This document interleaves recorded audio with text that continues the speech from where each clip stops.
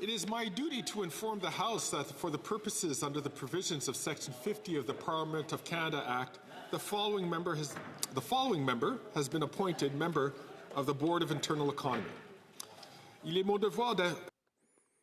It is my duty to inform the House that for the purposes and under the provisions of Section 50 of the Parliament of Canada Act, the following member has been appointed member of the Board of Internal Economy, namely Mr. Perron, member for Berthier-Maskinongé, in place of Mrs. de Bellefeuille, member for Salaberry-sur-Roi, as representative of the Bloc Québécois caucus. Ordre du jour.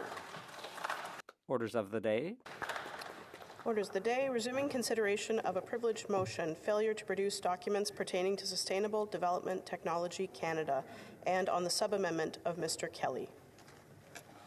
I believe remaining in questions and comments, a full period of 10 minutes of questions and comments on the speech from the member from Calgary-Shepherd. The Honourable Parliamentary Secretary. Yes, thank you, Mr. Speaker. You know, one of the things that we continue to see from the Conservative Party is a multi-million-dollar game. A game in which the leader of the Conservative Party is arguably in contempt of Parliament, Mr. Speaker. And I say that not lightly because at the end of the day, the self-serving interests of the Conservative Party is being put ahead of the interests of Canadians. We've seen that now for 6 weeks. The question that I have for the member opposite is, when can Canadians anticipate that the Conservative Party will start to put Canadians ahead of the self-interests of the Conservative Party? Long overdue, weeks now. When is the Conservative Party going to stop playing this multi-million-dollar contemptish game? The Honourable Member from Calgary-Shepherd. Thank you, Mr. Speaker. So I was hoping that the Parliamentary Secretary would perhaps begin with less partisanship on this being quite a solemn day with the Deputy Prime Minister now having resigned. And I'll note to him that it's not us playing politics. In fact, it's his government playing politics. And reading from that same Deputy Prime Minister's resignation letter, they know when we are working for them, and they equally know when we are focused on ourselves. She's speaking, of course, of the Liberals. I believe they are playing politics right now. Exactly. The Honourable Member from Prince George, Caribou Prince George. We'll get it right, Mr. Speaker. It'll happen. Mr. Speaker, we're talking $440 million, 186 conflicts of interest, points of conflicts of interest. So for the Parliamentary Secretary to stand up and say what he said earlier on is, it's like the pot calling the kettle black, Mr. Speaker. But through you, I'd like to ask our honourable colleague, with the sudden departure of the Minister of Finance, Deputy Prime Minister, what's going to happen with the fall economic statement that was supposed to be delivered this morning? The Honourable Member from Calgary-Shepherd. Thank you, Speaker. So the member asked obviously an interesting question. It is in fact hundreds of millions of dollars were corruptly spent by the Green Slush Fund, by appointees of the Liberal government. Hundreds of millions of dollars in taxes that were taken away from constituents of mine and his as well, so they could be corruptly dispensed with. And we see the potential later today in the fall economic statement of potentially billions more being spent on what the Deputy Prime Minister has called election gimmicks in her own resignation letter. And Mr. Speaker, to the member, they can pick any one of these members who hasn't given a speech yet in the House to give his maiden speech. The Honourable Member for Timmins, James Bay. Thank you, Mr. Speaker. We're in a situation where, on the eve of the fall economic statement, the Prime Minister announces he's going to deep six his finance minister, and now she's quit.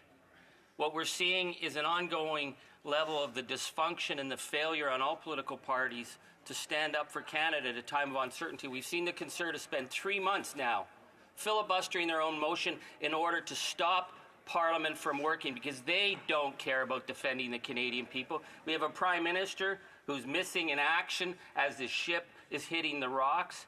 It is really like watching kids in a sandbox throwing sand at each other as the tsunami comes, and everyone's warning that the tsunami's coming, but they'd rather throw sand at each other. The world needs to know whether or not Canada is ready to stand up to Trump. We certainly know that the guy who lives in Stornoway will never show up. But the Prime Minister has failed the Canadian people in a significant way today.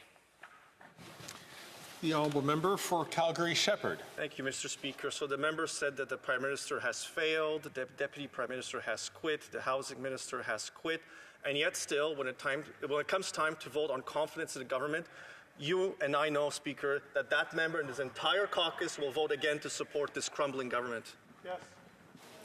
Questions et commentaires, questions and comments. The honourable member from Dufferin-Caledon. Thank you very much, Mr. Speaker. What I'm wondering if the member has any insight into, we've seen that the Deputy Prime Minister and Finance Minister has no confidence in the Prime Minister in this government, but somehow the NDP seems to have more confidence in this Liberal government than the Deputy Prime Minister and the Finance Minister. I wonder if the member has any insights into that. The honourable member for Calgary Shepherd. Of course, Speaker, that's a great point to make for the member from Dufferin-Caledon. The NDP caucus in this fall, when I talk to my constituents back home and any Canadians when I meet them all across Canada, they've been singularly focused on one issue. They've been completely 100% working extremely hard on one single issue. It hasn't been housing affordability. It hasn't been getting rid of the carbon tax. It hasn't been fixing the budget. It hasn't been voting on crime bills that will actually stop criminals from victimizing more Canadians. It's been singularly focused on the NDP leader's pension. Exactly. The honourable member for Peace River Westlock. Well, thank you, Mr. Chair, and I want to just read a little bit from the resignation letter this morning that was put out by the former finance minister. Our country faces grave challenges. The incoming administration in the United States is pursuing a policy of aggressive economic nationalism, including a threat of 25% tariffs. To be effective, a minister must speak on the behalf of the Prime Minister with his full confidence. And in making this decision, you have made clear that I no longer enjoy the credibility and the confidence that possesses the authority that comes with it. It appears that the former finance minister has lost confidence in the Prime Minister. I'm just wondering why the NDP continue to support this crumbling government. Thank you, Mr. Chair. The honourable member for Calgary Shepherd. Of course, the member is absolutely right. He read directly from the finance minister's resignation letter. This is a government in complete free fall. On the day of the fall economic statement that they have been touting as this restart, as the answer to all that ails them. The only thing that ails them is their polling numbers. That's really the only thing that they're looking at.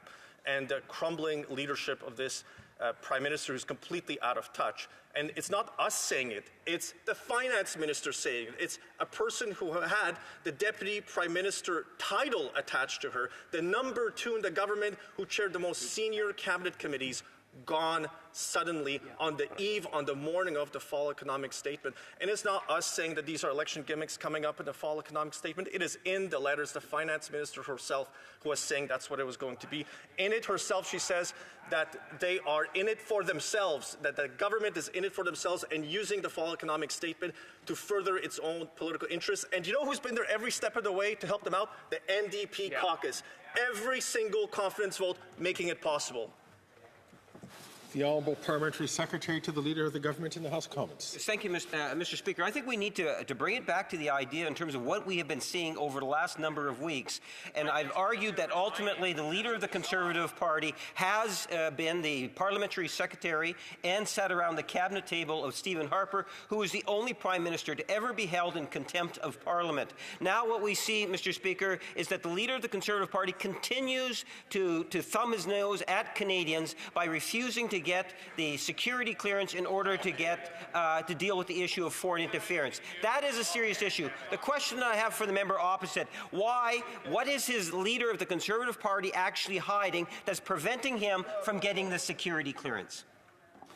The honourable member for Calgary Shepherd. Thank you, Speaker. So again, the Parliamentary Secretary on this on the eve of the fall economic statement is again engaging in more talking points, and they're in it for themselves. And it's not us saying it, Speaker. It is now the former Deputy Prime Minister, the Finance Minister, who suddenly resigned and shut the door. And she says in her resignation letter, they know when we are working for them, and they equally know when we are focused on ourselves. Inevitably, our time in government will come to an end. And on behalf of the residents of my riding, Speaker, that cannot come too soon. On a du temps pour une We have time for a quick question. Question? The honourable member from St. Albert, Edmonton. Mr. Speaker, we are in uncharted territory. I don't believe there's ever been a time when a finance minister has resigned on the day of a budget or a fall economic statement. This government, this prime minister, has lost total control. He has lost the moral authority to govern, and yet the NDP leader, after purportedly ripping up his agreement, has taped it back together. How far does the member believe the NDP leader is prepared to sell out to secure his $2.3 million pension? The honourable member for Calgary Shepherd.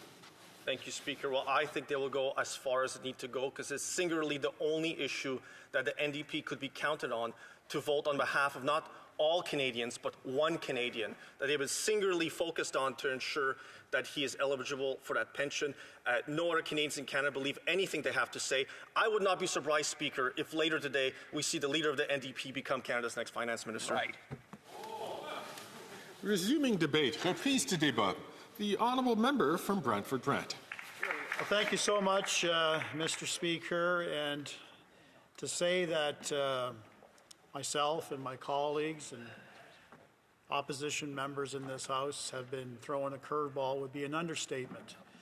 I had originally thought that I would be talking for the third time about the Green Slush Fund and its various amendments to the motion brought before the House, and trying to impress for one last time in calendar year 2024, impress upon my Liberal colleagues why they should finally relent and release the documents unredacted so we can get back to the business that the people here in Canada elected us to do. But to my colleague from Edmonton, St. Albert, we are definitely in uncharted waters. It's historical, it's unprecedented, and I think it deserves the attention from my intervention today. But before I do that, I want to start on a happy note. As I indicated, this is my last official speech intervention in the House for 2024. I want to take the opportunity, Mr. Speaker, to wish you and your family a very Merry Christmas, a very prosperous New Year, and all the chair occupants, as well as all of our fine clerks and House staff, to our pages, to my colleagues. I wish them all individually a very Merry Christmas and a Happy New Year. I wish them time to reflect and have a relaxing time with their families and their ridings. I offer the same greetings to all my opposition colleagues and to members of the government, as well as to the Liberal caucus. We all play a pivotal role here in the exercise of democracy, but it's important we take a step back and to thank those who assist us in that process. But getting back to the reality of the situation, and I know some of my colleagues have read out various excerpts of the Deputy Prime Minister's official letter of resignation, but I want to take the time to actually read it out, Mr. Speaker, and to reflect upon it for a moment. This is dated today's date. Dear Prime Minister, it has been the honor of my life to serve in government, working for Canada and Canadians. We have accomplished a lot together.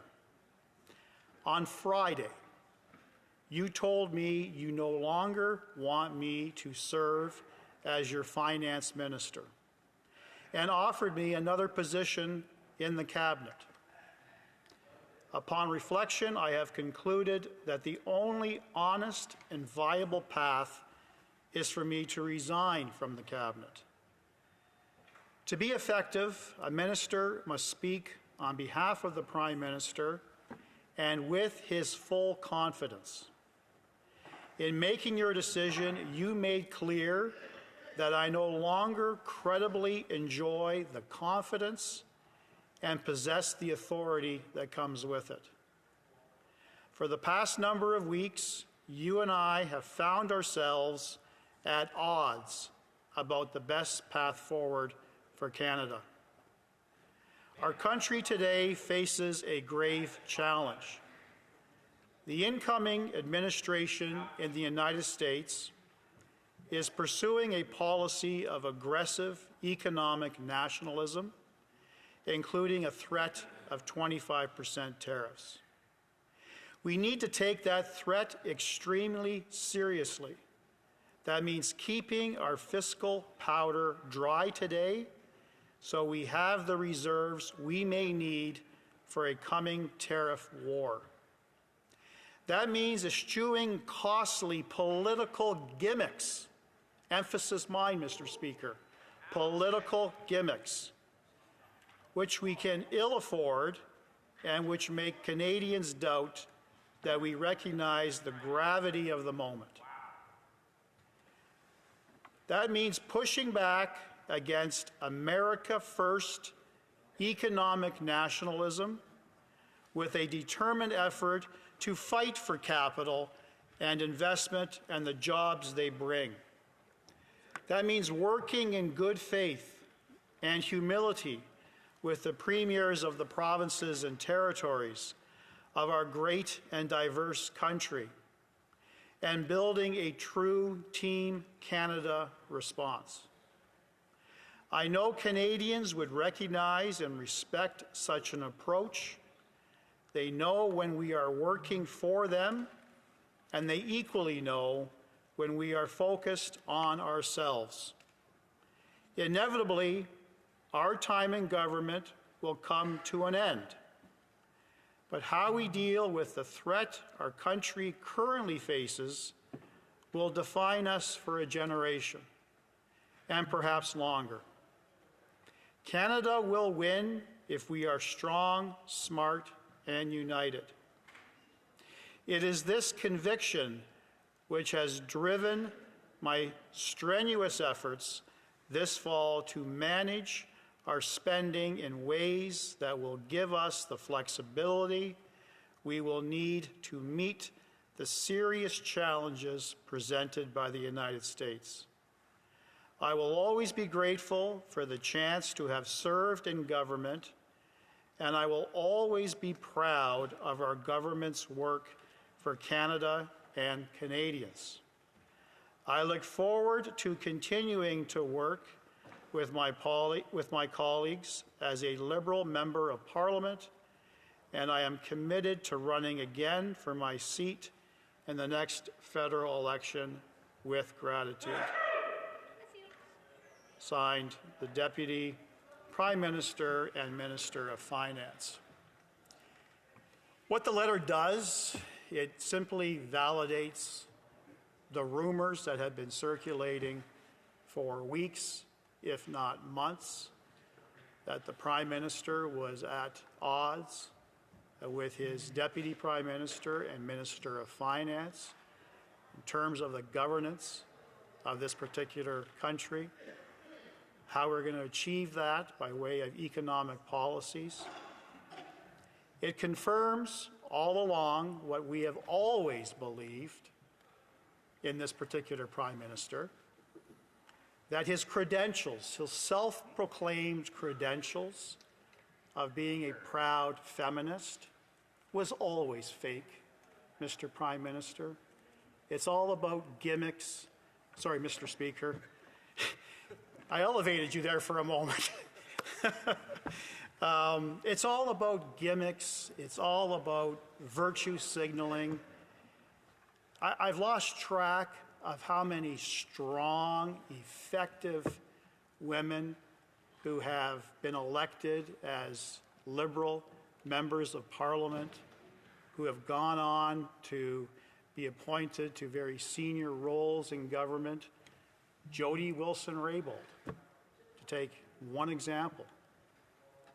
I was proud of the fact that at the time of her election and appointment as Canada's first female Indigenous Justice Minister, Attorney General, I was in the ranks at that point, provincially, as a Crown Attorney. And I know she did her best. She put her heart into that job, and she stood by principles. Principles that have governed lawyers upon their call to a particular bar, of integrity, of knowledge, of confidence. And the ordeal of the SNC-Lavalin affair, Mr. Speaker, highlighted the integrity and the confidence that she maintained in that particular role, because she wasn't going to be bullied, and that's the term that's appropriate for the actions of the Prime Minister, bullied, threatened, and intimidated to make a decision that compromised her role as the Attorney General, but compromised her sense of right and wrong, her integrity, her ethics. And her refusal to carry the water for the Prime Minister to ensure a sweetheart deal for a Quebec-based company under the proviso of terms that turned out to be completely false, as advanced by the Prime Minister and this government, she said no. She spoke, her words, truth to power. And she'll forever be remembered for the courage that she displayed. But that courage, which should be lauded and should be encouraged and should be supported by a true leader of a G7 country, was dismissed so summarily by this fake feminist. He has let down women across this country, time after time after time. He turned an event a couple of weeks ago into a partisan event at Equal Voice here in Ottawa, used it as an opportunity to again criticize the same country he is trying to work with, trying to avoid a 25% tariff. He takes this as an opportunity to lament the fact that Americans now twice did not elect a female president. That's not how you negotiate. And it's no small wonder that in, I think it was today's paper or yesterday's paper, Toronto Sun, Brian Lilly, headline, premiers are stepping up to do the job Trudeau won't. They're taking active steps to deal with the border issues. He knows. Yes, I'm aware of that. Leader of the, as a parliamentary secretary, the leader of the government is rising on a point of order. The member, I think, through self-awareness, is aware that he wasn't supposed to use the personal names. Yeah. And I do thank the Honourable Parliamentary Secretary. It's something which it passed by me, but even if it is contained in an article, it's important for members to make reference to the title or to the riding that the person holds and not to their last name. Fair enough, Speaker. But the article goes on to show, apart from the Prime Minister and various ministers talking about a Team Canada approach, what have they actually accomplished?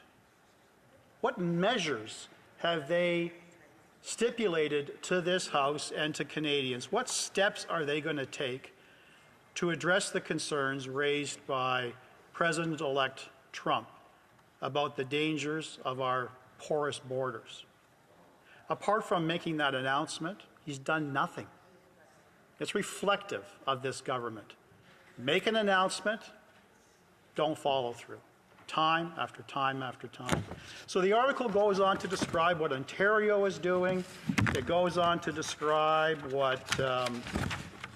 ask the honourable member just to be careful with his microphone, paper against mic. It goes on to describe what Alberta Premier Daniel Smith is doing.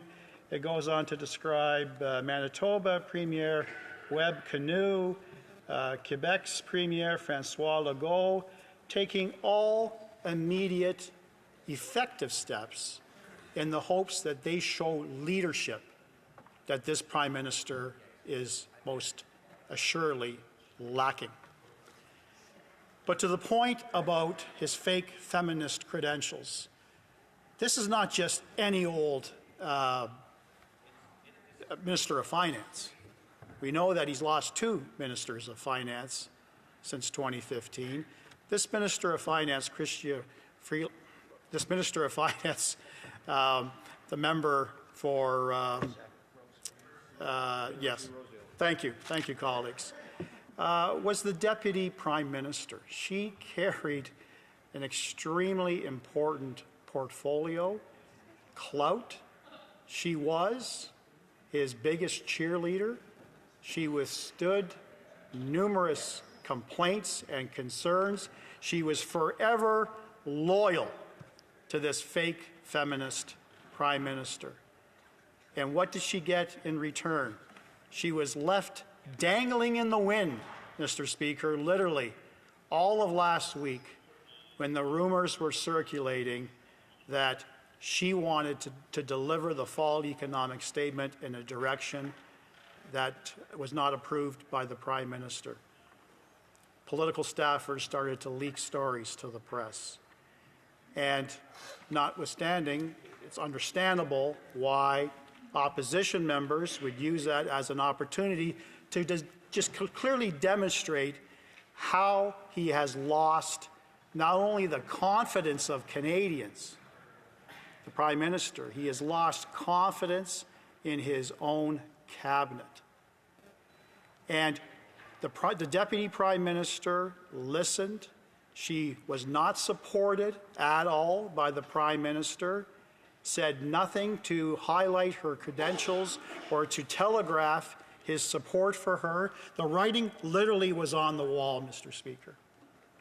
And in fact, I think it was only one other female minister last week who actually came to her aid and demonstrated her credentials and what she has done for this particular country. And while I may disagree, and I will disagree till I'm blue in the face, about the direction, the failed direction she has taken this country. And I think it's not just Conservative members who would agree with that statement, it's Canadians. Canadians have, for years, have lost complete faith and trust in the institution. Our federal institution, they've lost faith and trust in this Prime Minister. They had no faith and trust with this Deputy Prime Minister and Minister of Finance. You take a look at what's happening in this country, Mr. Speaker. He's made a mess. He's broken everything. He is weak on immigration. He is weak on our borders. He is weak on economic policy. He is weak with respect to criminal justice reforms. He tries to champion this manna from heaven, this GST holiday on goods that might make a small, minute difference in some of the lives of some Canadians. But on a grander scale, is that the best that this government can do? And on the weekend, I was actually really shocked. I'm just trying to get the name of this minister correctly. The Minister of Families, Children, and Social Development introduced a series of infomercials on her social media while millions of Canadians are struggling, not to buy Christmas presents, struggling to put meals on the table, to feed their children, to keep a roof over their head, to put clothing on their children's backs, to pay their taxes, to pay their utilities. We have a Liberal cabinet minister smiling away at various aisles in the department store and highlighting, look at this, no GST on car seats. Teddy bear. No GSTs on a teddy bear. And then she pulls out a bottle of wine. No GST on this. Burp.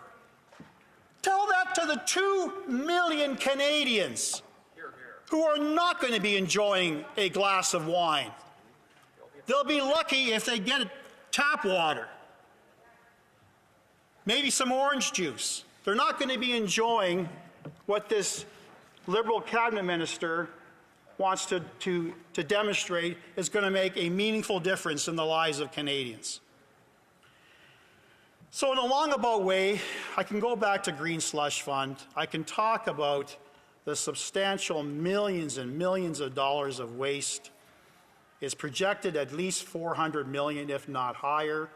You take a look at all of the scandals that this government has been involved in since 2015, and I bet you could actually surmise that we're talking that over $1 billion of mismanagement, fraudulent disbursement of taxpayer funds have been the hallmark of this Prime Minister and this government and this failed Liberal Party of Canada. This is real taxpayer dollars that could have made such a substantial difference in the lives of Canadians. Healthcare alone, we're paying more to service our debt than we transfer to provinces and territories for health care. Take a look at where that $400 million just in the Green Slush Fund alone could have gone.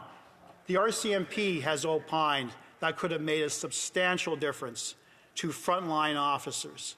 The CBSA, our porous borders, the agents who are struggling to inspect all those containers coming in. As the leader of the Conservative Party of Canada stated last week and confirmed by CBSA, 1% of those containers are inspected. That's where taxpayer dollars could be better spent. That's how a conservative, a common sense conservative government will listen and deliver for the people of this country once and for all, Mr. Speaker. Thank you. Thank you, Honourable Member. Questions et commentaires, questions and comments. The Honourable Member for Waterloo.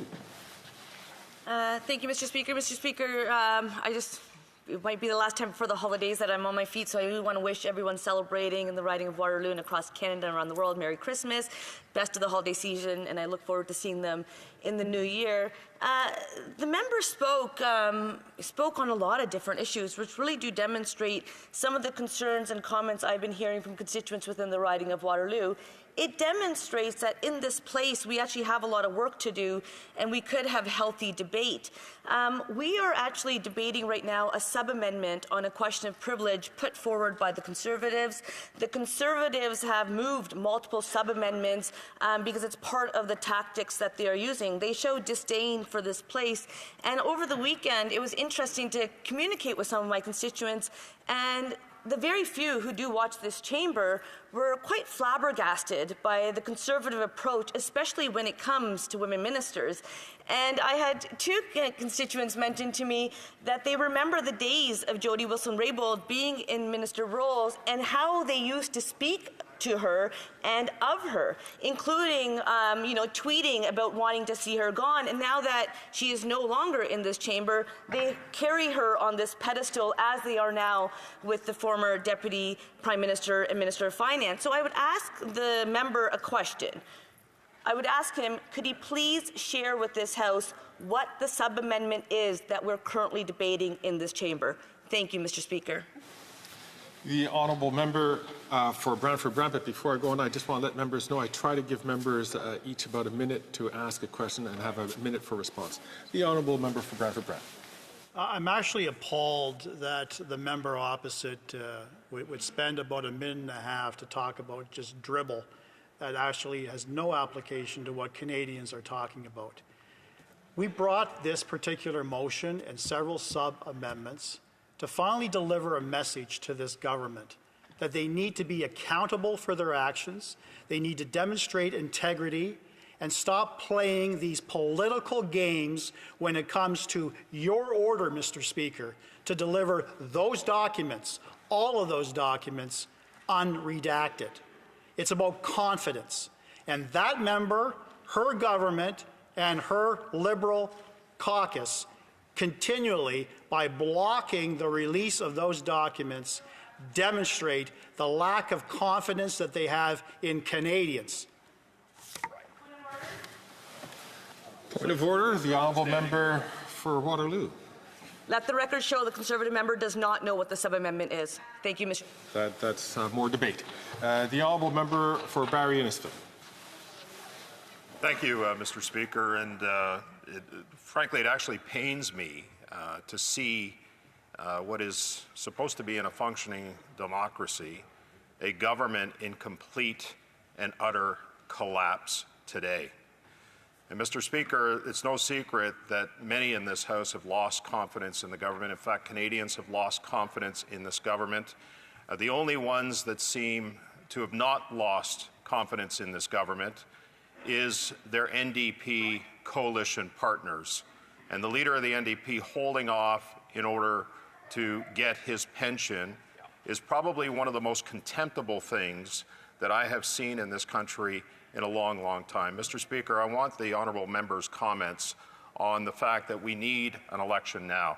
We need to return to some sense of normalcy, some sense of decency, and some sense of morality in this country that a common-sense Conservative government can do. The honourable member for Brantford-Brant. If I didn't make this emphasis known in my intervention, Mr. Speaker, I certainly want to emphasize it in my response to my colleague's question. This is the final nail in the proverbial coffin of the leadership of this Prime Minister and this government. They have lost all moral and legal authority to govern. And my colleague is absolutely correct. This is what I'm hearing day in, day out from constituents in my riding, as well as constituents across this country who follow me on social media. They are not concerned as to whether or not the leader of our party is getting a security clearance. They want an election now. Right. That's what everyone is talking about. It is time to restore the promise that this country once offered, that this Prime Minister and his government has destroyed. And the leader of the NDP party needs to show a backbone and put the Canadian interests first, as well as his caucus, put the needs of Canadians first, not for his own selfish reasons. Questions et commentaires. The honourable member, the honourable parliamentary secretary to the leader of the government in the House. Yes, thank you, Mr. Speaker. What has not changed is the Conservative Party of Canada attitude towards what the member just finished saying.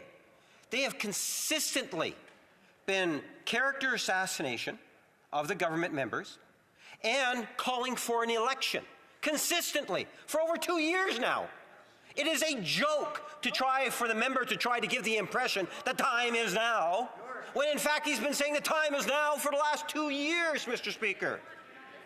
We are not moving forward on a number of initiatives because the Conservative Party, in their self-interest, continues to filibuster on a motion that the member, I don't even think, knows what's supposed to be debated right now. The motion is to defer the issue for the last 6 weeks to the Standing Committee on Proc. That is the issue. That is what the debate is about. Can the member provide his thoughts on why it is the Conservatives continue to play this multi-million-dollar game? The honourable member for Brantford-Brant. What an absolute insulting remark by that member of the Liberal Party. Insulting to Canadians. In 2021, Canadians gave them a minority government. They did not give them the plurality of the votes. Yes, we would have been into a different mandate by now if they didn't have this unholy allegiance to the NDP. Are they on? Are they off? Are they dance partners? Are they waiting in the wings? That's what Canadians did not vote for. That's what this member needs to be reminded about day in and day out. And yes, I will continue to argue that we need an election now, every single day that I proudly represent the citizens of Brantford-Brant. The honourable member for Toronto St. Paul's. Thank you, Mr. Speaker. I want to say happy holidays first to the people of Toronto St. Paul's, and also give a shout out to my father who got out of the hospital this weekend, and wish him a speedy recovery. I've been in this place for 3 months today, Mr. Speaker, but that doesn't mean I'm 3 months old. I've been watching this government heading towards a crash like this for the better part of a year. And it's surprising that it took this long to happen.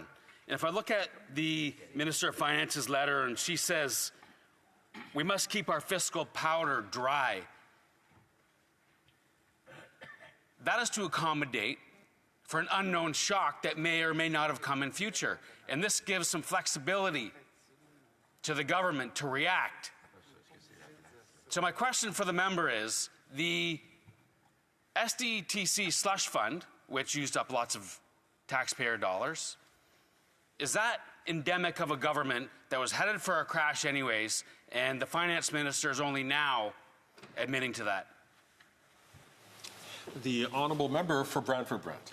I thank my colleague for that excellent question, and as I articulated in my intervention, this government has demonstrated the complete opposite of what they promised Canadians.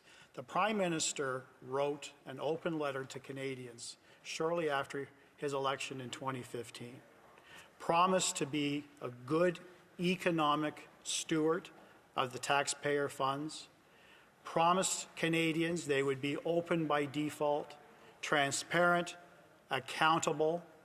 Take a look at what has happened since 2015. It would take me probably another 2 minutes to outline all the numerous scandals, Mr. Speaker, the amount of government waste, the amount of misspent, misused, misappropriated, defrauded taxpayer funds, which I estimate to be well north of $1 billion. That is not exercising the public good, and it's not appropriate, and that is why we need a carbon tax election now. If the honourable member can get a question in 10 seconds, I'll be happy to give the floor to him, the honourable member from St. Albert, Edmonton. Mr. Speaker, can the member comment on the fact that Canadians are being held hostage by an erratic Prime Minister and the leader of the NDP that is putting his $2.3 million pension ahead of country? The member from Brantford-Brant has a very brief response. I can't disagree with that. It's selfish economic interests, personal interests over the needs of Canadians. Resuming debate. Reprise de débat. The honourable member from Battleford's Lloydminster. Thank you very much, Mr. Speaker. So, for 2.5 months, this House has been seized with this privilege motion. We are still waiting on documents that were ordered by this House months ago. Documents that would shed light on the misuse of taxpayer dollars through the Sustainable Development Technology Canada Green Slush Fund. Despite a clear parliamentary order, the Liberal government has refused to comply, obstructing the vital work of Parliament and undermining the principles of transparency and of accountability. Meanwhile, Canadians are hurting, and this NDP Liberal government is failing them. The issues facing Canadians are only growing more and more severe. Yet, this Liberal government persists in its efforts to evade transparency and accountability. From the skyrocketing costs of housing and basic necessities to the ever-increasing food inflation, the pain felt by everyday Canadians is undeniable. And yet, instead of tackling these issues head-on, the government has chosen to prolong its cover-up of ethical failures. Canadians are left to suffer while the Prime Minister and the Liberal government is busy protecting its own. After 9 years of this Prime Minister's leadership, the price of groceries has skyrocketed, and food insecurity has become one of the most urgent issues facing Canadians. Food Banks Canada reported that in March of this year, there were more than 2 million visits to the food bank. That is a staggering increase of 90% since 2019. Canadians are already struggling with the cost of food, but unfortunately, things are set to get even worse. This was confirmed by Canada's food price report for 2025. The average Canadian family of four will have to spend $800 more on food in the coming year. That $800, Mr. Speaker, is on top of the year-over-year increases on food, bringing the average total family spend on food to $16,833. Meat and vegetables are expected to see an even higher price hike, with the cost of meat rising from 4 to 6% and vegetables by 4 to 5%. The rise in costs for nutritious food are particularly alarming given the growing number of reports on scurvy here in Canada. It has gotten so dire that doctors in Canada have been warned to consider scurvy as a potential diagnosis for their patients. And now in northern Saskatchewan, 27 cases of scurvy have been diagnosed. In each of these cases, the patients had one thing in common: a lack of fresh fruits and vegetables in their diet. This was once a disease that was associated with sailors on long sea voyages and is now a growing concern in Canada due to limited access of affordable and nutritious food. And to be clear, the NDP Liberals' 2-month tax trick on chips and chocolate is not going to provide vulnerable Canadians with the nutrition that they so desperately need. Mr. Speaker, scurvy should be unimaginable in Canada, but that is this Prime Minister's record. The rise in food insecurity is a direct result of the Prime Minister's carbon tax. Food prices have risen 36% faster in Canada than in the United States, where there is no carbon tax. The reality is simple. If you tax the farmer who grows the food and the trucker who ships the food, ultimately you end up taxing the family who buys the food.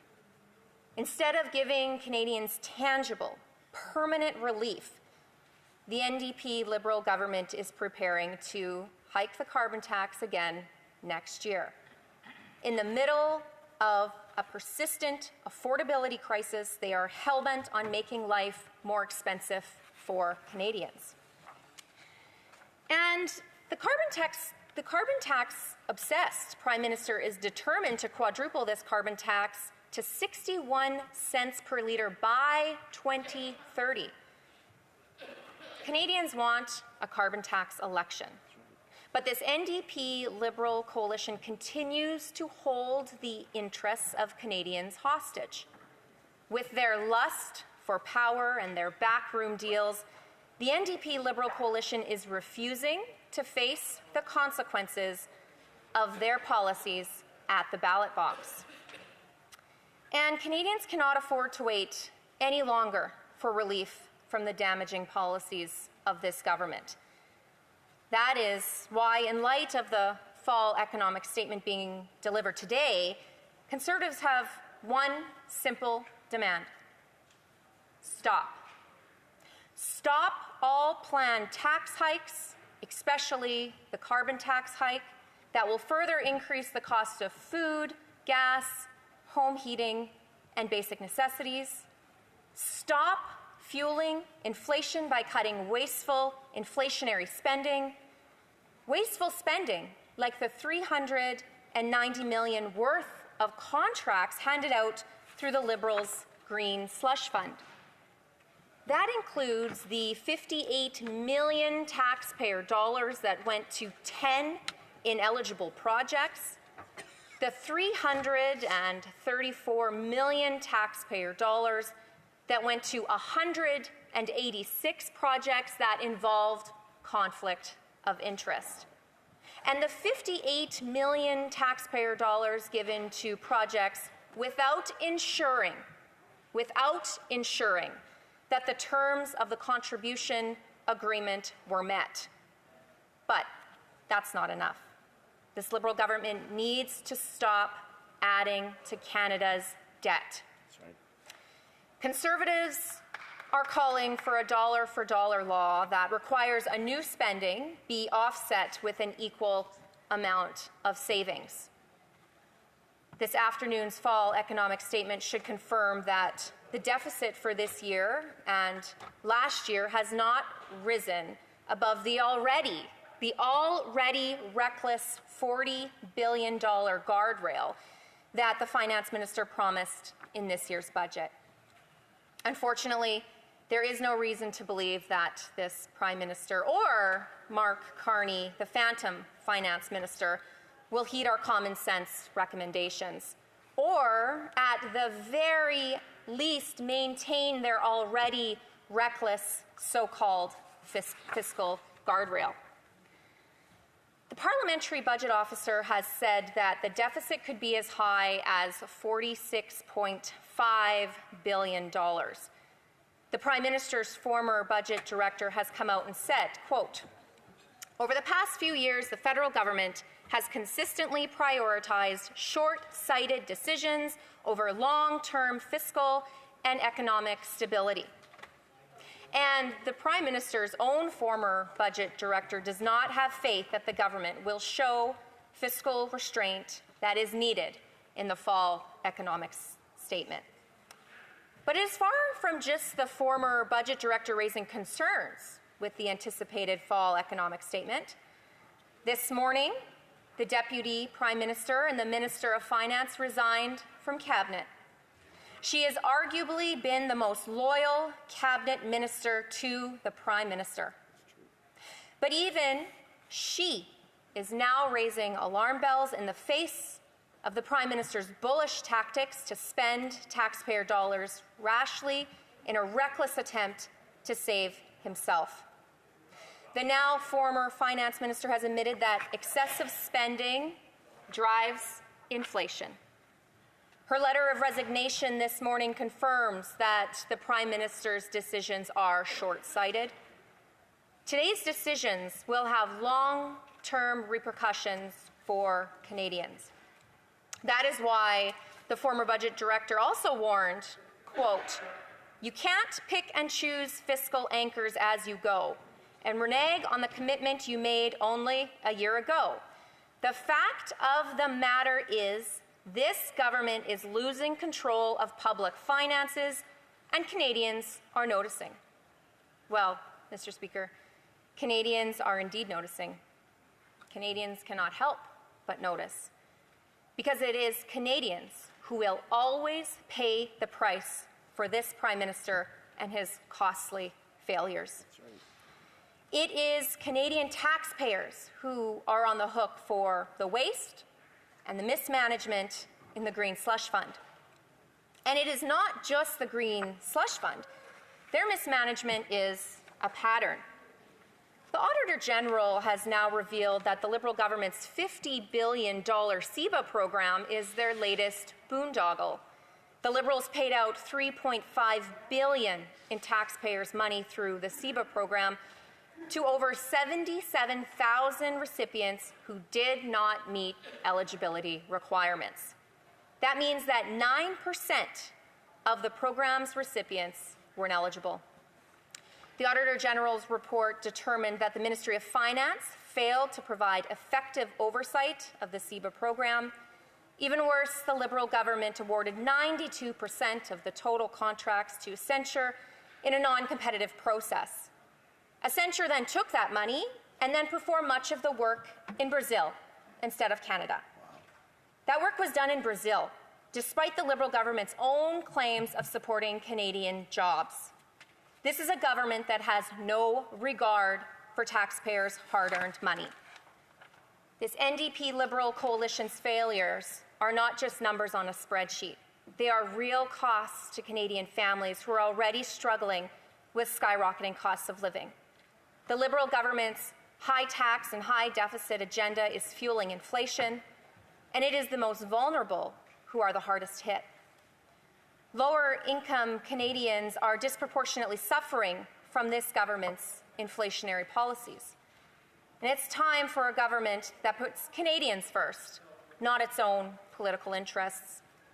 Canadians need a Prime Minister who understands the economic realities that they are facing, a Prime Minister that is focused on the long-term prosperity of Canadians. Yet, what do we hear from this Prime Minister? Let the bankers worry about the economy.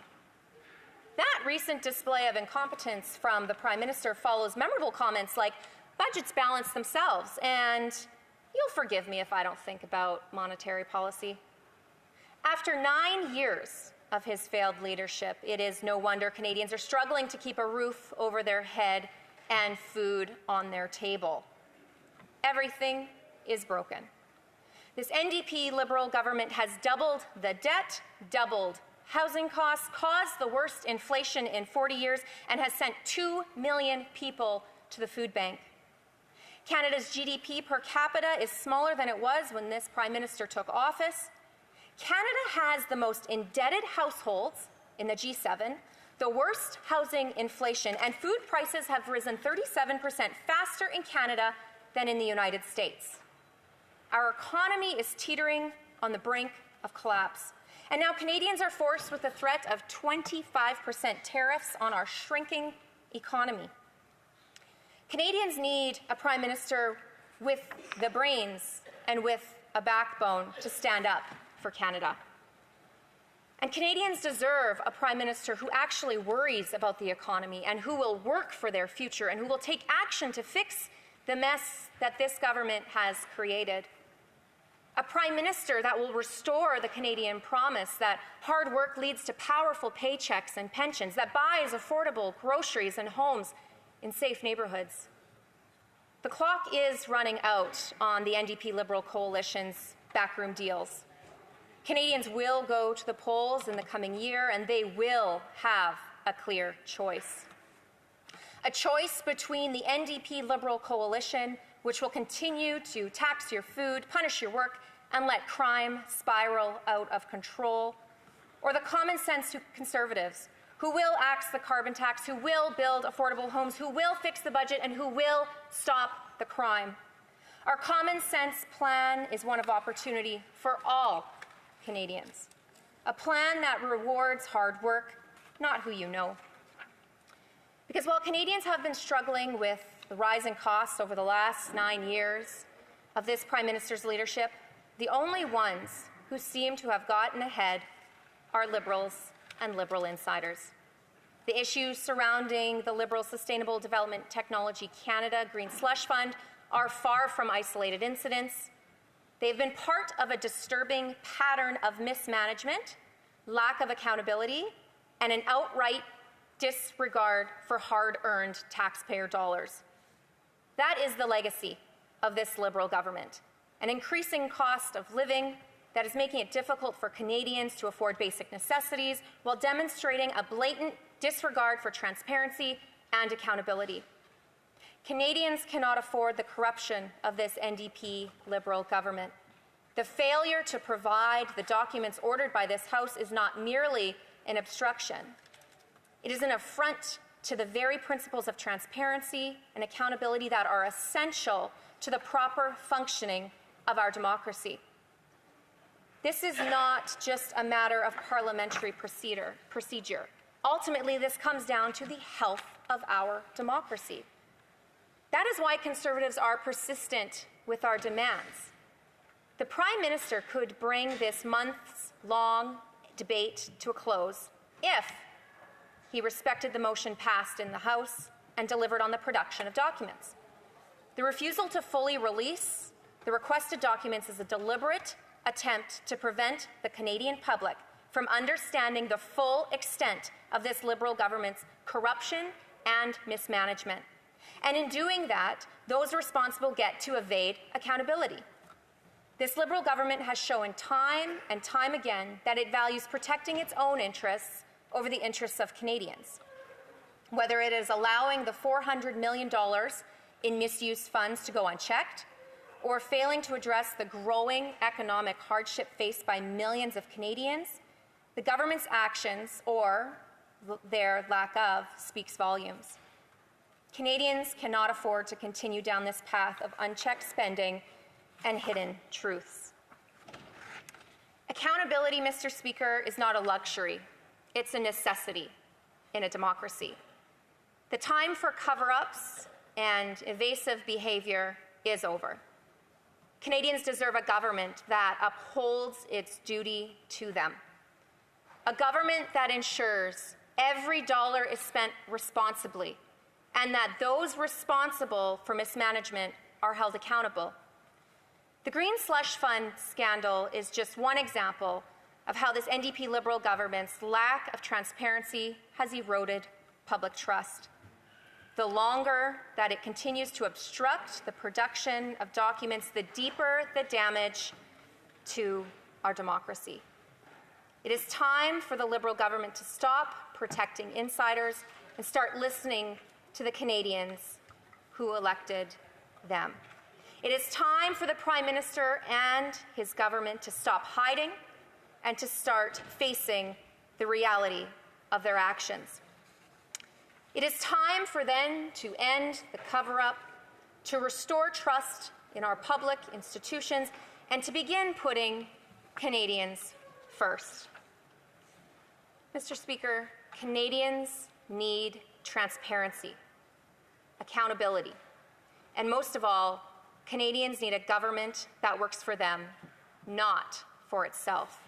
It is time for a carbon tax election. Thank you, Mr. Speaker. Questions and comments. The Honourable Parliamentary Secretary to the Government House Leader. Yes, thank you, Mr. Speaker. And I think it's important to emphasize to those that would be following the debate or following what it is that the Conservatives have been saying inside the chamber and outside the chamber for years now, Mr. Speaker. And that is, quite simply, that Canada is not broken. That, in fact, we are still the best country in the world to call home, Mr. Speaker.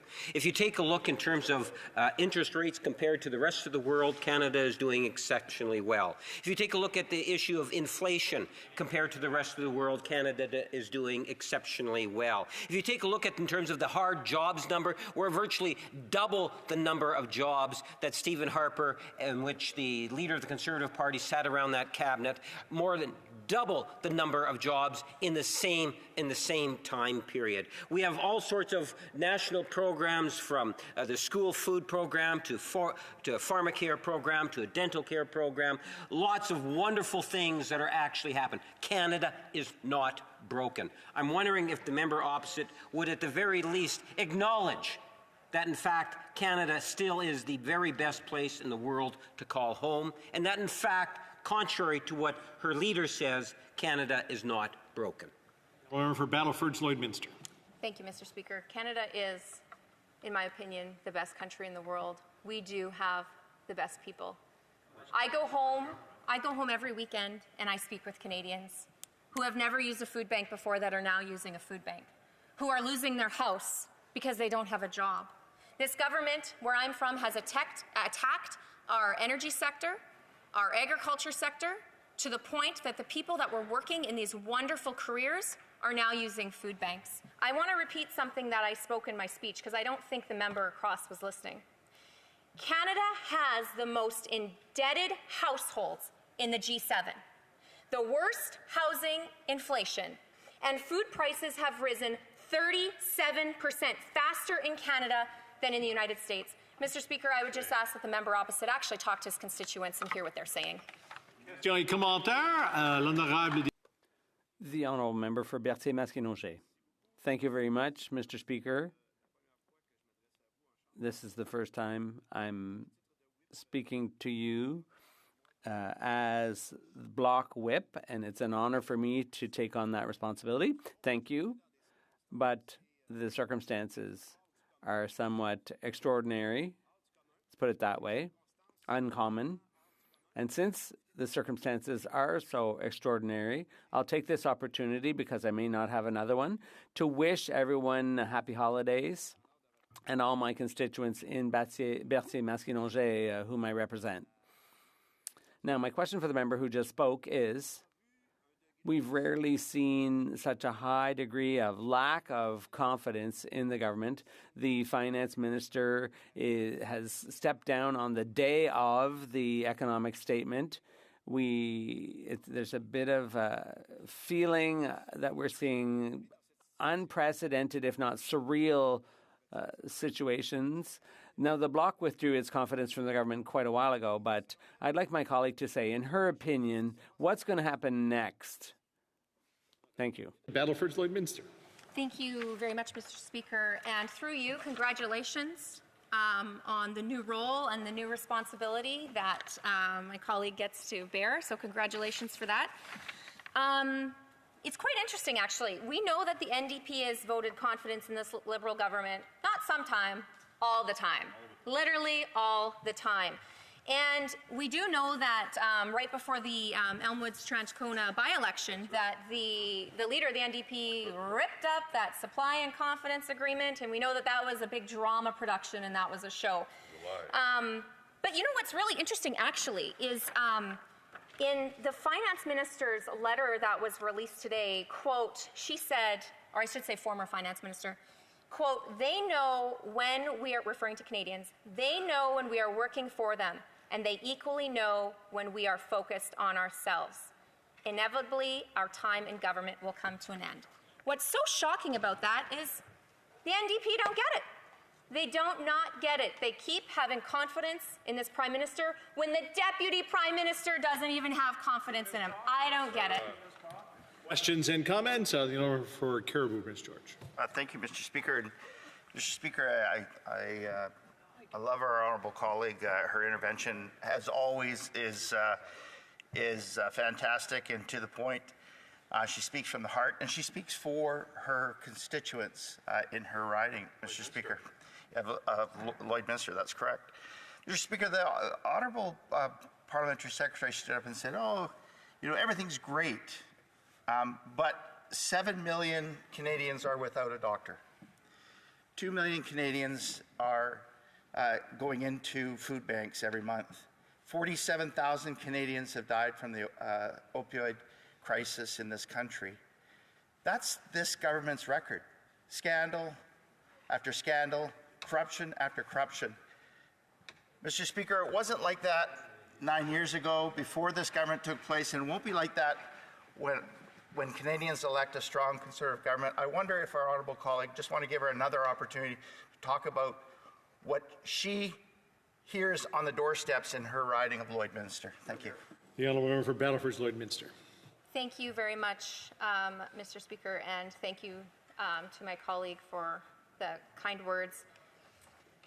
You know, it's just so sad, especially coming up to Christmas. I was at the grocery store on the weekend and seeing people that had to take things off of the conveyor belt to put it back. And I mean, what's baffling to me and what I don't understand is, you know, what we're debating today is the Liberal government's failure to produce documents that they were ordered to by this place, and the lengths that they would go to cover it up. Whatever's in those documents must be very damning, that they are willing to go to this extent to keep covering up the corruption and the mismanagement of taxpayer dollars, which is ultimately hurting Canadians. And as I said in my remarks, it's hurting the most vulnerable of the most vulnerable, those that are on the brink of losing their house, those that are not feeding themselves. I referred to scurvy. There's scurvy diagnoses happening in Saskatchewan, in Canada. Unacceptable. Questions and comments? The honourable member for St. Albert, Edmonton. Mr. Speaker, I would observe that we live in the greatest country. However, we have the worst Prime Minister and the worst government in Canadian history. This is a Prime Minister who long ago lost the moral authority to govern. But today, if there was any doubt, we have seen that this government has lost its ability to carry on the very functions of government, because in 4 hours, the government is to present the fall economic statement. The problem is that there's no finance minister. The finance minister resigned in what is truly unprecedented set of circumstances, demonstrating that this Prime Minister has lost all control. The member spoke about the fact that, notwithstanding that the leader of the NDP ripped up his coalition agreement with this costly and corrupt government, the leader of the NDP has propped up this government on confidence vote after confidence vote after confidence vote. 3 times she said she doesn't understand why. I would put it to the member that the reason the leader of the NDP is propping up this Prime Minister is to pad his pocket with a $2.3 million pension. Pension over Canadians. That's the priority of the leader of the NDP. Would the member agree? The honourable member for Battleford Lloydminster. Thank you very much, Mr. Speaker, and thank you, through you, to my colleague for that question/statement. Yeah, I absolutely do agree that the leader of the NDP cares about himself, his own self-interests, padding his pension, making sure he checks that box, and he doesn't care who he's hurting in the way.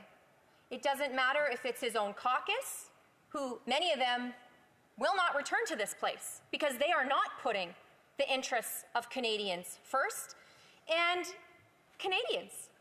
He literally has voted to increase the carbon tax time and time again. He pretends he doesn't like the Liberals and their confidence in supply agreement, and he literally rips it up and tapes it back together. It's just so sad and so disheartening that some can be so selfish and only care about themselves when our fellow Canadians are hurting. Reprise du débat, continuing debate. The honourable member for Peace River Westlock. Well, thank you, Mr. Chair, and I want to begin my speech this morning.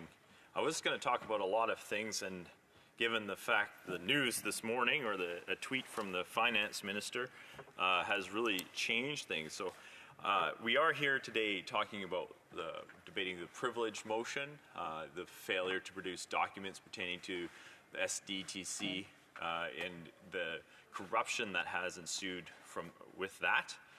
We know that the government is withholding documents from the House of Commons. We've seen this happen before with this Liberal government, and we've had elections over it before in the past. And so here we are again today debating the production of documents privilege motion. What is that debate about?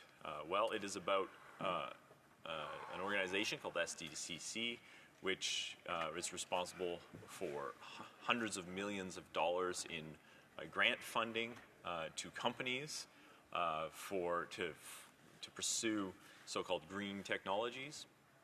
And so that organization has been tasked with divvying out this money.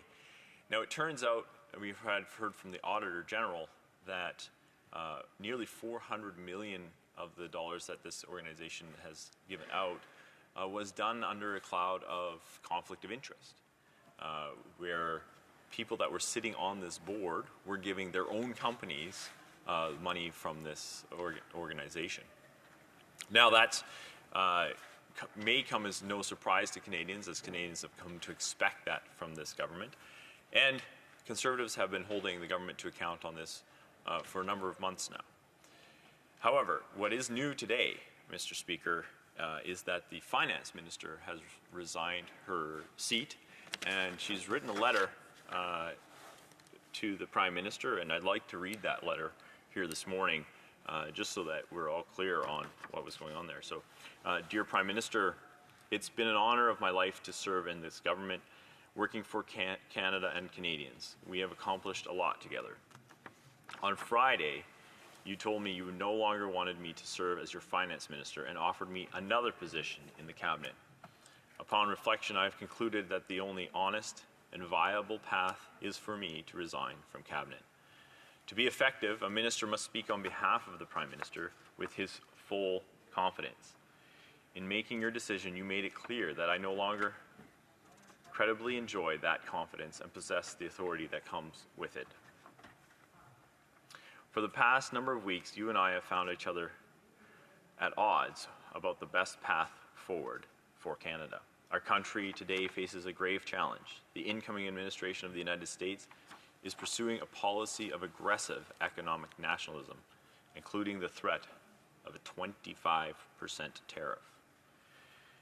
We need to take that threat extremely seriously. That means keeping our fiscal powder dry today, so that we have the reserves we need to fight a coming tariff war. That means eschewing costly political gimmicks, which we can ill afford and which make Canadians doubt that we recognize the gravity of the moment. That means pushing back against the America First economic nationalism with a determined effort to fight for capital and investment and the jobs that they bring. That means working in good faith and humility with the premiers of the provinces and the territories of our great and diverse country, and to build a true Team Canada response. I know Canadians would recognize and respect such an approach. They know when we are working for them, and they equally know when we are focused on ourselves. Inevitably, our time in government will come to an end, but how we deal with the threat our country currently faces will define us for a generation and perhaps longer. Canada will win if we are strong, smart, and united. In this conviction, it is this conviction which has driven my strenuous efforts this fall to manage our spending in ways that will give us the flexibility we need to meet the serious challenges presented by the United States. I will always be grateful for the chance to serve in government and will be proud of our government's work for Canada and Canadians. I look forward to continuing to work with my colleagues as a Liberal Member of Parliament, and I'm committed to running again in my seat in Toronto in the next federal election. With gratitude, the former Finance Minister. That is the letter that was written to the Prime Minister this morning.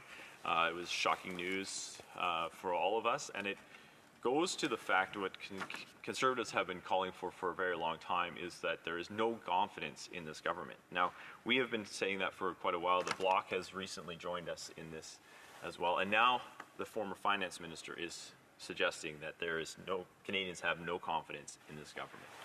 What's increasingly concerning or confusing to me, Mr. Speaker, is the fact that the NDP continues to prop up this failed government, continues to provide confidence to this Liberal government, despite the fact that we are now seeing even top-level members of the cabinet no longer have that. We've seen the resignation of the housing minister earlier today as well, in a press conference where he is no longer seeking re-election, and so he has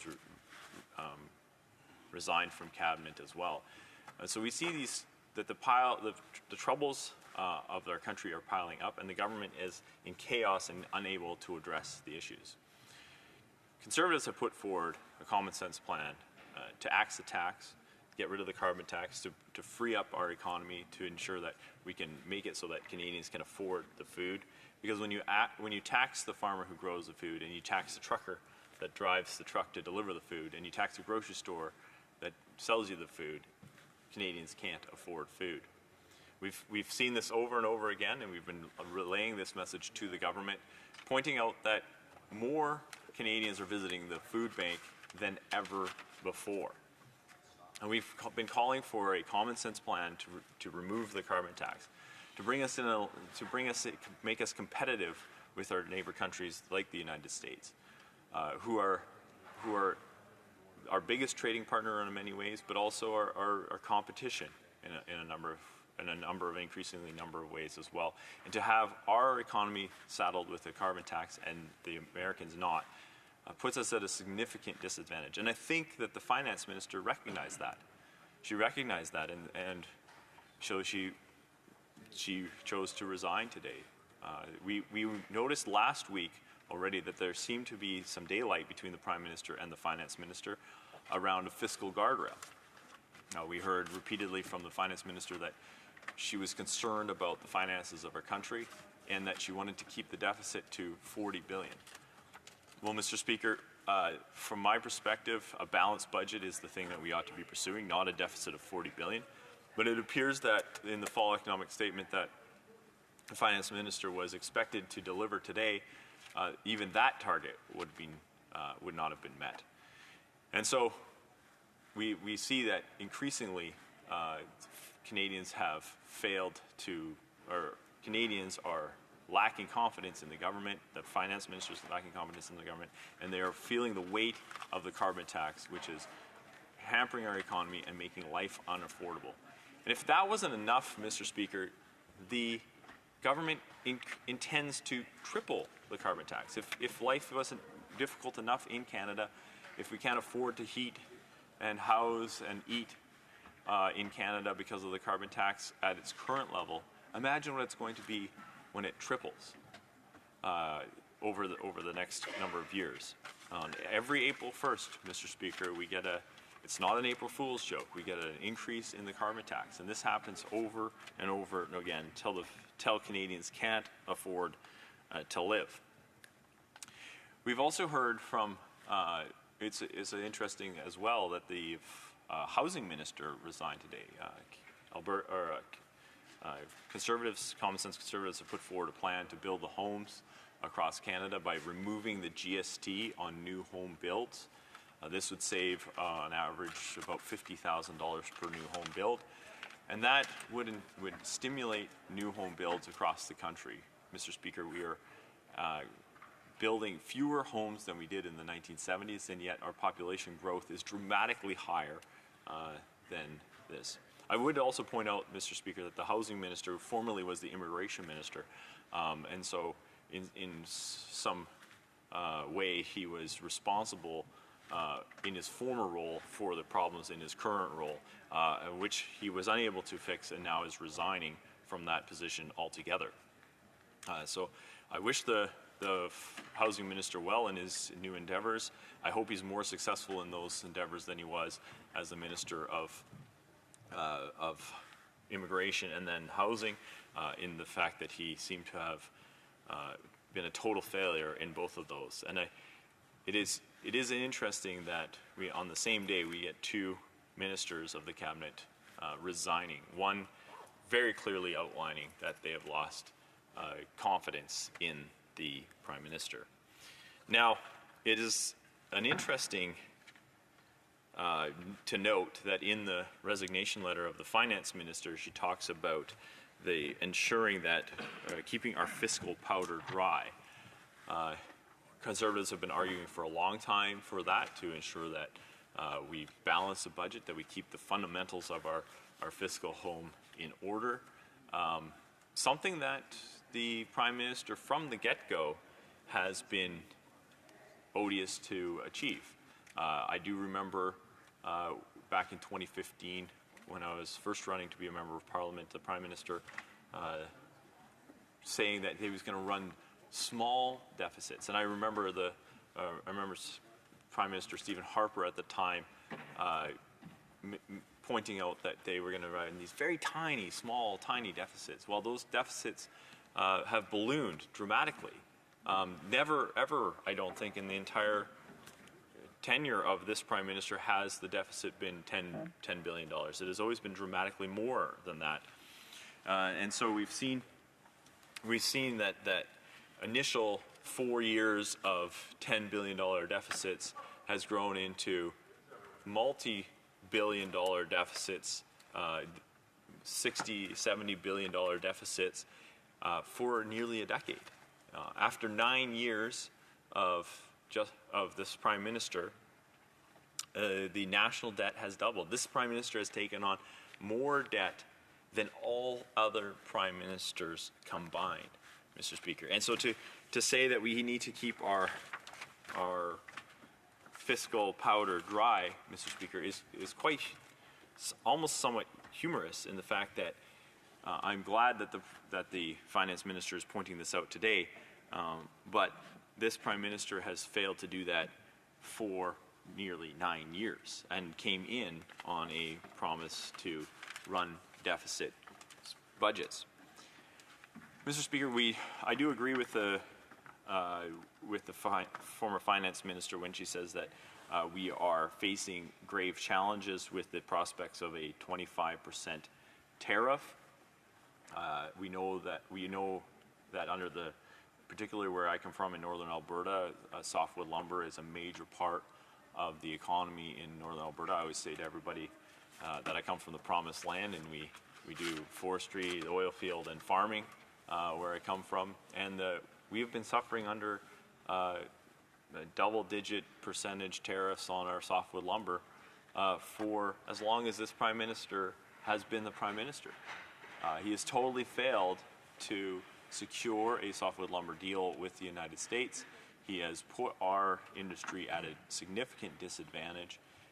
He has failed to not only defend our industry against American tariffs, but also failed to defend our industry here at home when provincial governments work very hard to shut down the forestry industry. And then he has failed in terms of forest management, where the federal government is exactly involved in it in Jasper National Park, where the federal government is entirely responsible for forest management, and where we've seen large swaths of the national park burn because of poor forest management practices over the last 10 years.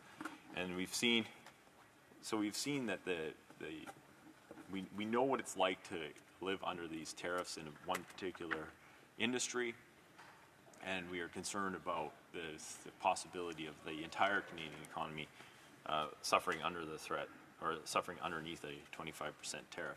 And so we need a government that's focused on Canada first. We need a government that's focused on ensuring that we can have a united front here in Canada. And we see from the Liberal government, we see chaos. We see finance ministers resigning, deputy prime ministers resigning their post because the prime minister no longer has confidence in them, and they no longer have confidence in the prime minister.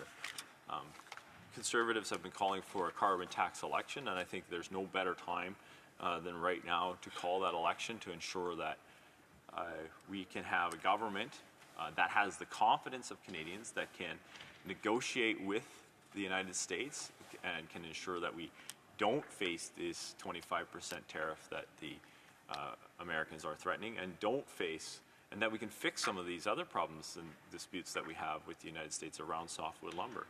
And that we can restore the dream of the North America free trade that I have lived under my entire life, and that I think was good for North America in general.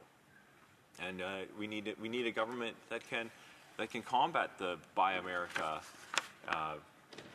policies of several of the American states, and that we can ensure that we have a fortress North America rather than a conflict between Canada and the United States.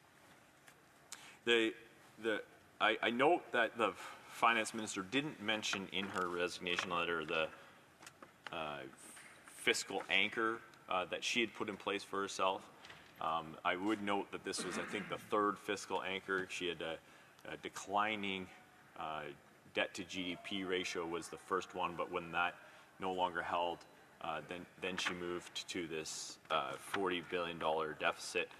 I note that she doesn't mention it explicitly in her resignation letter, but we did note last week that there seemed to be a number of rumblings coming out of the Liberal caucus, but also out of the ministry around a dispute between the Prime Minister and the Finance Minister over these fiscal guardrails that the Finance Minister had put in place, and whether the Prime Minister was willing to abide by them. What seems obvious from the letter that we've gotten here from the former Finance Minister is that there was a significant disagreement, and that the Prime Minister chose to fire the Finance Minister rather than abide by the fiscal guardrails. The letter notes that on Friday, that is the Prime Minister, told me, that's the Finance Minister, that you no longer wanted me to serve as the Finance Minister and offered me another position in the Cabinet. Well, Mr. Speaker, that is effective dismissal. The Finance Minister is generally noted to be the most high-ranking minister in the Cabinet. It is generally the most prestigious position, and for a transfer out of that position into any other position would be seen as a demotion, which is an effective dismissal. And so I would say that the Prime Minister fired the Finance Minister. This has happened before to Cabinet ministers who have stood up for Canada, stood up for what they believe to be right. We need to look no further than Jody Wilson-Raybould, who was in a very similar position where she felt that the defense of SNC-Lavalin should be done by the company itself in court and not by political interference by the Justice Minister. and got into a dispute with the Prime Minister about this. And we've seen a significant level of pressure brought to bear upon her to skirt around justice. And we've seen what happened to her as well. She was fired as the Justice Minister and also asked if she was willing to take a lateral move. And so we see that this is an MO of the Prime Minister, that he wants to get his way. No cabinet minister is above, or no cabinet minister may push what is good for Canada, what is good for their ministry. They are insisted upon abiding by the whims and wishes of the Prime Minister. And so today we see another casualty of the whims and wishes of the Prime Minister with the resignation of the Finance Minister, which only goes to cover up again and distract from again the major scandals that have been plaguing this government over the last number of years. And to bring it back to the privilege debate that we have been debating here today, this just adds to a long line of scandals that have been happening with the government, SNC-Lavalin, and the Weed Charity scandal, the SDDC, never mind the Environment Minister's severe conflict of interest with Cycle Capital. All of these things would be more than enough to take down any government, and yet here we are, still standing. Thank you. Questions and comments? The Honourable Parliamentary Secretary of Government House here. Yes, thank you, Mr. Speaker. Very quickly, I realize that the leader of the Conservative Party was a member of the inner circle for Stephen Harper. And when he was a minister and parliamentary secretary, when they talk about corruption, I could talk about the anti-terrorism corruption, $3.1 billion, the Phoenix scandal, $2.2 billion, G8 spending scandal, the ETS scandal, the F-35 scandal, the Senate scandal, election scandals, cuts to the Auditor General foreign interference, and that's a long one. And not to mention another booklet of 70 other types of scandals that the leader of the Conservative Party was involved in with the government of Stephen Harper. But my question is more so related to an image that the Conservatives are trying to say to Canadians, and that is that Canada is broken, which is not the case, Mr. Speaker. Canada is the best country in the world to call home.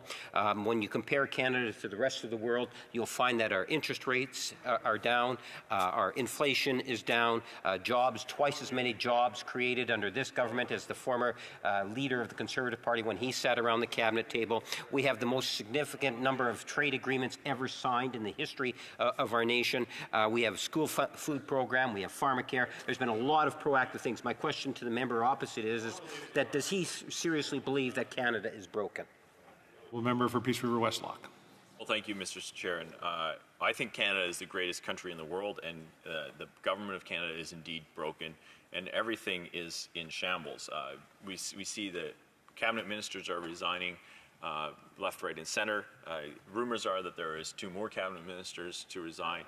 I wonder who those will be. Perhaps it will be the Environment Minister. I think it would be appropriate for him to resign given his severe conflicts of interest that have come to light through Cycle Capital. He owns significant amounts of shares in Cycle Capital. And SDTC, this organization that we are discussing today, gave that Cycle Capital's companies over $200 million in a significant conflict of interest for the Environment Minister. So I guess my question back to the minister or the member opposite is does he know who the next 2 ministers to resign will be? Questions and comments? Question commentaire? L'honorable député. The Honourable Member for La Pointe-de-l'Île. Thank you, Mr. Speaker. For at least a month now, the Conservatives have decided to paralyze the government, to talk about contempt of Parliament, to talk about the fact that the government has refused to hand over documents requested by Parliament, and to talk about all kinds of examples of corruption in the Liberal Party. But we know that corruption and contempt of Parliament exists because the system allows for it. So why not take this opportunity to be constructive? And so why wouldn't the Conservatives instead talk about what they will do, how they will change the system so that there's less corruption and so that we don't see this kind of situation in the future. Thank you. The Honourable Member for Peace River Westlock. Well, Mr. Speaker, the Conservatives are looking forward towards a carbon tax election where we will bring in, we'll be able to axe the tax, we'll be able to build the homes, fix the budget, and stop the crime. I'm looking forward to having another confidence vote of which we will be supported by the Bloc, and I'm looking forward to the NDP actually voting with us in non-confidence in this government. We've seen the Finance Minister has resigned today, stating no confidence in the government. I look forward to the Bloc and the NDP supporting that as well. In comments, the Honourable Member for Barrie Innisfil. Thank you, Mr. Speaker. And in the spirit of Christmas, I hope the honourable member will join me in wishing the Liberal Party well tomorrow night at their Christmas party, which is being held somewhere close to the hill. So all the best for tomorrow night's Christmas party. Mr. Speaker, we have a government that is literally collapsing in front of us right now.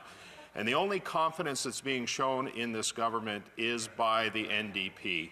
You know, I recall when the NDP Liberal Costly Comfy Coalition was conceived in 2022, I spoke at the time about the fact that the NDP was heading to an abyss of irrelevance and that they were actually playing right into the Prime Minister's hands. Well, the fact that they've supported this government more than 25 times on votes of confidence as it relates to scrapping and axing the carbon tax, the fact that they've continued to show their confidence in the government even after the leader of the NDP ripped up the coalition agreement with much fanfare, the fact that he's here in order to secure his pension, isn't it time that the NDP join not just with Canadians, a majority of Canadians, and show no confidence in this government?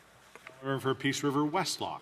Well, thank you, Mr. Chair, and I don't think it'll come as any surprise to my colleague that I agree with him that we should have another confidence vote in this government, and that the NDP should vote with us on that. I want to recognize the honourable member from Barrie Innisfil in his role as the former House Leader in this place, how he orchestrated and delivered many confidence votes in that time, and I want to thank him for his role in that position. And I look forward to having the opportunity for another confidence vote very soon. Questions and comments? Question et commentaire. The Honourable Member for Battleford Lloydminster. Thank you very much, Mr. Speaker, and I'd like to thank, through you, to my colleague for his words. So it's quite interesting. I want to bring a date to the mind of those that are in the chamber. February 12th, 2019. Does anybody know what happened that day? Jody Wilson-Raybould resigned from cabinet. It's almost like it's deja vu once again. So we're seeing that even the deputy finance minister, well, previous now, doesn't even have confidence in the prime minister. So why is it, because we've seen and we've heard throughout the debate this morning actually, and through commentary, that the NDP have confidence in this prime minister, and they've voted over and over and over to increase taxes and to confirm their confidence. We have heard that the leader of the NDP is wanting to protect his pension. He wants to get his pension before he will show non-confidence in the government. Just wondering if the member would agree with that statement. Honourable Member for Peace River Westlock. Well, thank you, Mr. Chair, and I want to thank my honourable colleague for her question. We have seen over and over and over again, while Conservatives are fighting for Canadians and trying to make life more affordable in Canada, while we're discussing the housing crisis, while we're trying to bring crime down across this country, while we are concerned about the free drugs that are being just handed out in the streets, while Conservatives are focused on the issues that are for Canadians, the NDP continue to support this government for personal gain. Thank you, Mr. Speaker. Questions and comments? The Honourable Member for Parliamentary Secretary, Government House Leader. Speaker, I'm wondering if the member could provide his thoughts in regards to the motion we're actually debating today. Has the issue of privilege being brought to the Standing Committee of Procedures and House Affairs? That's the actual motion. That's what the Conservatives have moved forward, so it's their motion. and the Conservatives now have been debating their own motion, hundreds of speakers now on it, all in the name of preventing anything from being debated inside the chamber. My question to the member is, does he believe that the Conservative behavior is reflective of being parliamentarians that want to work together to get things done for their constituents? For Peace River Westlawn. No, I do not agree with that member. Thank you, Mr. Speaker. Comments, the honour for Red Deer Lacombe. Thank you, Mr. Speaker. The Prime Minister launched his leadership to great fanfare as a self-professed feminist. And in the time that he has proudly announced his gender parity cabinet and all of the other things that he clings to for whatever reason, photo ops, whatever the vanity project happens to be, we now have seen a trail of women's careers and reputations damaged by this individual. We'll start with Jody Wilson-Raybould and Jane Philpott, Selena Cesar Chavez, and now we see what's happened with the current finance minister. But what's actually shocking to me is that all of this damage to these women's reputations and careers seems to be fine with the leader of the NDP, because he's putting the interests of getting his pension ahead of the careers and reputations of women who have leadership roles in Canada. Good point. Why do you suppose that is? I would ask to my colleague. The honourable member for Peace River Westlawn, about 30 seconds. Thank you, Mr. Speaker. I'm not exactly sure why that is, but I do know that it must be harrowing for the members of the NDP party who have to continually prop up this particular government. I'm thinking particularly of the member from Strathcona who has repeatedly voted for this government and the increases to the carbon tax. We see over and over again that Canadians are struggling under the carbon tax. Canadians are struggling to make ends meet. They cannot afford to heat their homes, to afford food to put on the table. And we see this over and over again. And I can't imagine what that feels like to have to vote to support this government. Thank you, Mr. Speaker. Resuming debate, the honourable member for Calgary Heritage. Mr. Speaker, I rise today to discuss the ruling of the Speaker with regard to the production of documents ordered by the House on the scandal involving Sustainable Development Technology Canada, also known as the Liberal Green Slush Fund. For those watching at home, here are the facts.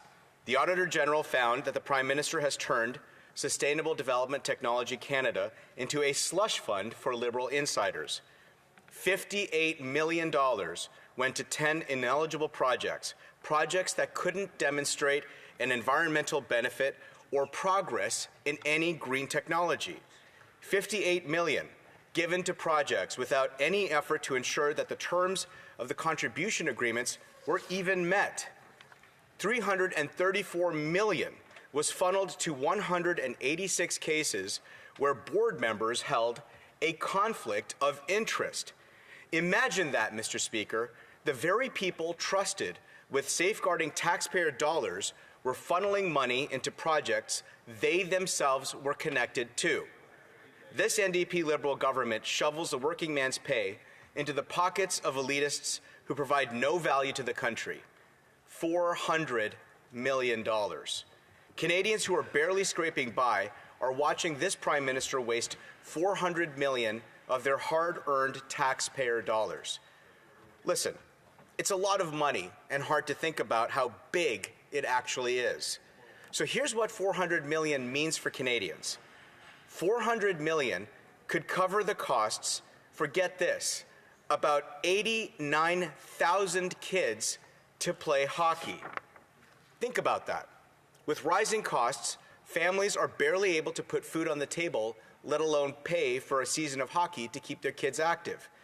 $400 million could cover a month's worth of groceries for over 300,000 families of 4. Right now, 1 in 5 kids are facing poverty. 2 million Canadians are going to food banks. $400 million could feed hundreds of thousands of them. For our seniors watching their pensions go up in smoke from this Prime Minister's carbon tax and inflationary spending, $400 million could cover a year's worth of housing for around 10,000 of them. The $400 million could have gone towards our healthcare system where 1 in 4 Canadians are set to lose primary care within a couple of years. $400 million could hire 4,700 more nurses or 1,700 doctors to ease stress on the system. $400 million. For what? The SDTC scandal is just one example of the moral and financial corruption of NDP Liberals. A few hours from now, we were supposed to hear the fall economic statement from the now former finance minister. But she won't be delivering it because she's gone. She, like millions of Canadians, has no confidence in this Prime Minister. In her resignation today, she said the government needs to keep its fiscal powder dry and avoid costly political gimmicks. Even she admitted that this government has abandoned our people, saying Canadians know when government is focused on itself. And finally, she conceded the inevitable truth that this NDP Liberal government will come to an end. But let's not forget, this is from the same disgracefully awful finance minister who blew up the deficit, raised taxes on hardworking Canadians, and couldn't even stay within their own fiscal guardrails. Her legacy? Inflationary spending, higher taxes, and broken promises. Mr. Speaker, this NDP Liberal government is a national embarrassment, a dumpster fire. 9 years of inflationary spending, a ruthless carbon tax, broken immigration, housing doubled, crime, chaos, drugs, and disorder. And now, a fall economic statement without a finance minister to deliver it. The Prime Minister has lost the confidence of his own cabinet. The sellout NDP and their leader appear to have more confidence in these Liberals than the Liberals have in themselves. Listen, it's clear this Prime Minister has a problem with strong women. Jody Wilson-Raybould, Jane Philpott, and now another one out the door. Every Liberal member, every NDP member in this House knew all of these so-called programs were delivering nothing, and they watched every single one fail.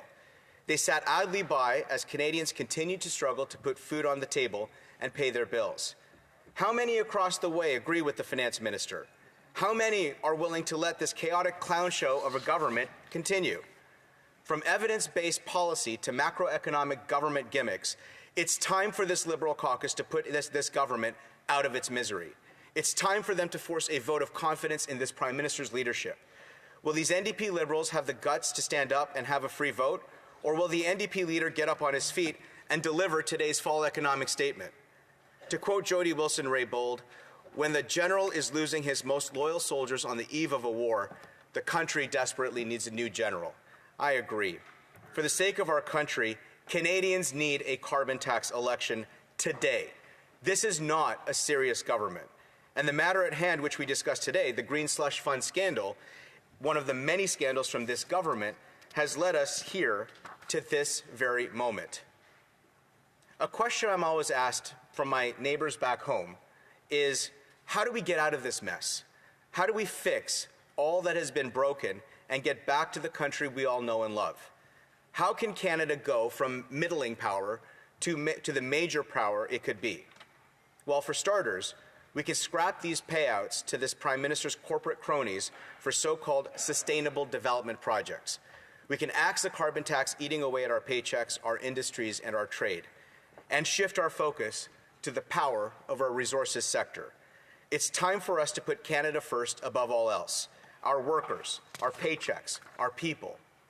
Our resources represent trillions that would fuel, feed, and secure the world, bring home paychecks for our people, build energy projects reducing emissions, build economic reconciliation with First Nations, and rebuild our armed forces. For many, Canada's role in the world is often centered on what we can do with our intellectual and cultural talents. We see ourselves as a country best suited to act as a teacher, a mediator, or a good example. We cling to a Canadian diplomacy from an international order of a different age. But this excessive focus on Canada's social capital can distract from the fact that we actually are distinguished on one important front: energy. Canada is a world leader in its supply and mastery of virtually every energy resource and technology known to man. And with this enviable access to the assets that fuel 21st century life, increasingly reflecting real political power, Canada has the ability and the opportunity to present itself as a true leader. The sheer size of Canadian energy interests ensures virtually no corner of this planet is beyond our influence or our contribution. And should we choose to seize it, we have a unique opportunity to both supply our allies with the energy they need while also lessening the energy influence of the world's bad actors. So as economies require more and more energy and rely more and more on supply routes from undesirable sources, the stakes and the upsides for every Canadian are high. China's energy imports have mirrored larger trends in its decisively illiberal foreign policy. Close relationships with Iran, Russia, and Venezuela have kept China awash in petroleum, while Beijing plays defense for the atrocities of Putin and Maduro regimes in international forums. In the Middle East, continued bad actions by the state of Qatar, including housing Hamas terrorists, have resulted in appropriate calls for the country's diplomatic and economic isolation. This provides ample opportunity for any nation willing to offer itself as an alternative to Qatari oil and gas, which is currently exported everywhere from Morocco to Europe to Japan. Canada already has nuclear cooperation agreements with Jordan and the UAE. These agreements should be animated with long-term Canadian supply. It is perhaps in Europe, however, where the geopolitics of energy are most fraught and most open to Canadian supply. Vladimir Putin spent years choreographing Germany's dependencies on Russian oil. Having exploited that to shake down Europe, he intervened in Syria and Libya to subvert pipelines that would supply Europe and amplified misinformation against our own Canadian energy, ensuring a steady stream of revenue for Russia's war machine of nearly $1 billion a day and $250 million a day from Germany alone to fund his war machine. When Germany finally realized the costs of this, Chancellor Scholz and subsequently Ukrainian President Volodymyr Zelensky came knocking on our door for Canadian energy, and both times we turned them away. The leadership that Canada can demonstrate in offsetting these negative trends for energy, sustainable energy, and energy technologies is clear. We should fearlessly pursue our economic interests by making Canadian energy resources and technologies accessible to those who want them, offsiding allied dependence on worse alternatives. But at precisely the moment the world and our people need more Canada, these NDP Liberals want to shut down our resources. With growing uncertainty about whether this country has the capacity to get its energy to overseas markets, Canada has to do better. It is insufficient to merely repudiate the anti-energy agenda. A comprehensive Canadian energy action plan is needed to advance the essential resources that support the Canadian social safety net and that can deliver Canadian leadership to a world that demands it. We must liberate Alberta's oil sands from their landlocked status to dramatically increase Canadian oil exports and, at the same time, Canadian power on the international stage. We must open liquefied natural gas export terminals on Canada's east coast, allowing it to serve as a gateway point of Canadian natural gas to Europe. And we must limit the damage of foreign interests who have worked to disrupt Canadian energy production. For too long, woke leftist policies have demanded that emerging economies extend the poverty of their people and delay the economic development rather than accelerate sustainable growth toward lessening environmental damage. Addressing energy poverty boldly, where the young can light their homes to do homework at night, where industrial development builds smarter cities faster that pollute less, where traditional energy catalyzes transformative growth, should feature centrally in our national policy. This isn't the first time that Canada's national interests have encountered obstacles, but Canada itself was forged by overcoming divisions with big vision, uniting a country with ribbons of steel and advancing a shared national purpose. For more than 150 years, our country has endured wars and depressions and hard times. Our experience as one of the oldest democracies on earth affords us the opportunity to apply the lessons of an imperfect past towards shaping a promising future. In an uncertain world, Canada's essential contributor and rise as a power hinges on our ability to reconnect with the determination and resolve that has already overcome so much and dispense with the corruption that we have seen awash in this House today and over these last years. Now is the age of leaders with the courage of their convictions, leaders with the competence to see us succeed, leaders who end the corruption washing among NDP Liberals. Now is the time for a Prime Minister with the brains and backbone to stand up for this country. A Prime Minister that will rebuild our security, our military, and our economy. Let's have the election Canadians need. Let's restore the promise. Let's put Canada first. Thank you very much. Questions and comments? The Honourable Parliamentary Secretary, Government House Secretary. Yes, thank you, Mr. Speaker. Putting Canada first is something in which this government has been doing since day one. As in fact, we've been building upon Canada's middle class and those aspiring to be a part of it, dealing with the many different economic challenges before us. But to highlight, when he talks about putting Canada first, this particular Prime Minister and this government has actually signed off on more trade agreements than any other Prime Minister or government before us. Foreign investment was I believe, number 3 in the world coming to Canada on a per capita basis, number 1 in terms of the G7 countries.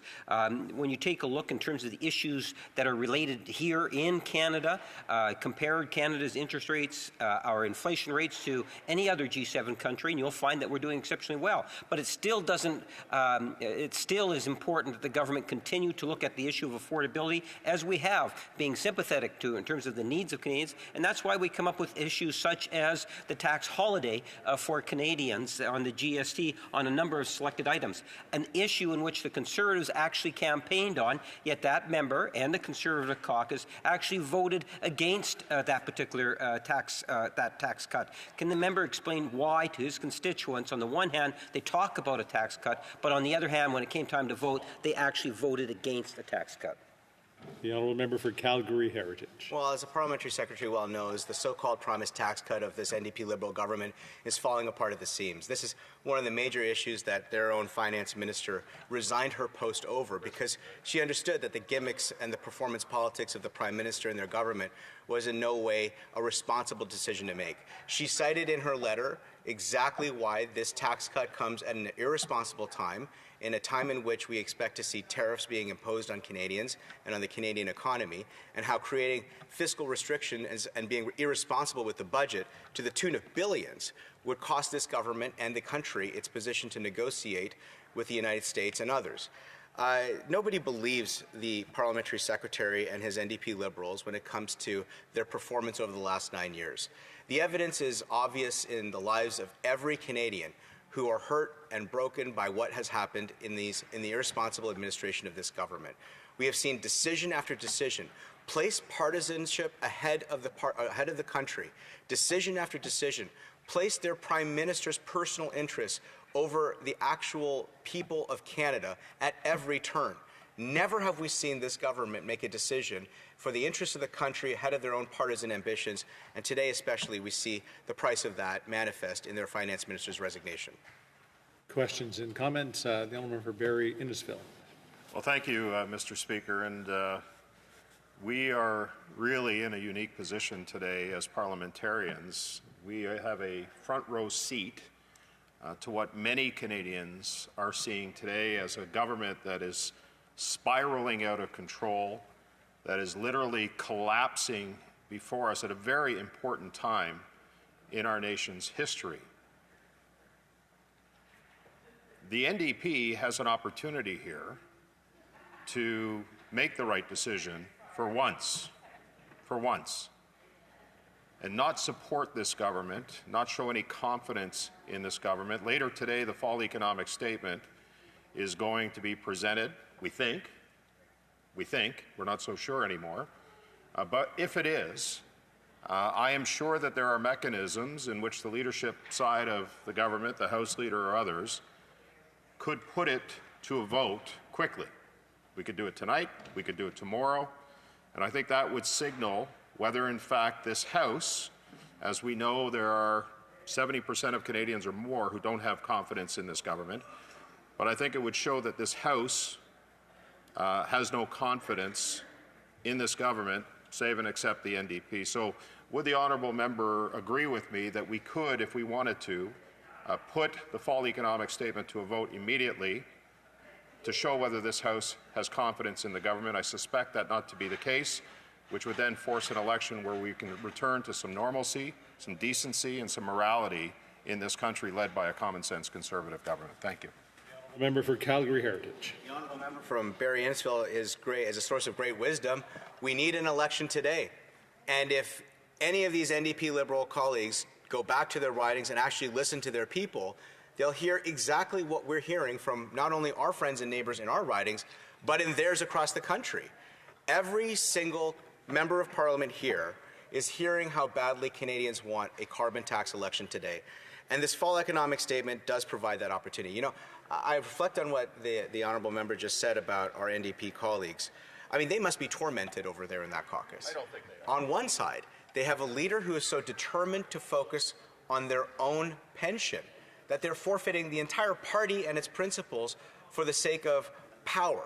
Power that not even the finance minister, the actual deputy prime minister of Canada, not the fake deputy prime minister that the NDP leaders, but the actual deputy prime minister of Canada resigned her cabinet post over, but the fake deputy prime minister, the NDP leader, is determined to hold on to power for.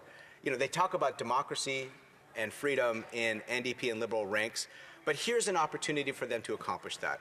Here's an opportunity for them to have a free vote on the fall economic update and call a carbon tax election that Canadians want today. Thank you very much. Questions et commentaires, l'honorable député. The honourable member for Thérèse de Blainville. Thank you, Mr. Speaker. We're seeing something quite unprecedented today, and I hear the other side of the House asking questions about the kind of bungled sales tax, which was probably the last straw for the finance minister, who's stepping down. So I'd like you to reassure Canadians, and this is my question, Canadians, you keep saying that the Canadians want a carbon tax election. I don't think you have a very good gauge of things. If Canadians want an election, it's for something better rather than just scrapping the carbon tax and thinking that's going to solve all our problems. Do you think the carbon tax, scrapping that, was going to solve every problem? I appreciate our honourable colleague for her question and her thoughtfulness. I agree with her 1,000%. It's a bungled sales tax. It's a bungled tax on everything. It's a bungled program. The whole government's program for 9 long years has been an absolute mess. And so I agree with my honourable colleague in the assumption of her question. With respect to a carbon tax election, the carbon tax is literally a tax on everything, on gas, on home heating, on what it takes to grow the food, ship the food, sell the food. And it is a tax that immorally punishes the lowest income Canadians disproportionately.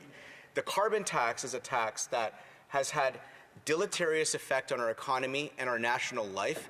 It has made us less competitive. The carbon tax is the source of why we have so much inflationary pressure on our goods and services in the marketplaces across the country today.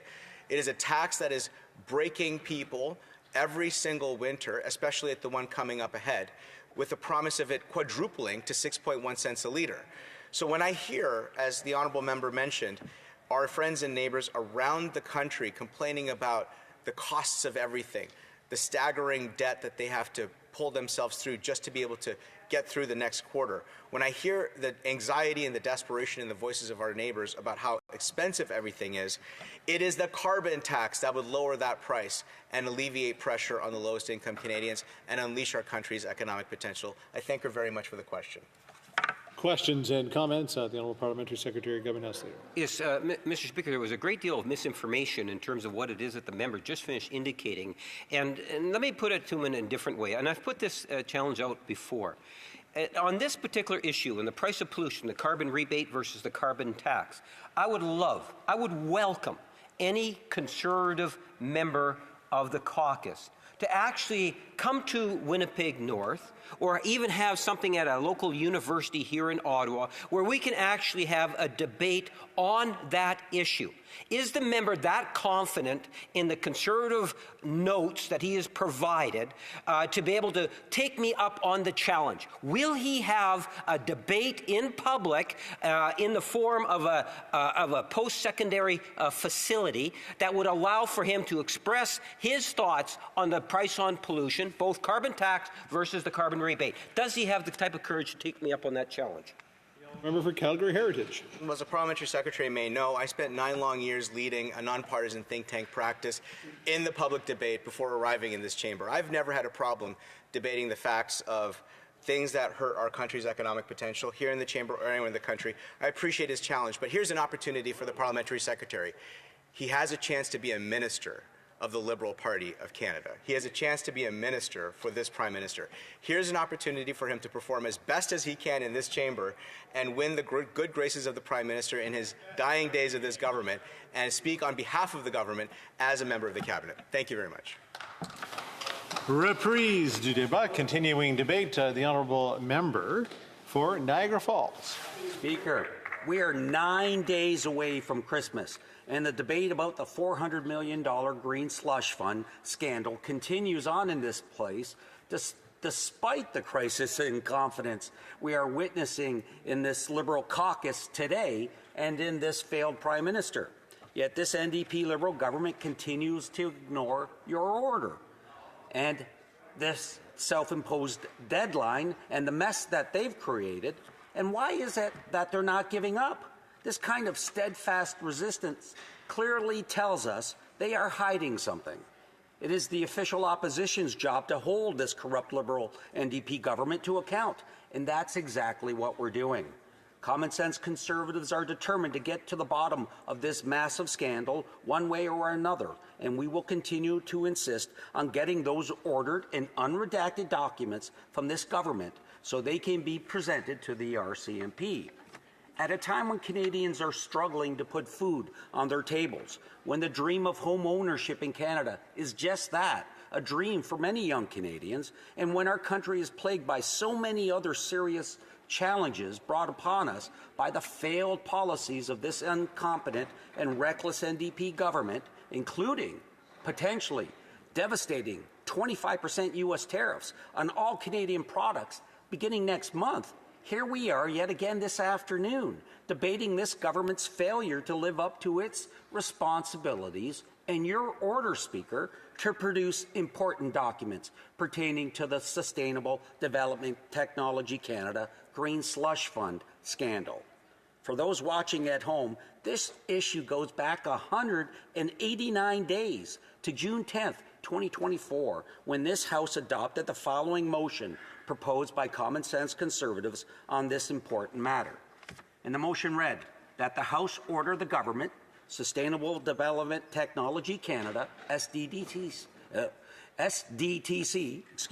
and the Auditor General of Canada, each to deposit with the Law Clerk and the Parliamentary Council within 30 days of the adoption of this order the following documents, created or dated since January 1st, 2017, which are in its or her possession, custody, or control.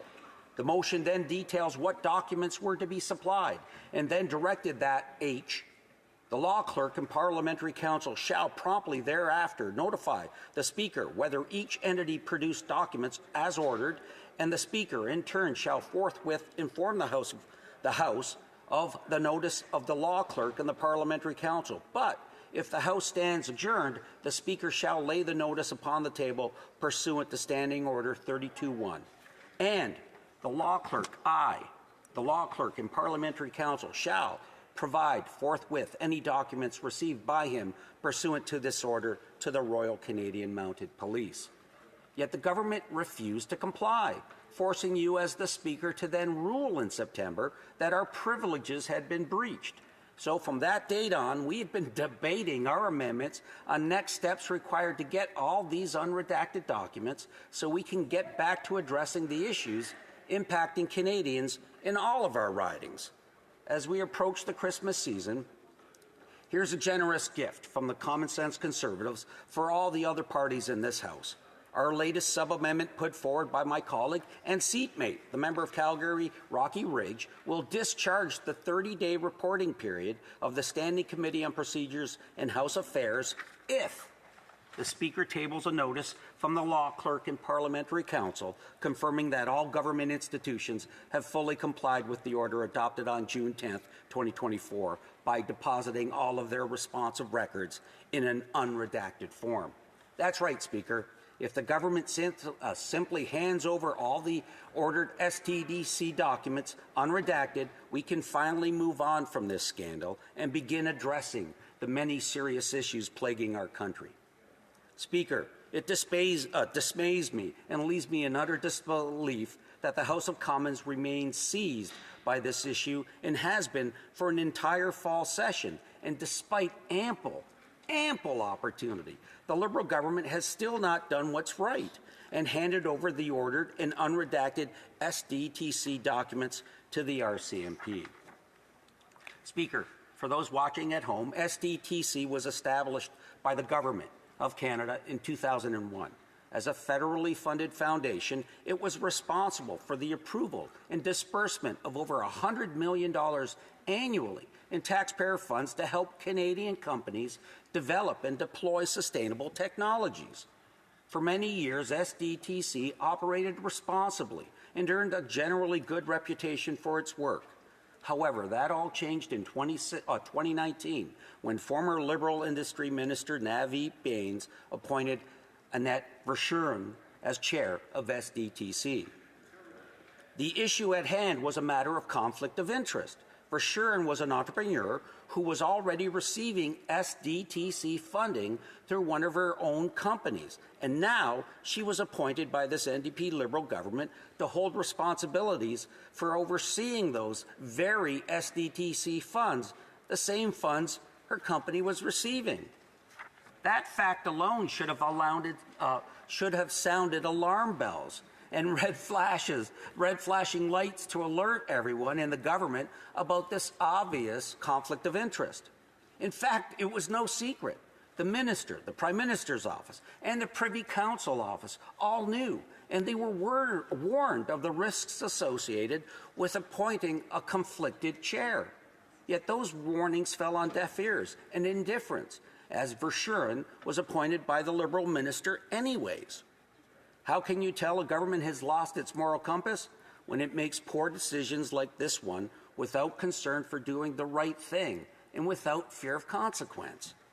Only 2 years later, Minister Bains announced in January of 2021 that he had decided to step away from politics and not run again in the upcoming federal election.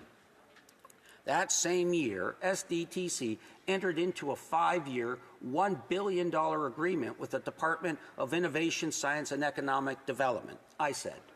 Fast forward to fall of 2024, and it's clear that the Liberals are trying desperately to run away and wash their hands of this mess, one in which they laid the foundation through their own actions, and especially after the Auditor General released a scathing report about SDTC in June of 2024.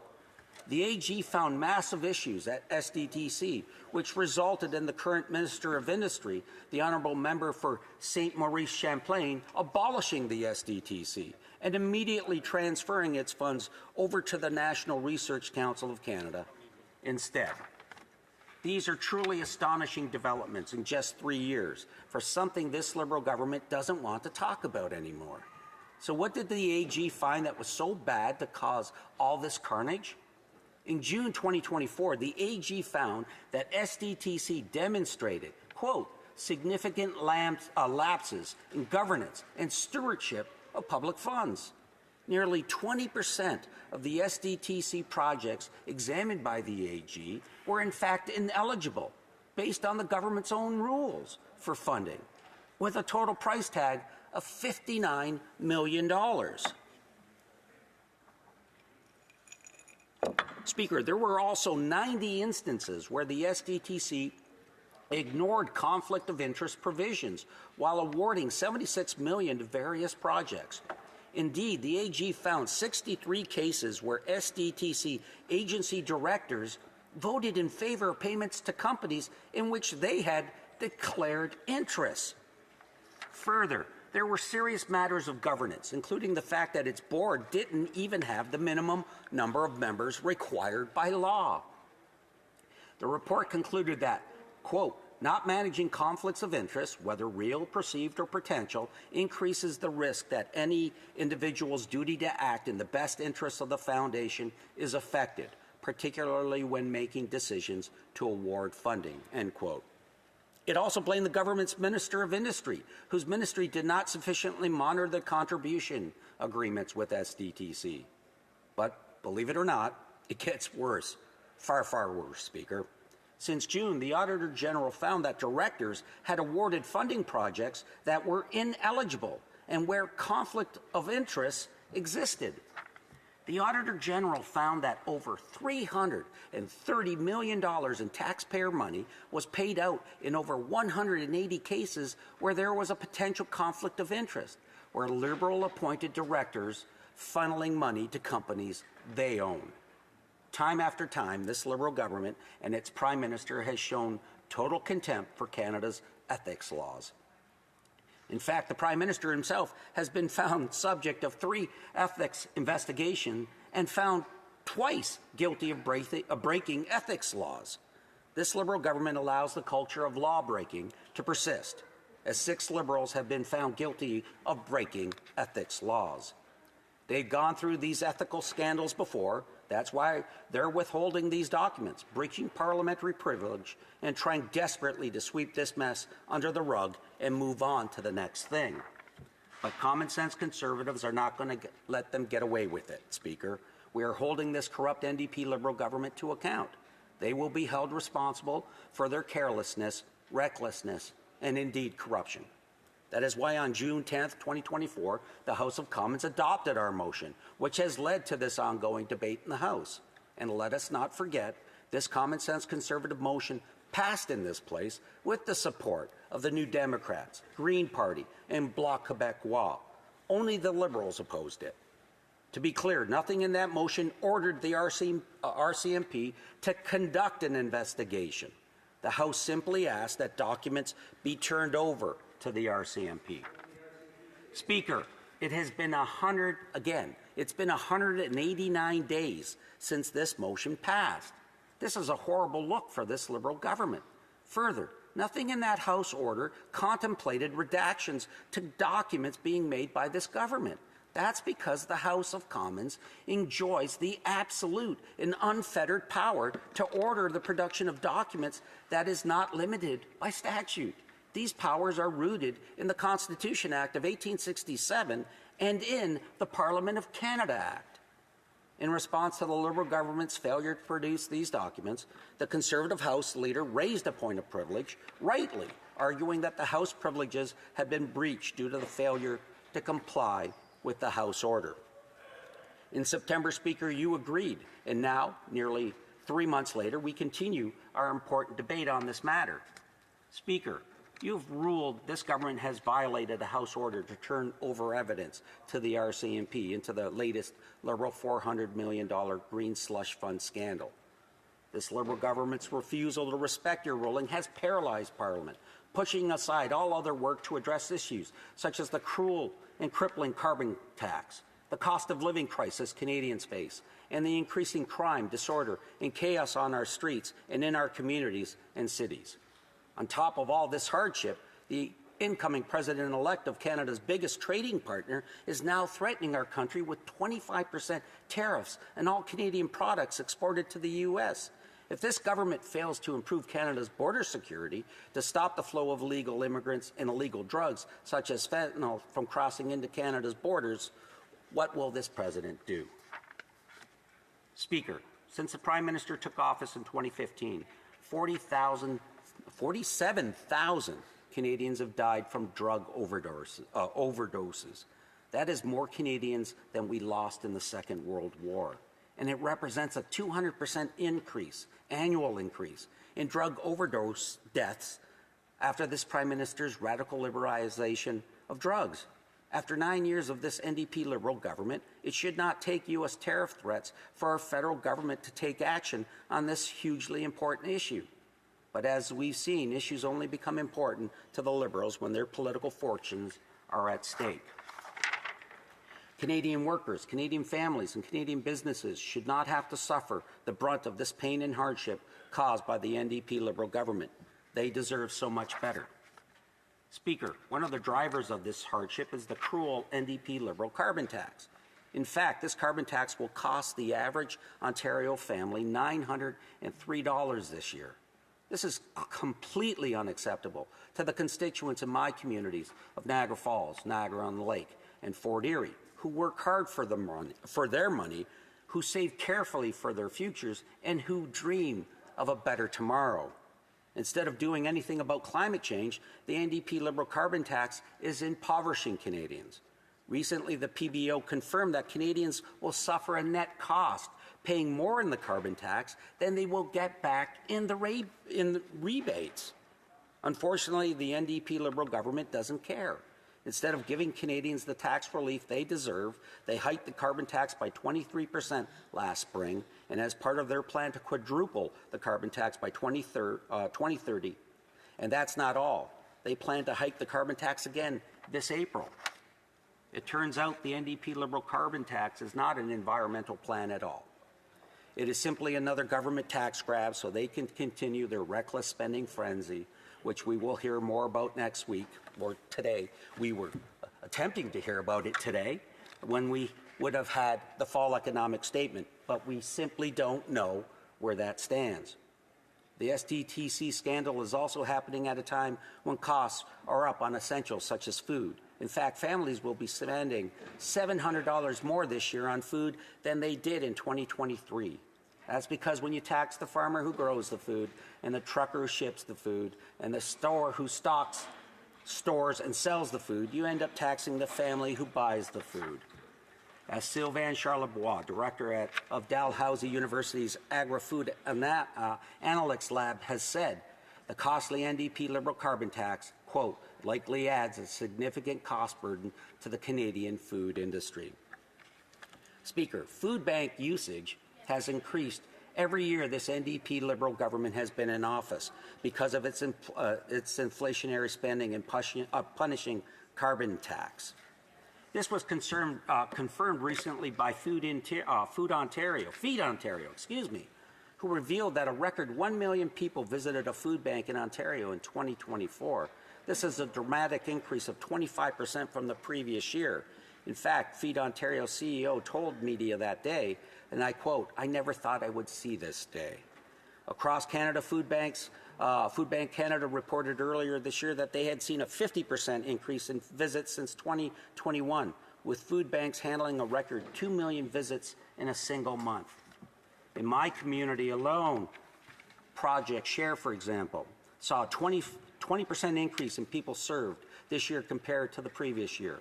4,740 people accessed their services for the first time. 120 families on average per day accessed their essential support services. Just think of these numbers, Speaker. 13,995 people were served last year at Project Share, which equates to 1 in 7 residents of Niagara Falls having accessed their essential support services. We should be debating these issues, Speaker, and we can if this government simply abided by your ruling and provided the documents this House has requested. Why are they hesitant to do what is so right? Is it that they do not want to speak to the situation facing young Canadians and first-time homebuyers, which is so bad that the Canadian dream of home ownership is dying? 2/3 of young people believe they will never be able to afford a home. Speaker, there are almost 1,800 homeless camps in Ontario alone. Crime is also getting worse under the watch of this Liberal NDP government. These issues I noted above and so many more like these, like the skyrocketing crime rate and all pressing issues, these are the issues parliamentarians should be debating instead of the SDTC crisis and scandal. But the House of Commons is seized because this government refuses to comply with the House order to hand over these documents to the RCMP. Speaker, it's time for us to get to the bottom of this and more importantly for the government to respond to the House order to provide those ordered documents unredacted to the law clerk and the RCMP. It's time for this Liberal government to end its cover-up and provide the ordered documents to the police so Parliament can get back to work and Canadians can have the accountability they so rightly deserve. Thank you, Speaker. Questions and comments? Question commentaire, the Honourable Parliamentary Secretary to Government House Leader. Yes, thank you, Mr. Speaker. The motion that we're actually debating is a Conservative motion that says we take the issue outside of the House of Commons on the floor of the House and have Procedures and House Affairs Committee deal with the matter. The member knows it. It's actually a Conservative motion that they have been filibustering for weeks on weeks on weeks in order to prevent us talking about the types of issues that Canadians would like us to be talking about. The member is saying, well, we should just do what it is that the Conservatives want us to do, and that's hand the documents directly over to the RCMP. The RCMP has said, no, don't do that. The Auditor General of Canada has said no. We have other legal experts that are saying no. Yet the Conservatives believe that we should listen to them as opposed to those institutions. My question to the member is, why does the Conservative Party continue to play this self-serving, for the leader of the Conservative Party, multi-million-dollar game at a great expense to Canadians? When's the game going to end? The Honourable Member for Niagara Falls. Thank you, Speaker, and I'd like to thank the Honourable Member for the question. Speaker, we go back to June 10th on this when the original motion was put forward, and we're still waiting for documents to be produced. Why is it? This could end tomorrow. We could be speaking about issues. For example, what could you purchase with that $400 million? A lot of border control. A lot of border control, for example. We're building a new infrastructure, a $400 million waste treatment facility in Niagara Falls, which is needed for the burgeoning growth that's anticipated there. That would cover those costs. We're building a brand new hospital in Niagara. That would be at least $400 million. But instead of talking of issues such as that, we're talking about why is this government so concerned with not presenting documents that can get to the bottom of this? What are they trying to hide? And why are they trying to protect these individuals?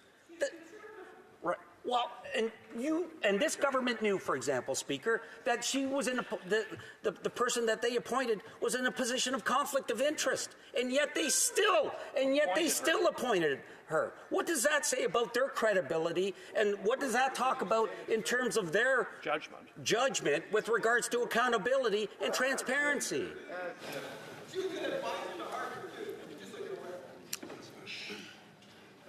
I'll make sure that we'll make a robust questioning list. I'm sure the Honourable Member would like to answer those. Question commentaire. The Honourable Member for Rivière-des-Mille. Mr. Speaker, it's an interesting Monday, to say the least, rich in surprises and emotion. So I have a brief question for my colleague. Does he realize that this filibustering goes against the motions that the Conservatives tabled to send this to a parliamentary committee? Of the Deputy de Niagara Falls.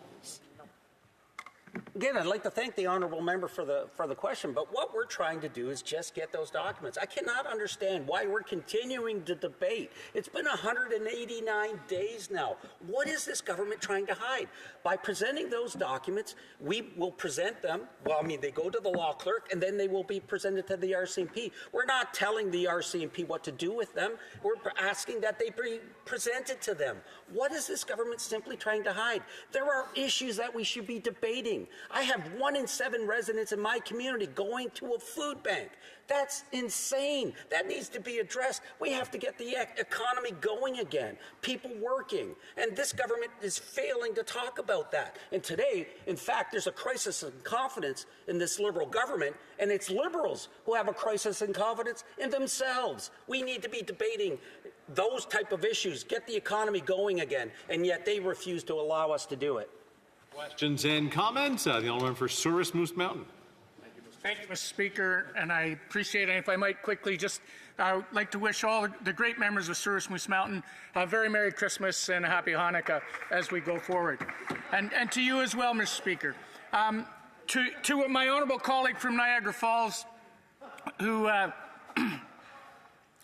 my honored colleague from Niagara Falls, who did an excellent speech, and I appreciate that. And he did hit the nail on the head on the issue of the reality of $400 million. And I'm wondering if the member might, when we reflect with what's transpired today and what the former finance minister said were costly political gimmicks. And I'm wondering if the member might comment on whether he sees any correlation between these costly political gimmicks and what we see with the $400 million that has all of a sudden disappeared. Honourable member for Niagara Falls.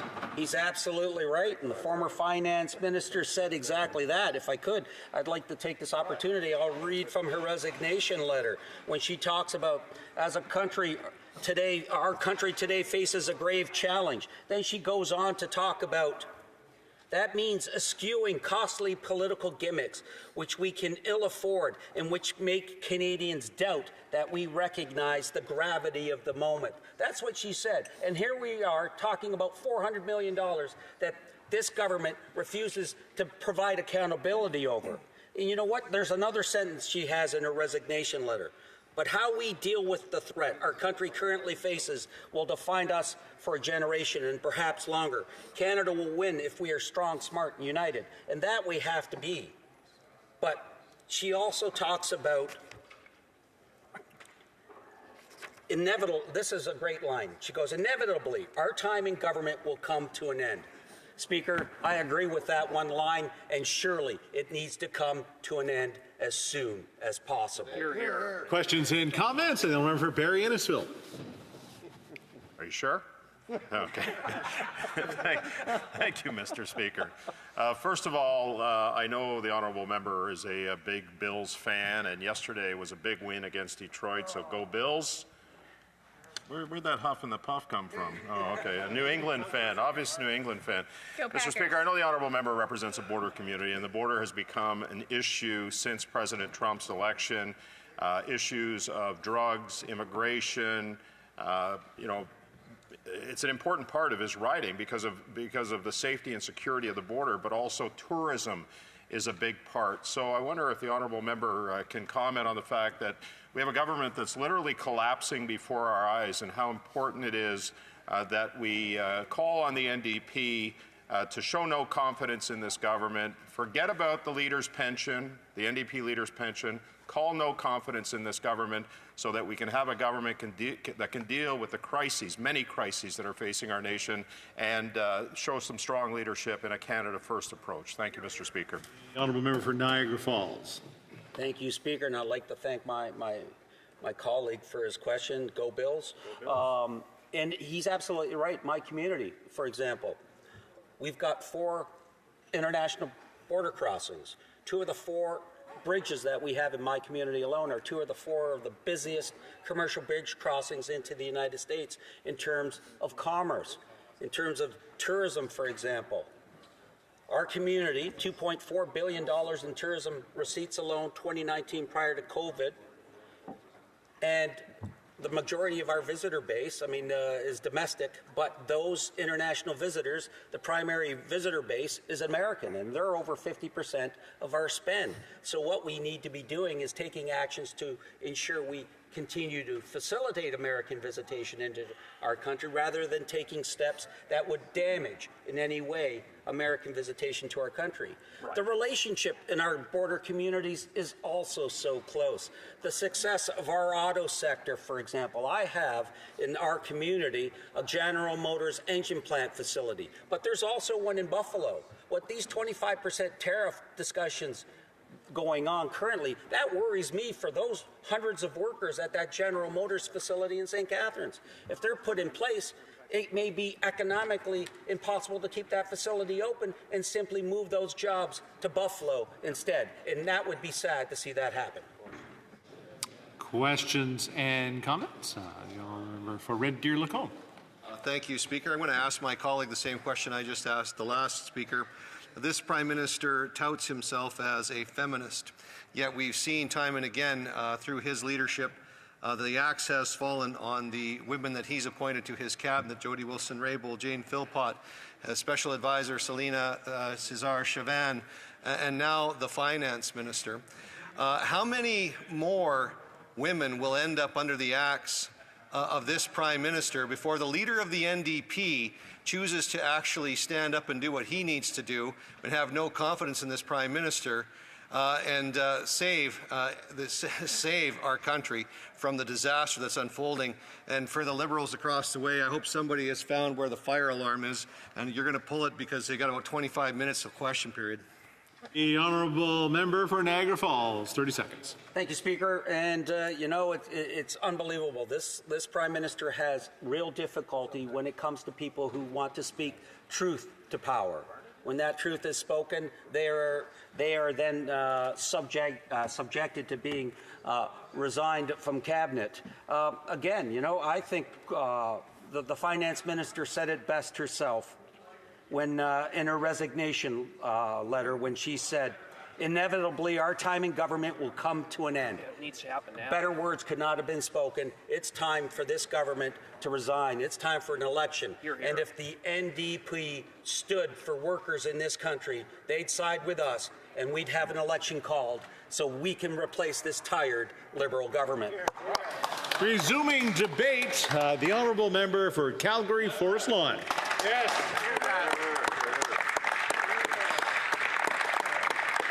Mr. Speaker, what the hell is going on?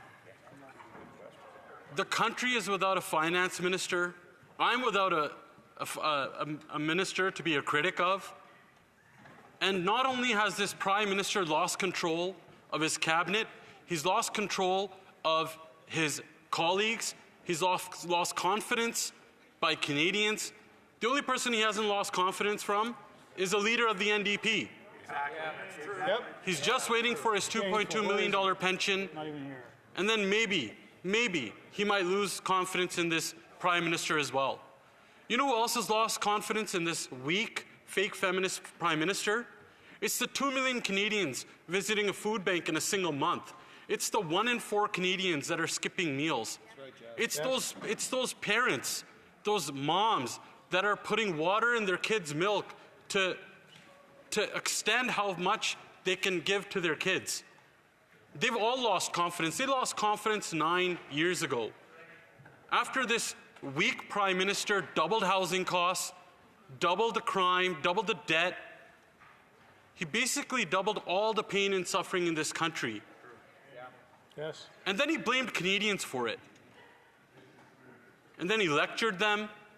And then on top of that, to pour salt on the wounds, he's slamming Canadians with another carbon tax scam hike, one that he wants to quadruple if by some chance he becomes Prime Minister again.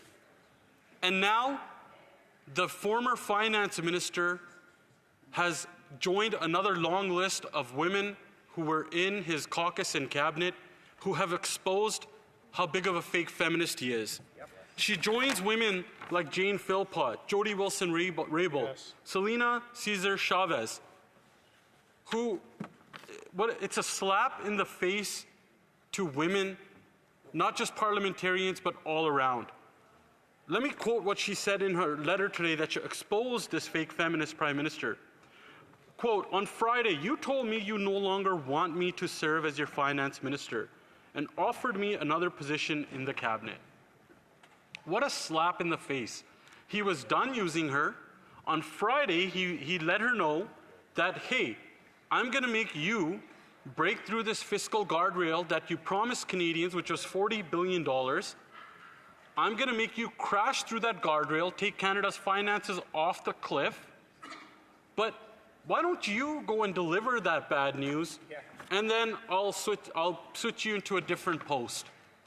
What kind of so-called feminist does that? Or leader. What kind of a leader, what kind of a boss does that?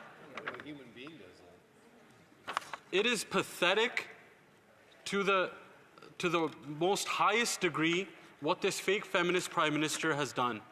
He proves once again, and he just recently did this big speech last week about being a proud feminist. Some feminist. He's a fake. Let me go on and read what else she said. She says, "You made clear that I no longer credibly enjoy that confidence and possess the authority that comes with it." I would argue she never had it in the first place, because it's this fake feminist prime minister and carbon tax Carney in the background. And you know what? Carbon tax Carney made his Canadian comeback just so to fire this furious finance minister. That was his role. And they used her, and they wanted to blame her for the finances of the country going over the cliff, only to disregard her afterwards. This is all being done by the backroom boys of the fake feminist prime minister and carbon tax Carney. She goes on and says, "You and I have found ourselves at odds about the best path forward to Canada. Keeping our fiscal powder dry today so we have the reserves we may need for a coming tariff war. That means eschewing costly political gimmicks which we can ill afford and which make Canadians doubt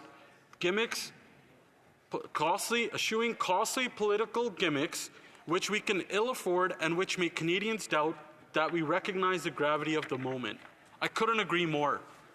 Political gimmicks. They just introduced a 2-month temporary GST tax trick, which was a vote-buying scheme that businesses all across hated, that was going to be costly to them, that isn't really going to bring in much more revenue, and they brought it in at the busiest time of the year, just so this Liberal NDP government could buy votes from Canadians. But Canadians are experiencing much more pain than that. While they want to take off pennies off peanuts or nickels off nutty bars, common sense Conservatives want to axe the tax on everything, for everyone, for good. Enough of these cheap political gimmicks. This carbon tax scam is more than a gimmick. It is pain. It's no environmental gain with all financial pain for Canadians. To the point where we see seniors having to choose whether they want to heat their home or they can heat their home or buy a little bit more at the grocery store. They're getting by putting blankets on. This is the reality of 9 years of this corrupt, inept, weak, Liberal NDP government. Instead of standing up with Canadians and standing up for Canadian values, this Prime Minister chose to start a war with the Americans. It's this same former finance minister, with obviously the guidance of this weak Prime Minister, who said, "Hey, why don't you go ahead with your digital services tax? You know what? Why don't we join other countries that are doing it?" Can you believe we're on the same pod as countries like Pakistan who have introduced this? We're not with our partners on this at all.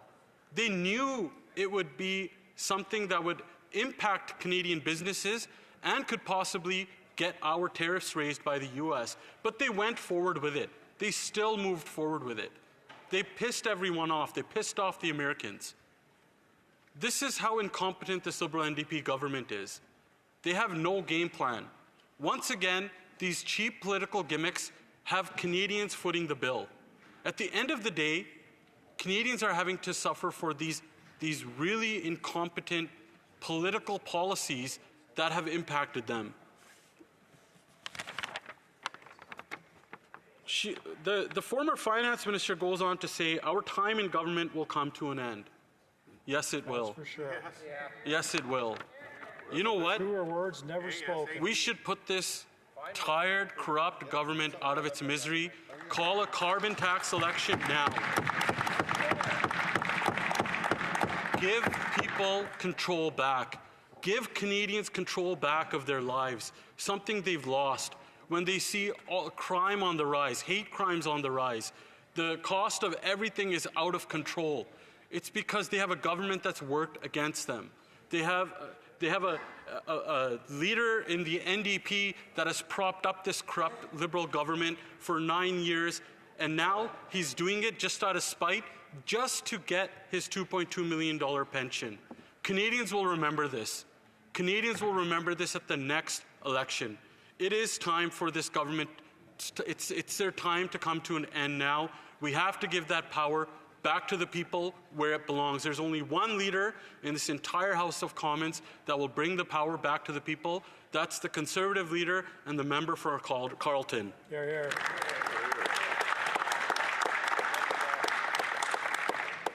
She says something else I agree with. Canada will win if we are strong, smart, and united. We need a leader that's strong, smart, and that will unite. One with a backbone and brains. And again, there's only one leader in this House of Commons with that. That's the member from Carleton. Because once we have a common sense Conservative government, we're going to axe the tax for good. We're going to get rid of the carbon tax to bring the cost of gas, groceries, and home heating down. Unleash the power of our natural resources. This world-renowned natural resources sector that we have in Canada that this Liberal NDP government has tried to kill with their oil and gas cap and all these other ridiculous policies like the carbon tax scam. We're going to axe the tax for good to bring home our natural resources and give them to the world to actually bring down emissions across the world. Mr. Speaker, we're going to build the homes. No more photo op funds, no more giving municipalities and mayors millions and billions of dollars just to create more bureaucracy.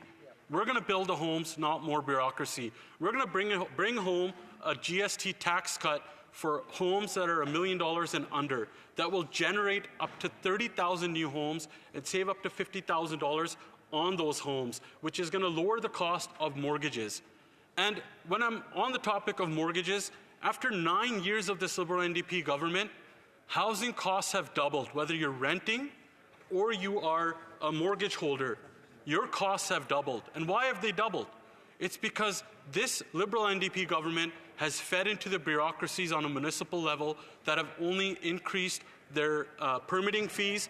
And on top of that, it's the population control that they admit themselves is, quote, out of control. They did this. Their incompetence did this. The Bank of Canada also confirmed that it's their out-of-control population growth that made the cost for renters double. So we're gonna make sure that in order to not give Canadians 40-year highs in inflation like the Liberal NDP government did, we are going to balance the budget. Something this Liberal NDP government has no idea of what to do. This is the same Prime Minister that said budgets balance themselves, that he doesn't think about monetary policy, and then he said, let the bankers worry about the economy. He loves the bankers. Those are his Bay Street buddies, the same ones that Canadians are having to send money to more in debt interest charges than what goes to provinces for health care. Yes. Because after this incompetent Prime Minister doubled the national debt, that's exactly what happened. Interest rates went up. Inflation went up. Of course, all the Prime Minister and his rich buddies, their assets got inflated, while everyday Canadians had to pay for that incompetence. We are going to balance the budget and bring in a dollar-for-dollar law. We're going to make sure that any dollar spent in any department has to be matched with a dollar of saving. Canadians and businesses have had to do that under this government. The government should do the same and respect the money.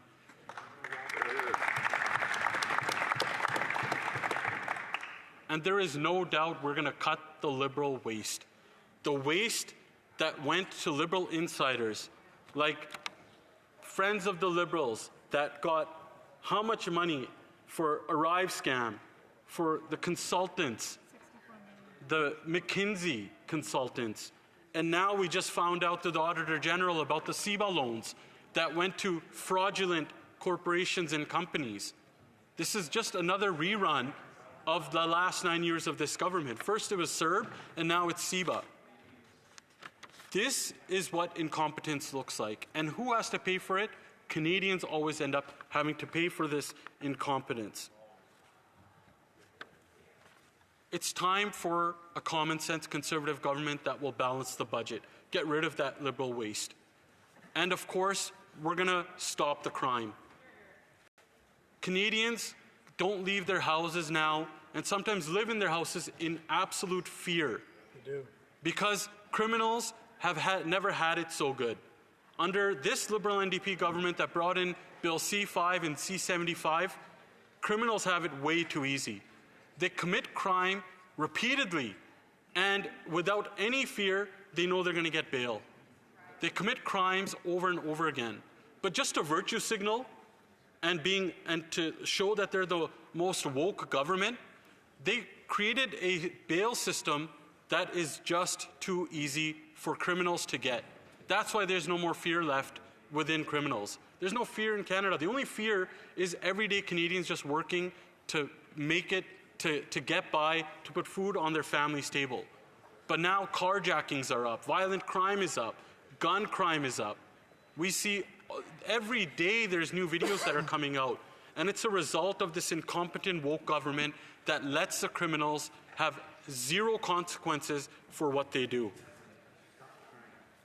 We're going to stop the crime and bring in common sense Conservative policies once again that will keep repeat offenders in jail and not grant them bail like this woke government has done over the last 9 years.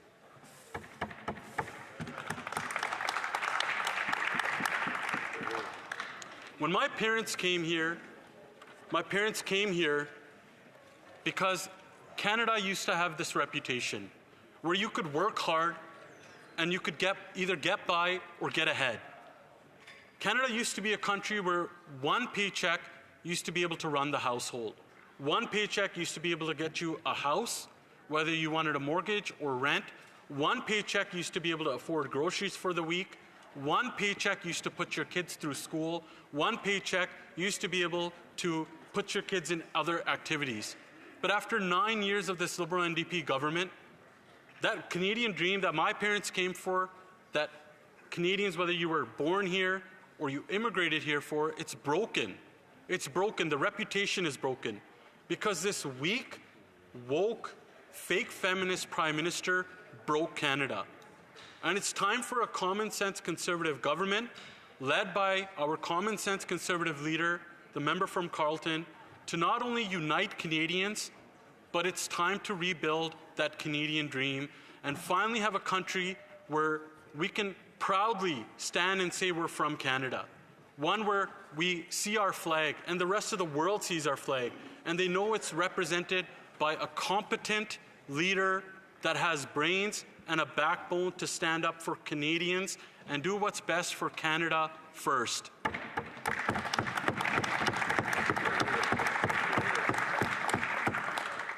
It's the same Prime Minister, wherever he goes, he's an embarrassment.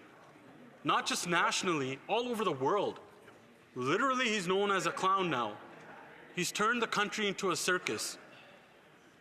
It's time for real leadership. It's time to bring a serious government back that will put the people first, that will reduce those food bank lineups, that will reduce the cost of the housing costs, that will reduce the cost of your gas, groceries, and home heating, reduce the crime in this country, because that's how it used to be. Before this Prime Minister, it used to be like that.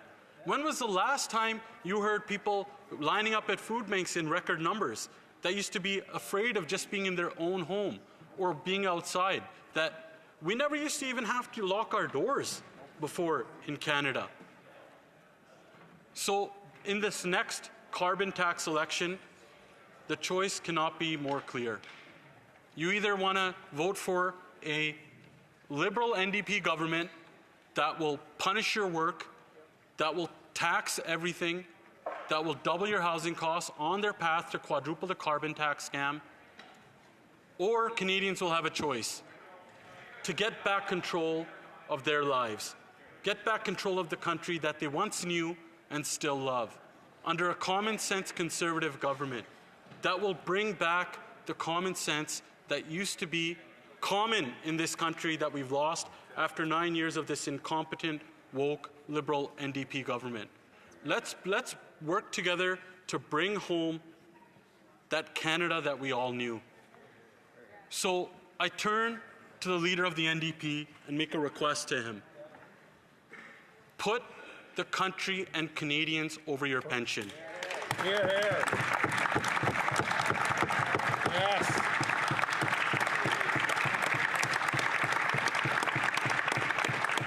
Enough is enough. Canadians have had enough. Canadians cannot suffer anymore from this Liberal NDP government. It's time. It's time for a carbon tax election now. This country is in chaos. This Prime Minister and his entire caucus is in chaos. It's time to give the control back to the people. It's time to give this country a common sense Conservative government under the leader of the common sense Conservatives, from the member from Carleton. Let's bring home that Canada that we all once knew and still love. Let's bring it home, Mr. Speaker. Bring it home. Now, we'll have about 3 minutes of questions and comments. I just wanted to also remind colleagues when usage of certain words. I know we started off using the HE double hockey stick, and that's one of those terms that we use as an unparliamentary term. So just to remind people. Questions and comments, the Honourable Parliamentary Secretary, Government House Leader. Yes, thank you, Mr. Speaker. Unlike Conservatives across the way, I'm proud to be a Canadian. Quite frankly, I disagree. Canada is not broken. The Conservatives inside the chamber and outside the chamber go around saying how Canada is broken, Mr. Speaker, when in fact it is the best country in the world to call home. Hear, hear. I can tell members opposite that Canada is not broken. We have doubled the number of jobs that have been created since Stephen Harper and the leader of the Conservative Party sat around his cabinet table, Mr. Speaker. We have inflation rates that are under control, compatible with other countries around the world, in particular the G7s. When you think of trade, think in terms of no country, no Prime Minister has signed more trade agreements than this government, Mr. Speaker. Hear, hear. We have the highest amount of per capita in foreign investment in the G7, third in the world. This is an economy that is doing relatively well in comparison to other countries around the world, whether it's the United States, Great Britain, The Honourable Member for Calgary Forest Lawn. That member has a broken government that broke Canada, and we're going to bring back the common sense that this country used to once know and still love. We may have a great country, but we have a horrible leader, one that's weak, woke, and fake. That's what he is. We're going to restore that Canada that we knew. He talked about double. This is a government that doubled the crime, doubled the debt, doubled everything, doubled the cost of housing, yet virtue signals and says it's Canadians' fault this happens. Let's call a carbon tax election now, give Canadians a choice so that they can have a government that wants to control them, or a common sense Conservative leader that wants to give the control back to the people. A very short question. The honourable member for La Pointe de l'Île. The Conservatives are tying government up because over this refusal to provide some documents. I'd like to know whether my colleague could tell me one thing the Conservatives plan to do to fight corruption and improve accountability. The honourable member for Calgary Forest Lawn. Well, first of all, Mr. Speaker, the only people that are tying up this House is this Liberal NDP government. They have an order from this House to release the documents. They refuse to do so. That's why we're in the position we're in. This doesn't have anything to do with the Conservatives. Once they come clean, become transparent, and release those documents, we can move forward. What we're going to do to bring back confidence and transparency, we used to have it before. We don't have to do much else. We can bring back the transparency and accountability that this common sense Conservative government used to have before 9 years of this corrupt Liberal NDP government. We're going to bring back the accountability. We're going to bring back a dollar-for-dollar law so that we respect the taxpayers' dollars, end the Liberal insider corruption, and let's bring back common sense to this country. Thank the honourable member. It is now time for statements by members. Déclaration de député. The honourable member for Humber River Black Creek. Thank you, Mr. Speaker. Well, the holidays are a time for celebration, but more importantly, it's a time to make sure we connect with each other. As we gather with our loved ones, we're reminded of the importance of community and the bonds that unite all of us. Whether we're sharing meals, exchanging gifts, or simply enjoying each other's company, these moments remind us of the power of community and support. This season is also a perfect opportunity to look out for one another, especially those who may feel lonely or in need, making sure that no one is left behind. I want to thank all of the groups and organizations in Humber River Black Creek, not only during this season, but throughout the year. Make sure that our community is well taken care of all the time. To all of my constituents in Humber River Black Creek and to my wonderful staff in Toronto and Ottawa and all Canadians, Merry Christmas and Happy New Year. And to all of my colleagues in the House, no matter what party, respect each other and have a very Merry Christmas. Happy birthday, Judy. The honourable member for Caribou, Prince George. Bravo. Thank you. Mr. Speaker, as the year draws to a close, I wanted to take a moment to wish all my friends, family, and neighbors in Caribou, Prince George, and colleagues in this House a very Merry Christmas. Christmas is a time for sharing joy and love, for appreciating the people who make our lives truly special, and for rejoicing at the birth of Jesus Christ. It's a time for family and friends, both near and far, a time for reflection, a reminder of hope and happiness that this season brings. I'm incredibly grateful for the moments that we've shared, the memories that we've created, and the strength shown through tough times. There's something magical about Christmas season, but more than anything, it's the people around us that make Christmas so meaningful. Wherever you are, and whoever you're with, I hope this Christmas fills your heart with warmth and peace. Merry Christmas and Happy New Year.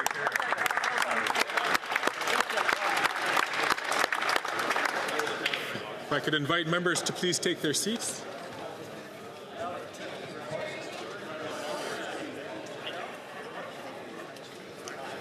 The honourable member for St. John's East. Mr. Speaker, I can tell you what every Newfoundland and Labrador family talked about at the dinner table last week, because on December 12th, the future of our province changed and a new course was charted. The 1969 Churchill Falls deal was infamous, unfair, and forever contentious. Now it's been ripped up with the announcement of a new deal between Quebec, Newfoundland and Labrador, and the Innu Nation. This historic deal will impact generations to come, and we'll finally get a fair share as we build clean, renewable power for the country. To all who have worked at home and in Quebec to bring this new Churchill Falls contract forward, thank you. As Premier Fiore said, now a new generation will think of Churchill Falls with pride, not anger or shame. Well done, Premier. Well done. Great work. L'honorable député de Pointe-de-L'Île. The honourable member for La Pointe de l'Île. I'd like to acknowledge the excellent work of the Quebec Association of Asbestos Victims, the AVAQ, whose head office is located in La Pointe de l'Île, and some of whose members are here today. The AVAQ has mapped over 3,700 public buildings that have asbestos in them, including federal government offices. Many government offices. Given that federal regulations do not prevent the release of asbestos fibers during renovation work, this mapping enables workers in these environments to take action and demand compliance with occupational health and safety requirements. I'm proud to have supported this initiative, and I urge managers of public buildings to identify and locate their facilities that contain asbestos and to take steps to prevent the risk of their renovations causing occupational illnesses. Thank you to all the volunteers and the entire AVAQ team who've been working since 2017 to promote solidarity and self-help among asbestos victims.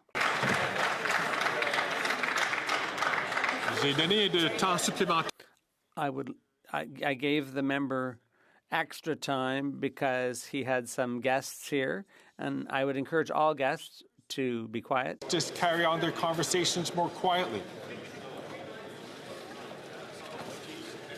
L'honorable député de Sac. The honourable member for Sackville, Preston, Chestercook. Thank you, Mr. Speaker, and don't worry. Here, and I've been getting into the Christmas spirit. I've been doing my Christmas shopping at some of the fantastic craft markets right across Sackville, Preston, Chesapeake. Earlier this month, I had the pleasure of joining the community of Fall River for their annual Christmas tree lighting, and I enjoyed a pancake breakfast with Santa Claus and my grandkids during his visit, of course, to Beaverback Kizak Community Centre. To the volunteers of Sackville, Preston, Chesapeake, and across Canada, thank you for your incredible generosity and stewardship. Your kindness, it truly embodies the spirit of the season. Happy holidays, everyone. Hunt fat.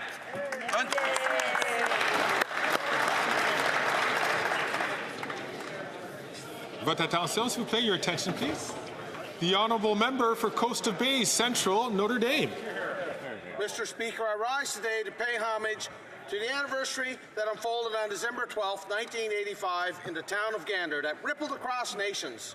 Air Flight 1285 carrying 248 American servicemen crashed that day shortly after takeoff. They were returning home for Christmas to Fort Campbell, Kentucky after a peacekeeping tour in Sinai.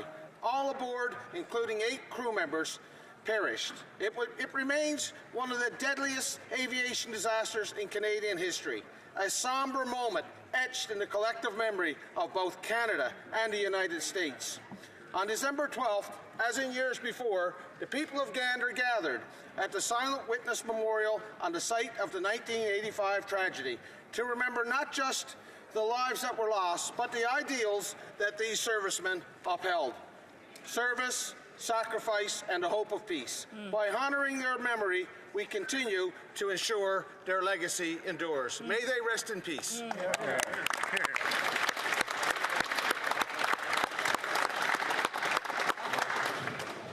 The honourable member for Markham Unionville. Mr. Speaker, as the holiday season approaches, I would like to take a moment to reflect on the spirit of unity and kindness that defines our great nation. In Markham Unionville, we celebrate the rich diversity of our community, where people of all backgrounds come together to share and participate in the joy of the season. This is a time for family, for giving, and for valuing the connections that binds us all. The holidays reminds us of the importance of compassion and inclusivity, so let us carry this spirit to the new year and embrace the strength in our differences. On behalf of the people of Markham Unionville, I wish the House, their family, and all Canadians a joyous and peaceful holiday season. And to my family, my wife Monica, my son Andrew, Melissa and Ashley, Merry Christmas, and I hope Santa is good to all of you. Merry Christmas all. Good job. The honourable member for Winnipeg North. Yes, thank you, Mr. Speaker. You know, Canada has a very special relationship with the Philippines, Mr. Speaker. 75 years of diplomacy, and that is something that is worthy in terms of recognizing. Because earlier this month, we actually had a large trade mission to the Philippines, Mr. Speaker. It was like businesses speed dating with other businesses, exploring people-to-people ties, and how that's going to make a difference not only for Canada, but also the Philippines, Mr. Speaker. These are the types of initiatives that make a difference. At the trade mission, we found out that Air Canada is going to have 4 direct flights from Vancouver to Manila return a week come April, Mr. Speaker. Again, this is good news for those that look to the Philippines in ways in which we can expand that relationship. Most importantly, Mr. Speaker, we have begun the discussion for exploratory discussions on a trade agreement. 2 thumbs up for the relationship between Canada and the Philippines. Thank you, Mr. Speaker. The honourable member for Calgary Shepherd. This week we mark Yalda, an old Aramaic word marking Shao Chala Hanari.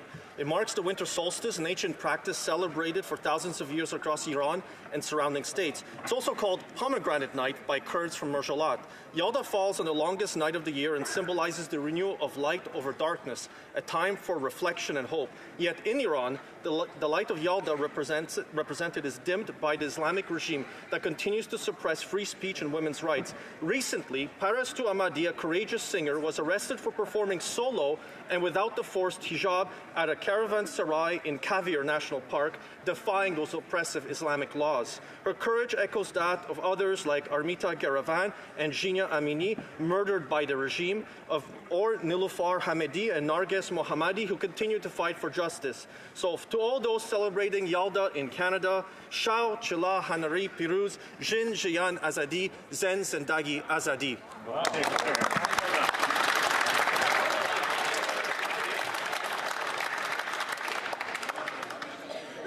Order, please. The honourable member for Sydney Victoria. Mr. Speaker, we're closer than ever before to ending water advisories on reserve. We've lifted 147 water advisories since 2015, and the next step on our reconciliation journey is passing the First Nations Clean Water Act. But the Conservatives are blocking it, the bill from moving forward to the Senate. It's shameful to stand against First Nations clean water standards like this, and it's shameful that Conservatives have openly refused to support our First Nations communities. Getting this bill passed will ensure that First Nations are afforded the human right to clean water. The AFN is calling on us, and First Nations are relying on us to move this bill forward. Lives are at stake. Water is life. As members, we must move this bill forward as quickly as possible. I'm calling on all Conservative members to do the right thing, support First Nations clean water. It's not too late. The honourable member for Battle River Crowfoot. Mr. Speaker, the Liberals have been losing control for years. It's just been behind closed doors. But now they have lost control for all to see. The Deputy PM and Minister of Finance resigned today in a shocking move, saying that she no longer has the confidence of the Prime Minister, and left, nonetheless, on the day that she was planning on tabling a Titanic-sized deficit. I wish I could say that this was a shock, but it's par for the course for a government that is in perpetual chaos. Now, the irony is that the NDP and their sellout leader now have more confidence in that Prime Minister than his own inner circle. But the real tragedy of it all is that it's Canadians that are hurting. After 9 years of wreaking havoc, that has been it's been absolute devastation to our people. Canadians need an election now so that we can end the chaos, the corruption, and the economic destruction brought about by the Liberal NDP government, and letting Canadians elect common sense Conservatives to fix what that costly coalition has broken.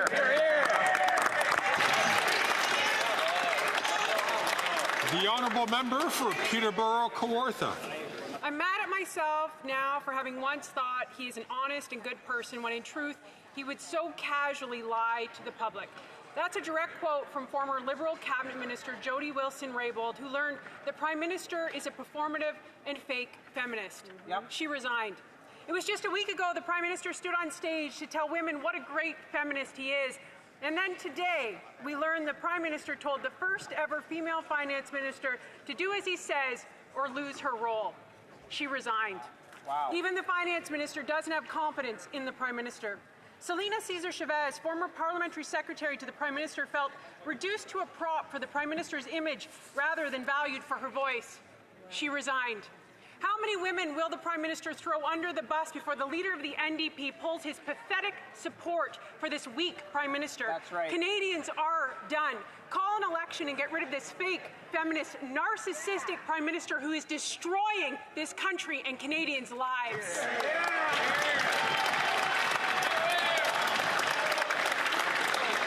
I'd like to take an opportunity to remind members it's very important not to do indirectly what you can't do directly. Be very mindful about the language that you use in the statements or quotations that you have. The honourable member for Scarborough-Guildwood. Thank you, Mr. Speaker. On November 25th, we learned of the passing of John Embury. I worked with John when Ralph Goodale was the Minister of Finance. He was a charter member of the Loyal Order of Goodalians, a fierce band of loyalists to Ralph Goodale, Saskatchewan, and all things Liberal. A great communicator, John would navigate us through challenging times with grace, wit, good humor, and a fierce intelligence, all mandatory characteristics of the charter members of the Goodalians. As Director of Communications, he was a calm professional, a super knowledgeable on a whole range of files. John left us too early. He leaves behind his wife, Marjo, his grandson, the Dude, his two stepdaughters, Cora and Chloe, his mother, Margot, and brother and sister, Mike and Eden. He was loved and cherished by his family and friends across the country, and he will not be forgotten. Thank you, Mr. Speaker.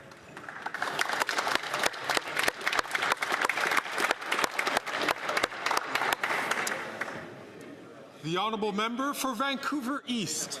Canada's settlement sector is the foundation for social cohesion, nation building, and newcomer integration.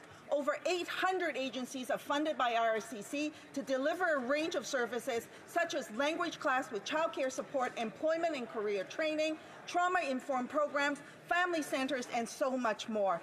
Last year, over 700,000 unique newcomers were served by the sector, primarily made up of racialized women across Canada outside of Quebec.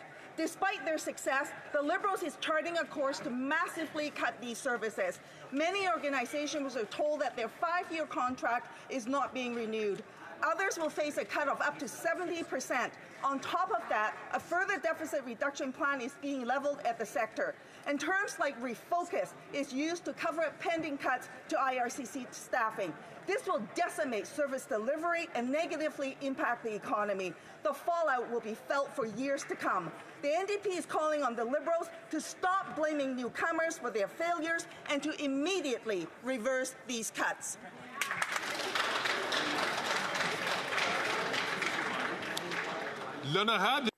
The honourable member for Berthier-Maskinongé.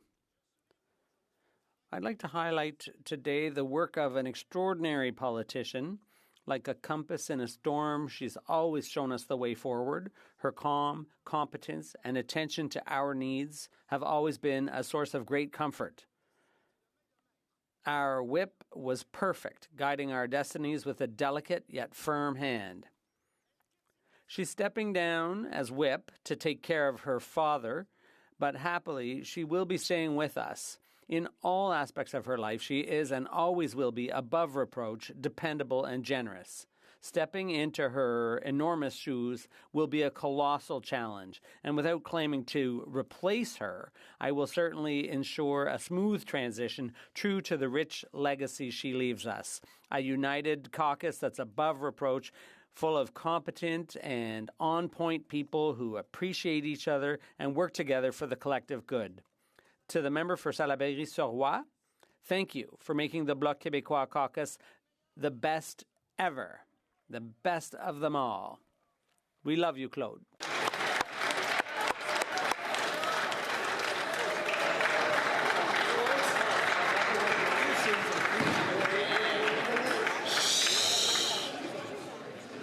The honourable member for Calgary-Nose Hill. For weeks, the Prime Minister has been repeating over and over again that a Team Canada approach is about knowing the time to do the right thing. But he sure doesn't understand that point, does he? Multiple cabinet ministers have resigned, including the finance minister, on the day she was supposed to deliver the disastrous Liberal budget update. In her resignation letter, she said the government needed to issue costly political gimmicks and that the Liberals are focused on themselves and not working for Canadians. And yet the Prime Minister refuses to call an election. And the weak and self-interested NDP and Liberal backbench are complicit in his decimation of our country, propping him up while he pulls Canadians from one disaster to another. How many more deaths in the streets will it take for them to admit that it's over? How many more violent demonstrations, business closures, lost jobs, lost homes, encampments of refugees in Canada's suburbs, tariff wars with allies? One man's ego is not worth this cost. No single person matters more than our country. Team Canada wants the Prime Minister to take his own advice and do the right thing. Call an election now. Let's bring it home. Hear, hear.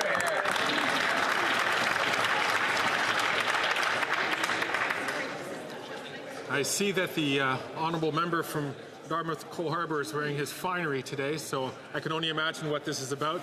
I'm certain all members will want to give their attention. The honourable member. Thank you very much, Mr. Speaker. I think we could all use a little chuckle today, so with that, I'm proud to deliver this year's Liberal Christmas roast.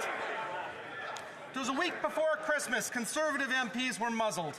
Our investments in housing have old PP puzzled. Their party won't talk about foreign interference. For Christmas, will their leader get his security clearance? Dental care, child care, what more could there be? School food and pharmacare. Thanks to the NDP! They tore up our deal, they started to gloat. But guess what happened on the next confidence vote? Supply management and seniors. The Bloc has lots to say. I don't really understand, Mr. Speaker. Je ne parle pas français. To calm caucus rebels, we cut the GST. A small gift from the Liberals and me. Groceries are high, there's trouble with the mail. But we still have a chance to win Cloverdale?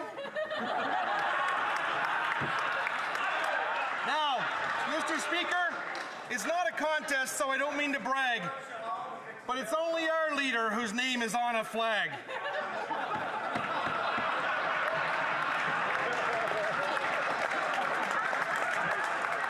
One final thought, though, Mr. Speaker. One final thought, though. Canada ain't broke, though I will admit we may be a bit woke. Mr. Speaker, colleagues, Merry Christmas and Happy Holidays, too. May we all get a Christmas card from a Randy or two.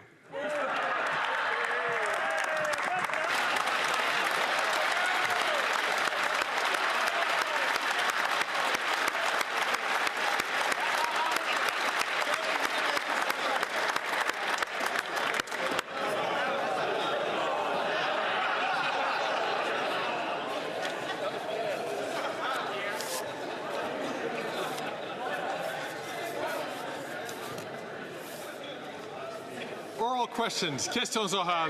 L'honorable. The Honourable Leader of the Official Opposition. Mr. Speaker, the Prime Minister has lost control, but he is clinging to power.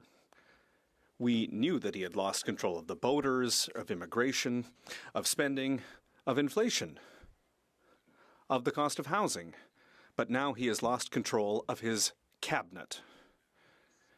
The Vice Prime Minister, the Deputy Prime Minister, the Minister of Finance has stepped down, and she stepped down hours before presenting Canada's fall economic statement with an enormous deficit. When will we have an election? L'honorable leader du gouvernement à la Chambre des communes. Thank you, Mr. Speaker. Our government is looking forward to presenting the economic statement this afternoon, and I would like to take this opportunity to thank the member for University Rosedale for everything that she has done for this country and everything that she will continue to do for this country. Her accomplishments make quite a long list, and her place in history is assured, and we are very proud of everything that she has done for this government.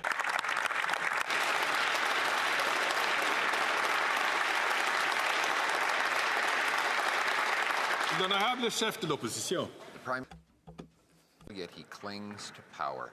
He's lost control of immigration, lost control of the borders, lost control of spending, deficits, inflation, housing costs. In fact, his former, apparently, finance minister was trying to get spending under control by capping the deficit at an already crazy $40 billion. But he took carbon tax Carney's advice and pushed her beyond that guardrail and was trying to throw her off the cliff. She's now resigned minutes before presenting her fall economic update. This cannot go on. When will we have a carbon tax elected? Honourable Leader of the Government in the House of Commons. Thank you, Mr. Speaker. Mr. Speaker, our government looks forward to presenting the fall economic statement later this afternoon. But I would also like to take this opportunity to extend my gratitude for all that the member from University Rosedale has accomplished for this country and will continue to do for this country. She has played an integral role in this government. First of all, standing up for Canada and defending NAFTA, bringing forward universal childcare, and the incredible work that she has done in defending Ukraine. We are very grateful for all that she's contributed to this government and to Canada. Thank you, Mr. Speaker.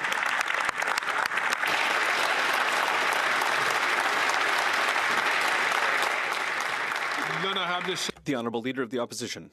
For the Finance Minister. Who are you?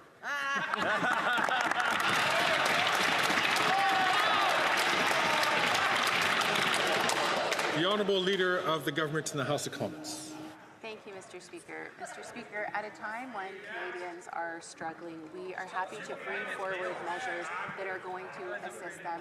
Things like the GST tax cut that took place starting this past Saturday, going until February 15th. And while the Conservative leader and the members of his caucus stay focused on us, we're going to stay focused on helping The Honourable Leader of the Opposition. Mr. Speaker, it was a serious question. Who is the finance minister? After the finance minister's resignation this morning, automatically the industry minister became Minister of Finance. And congratulations. But he immediately quit. After him, in the line of precedence, it was the two Randys. Well, they don't want it. So now we don't have a finance minister just a couple of minutes before the fall economic statement will be presented. So where's the minister? The Honourable Leader of the Government, the Honourable Leader of the Government in the House of Commons. Thank you, Mr. Speaker. As I said, our government is looking forward to presenting the fall economic statement later this afternoon.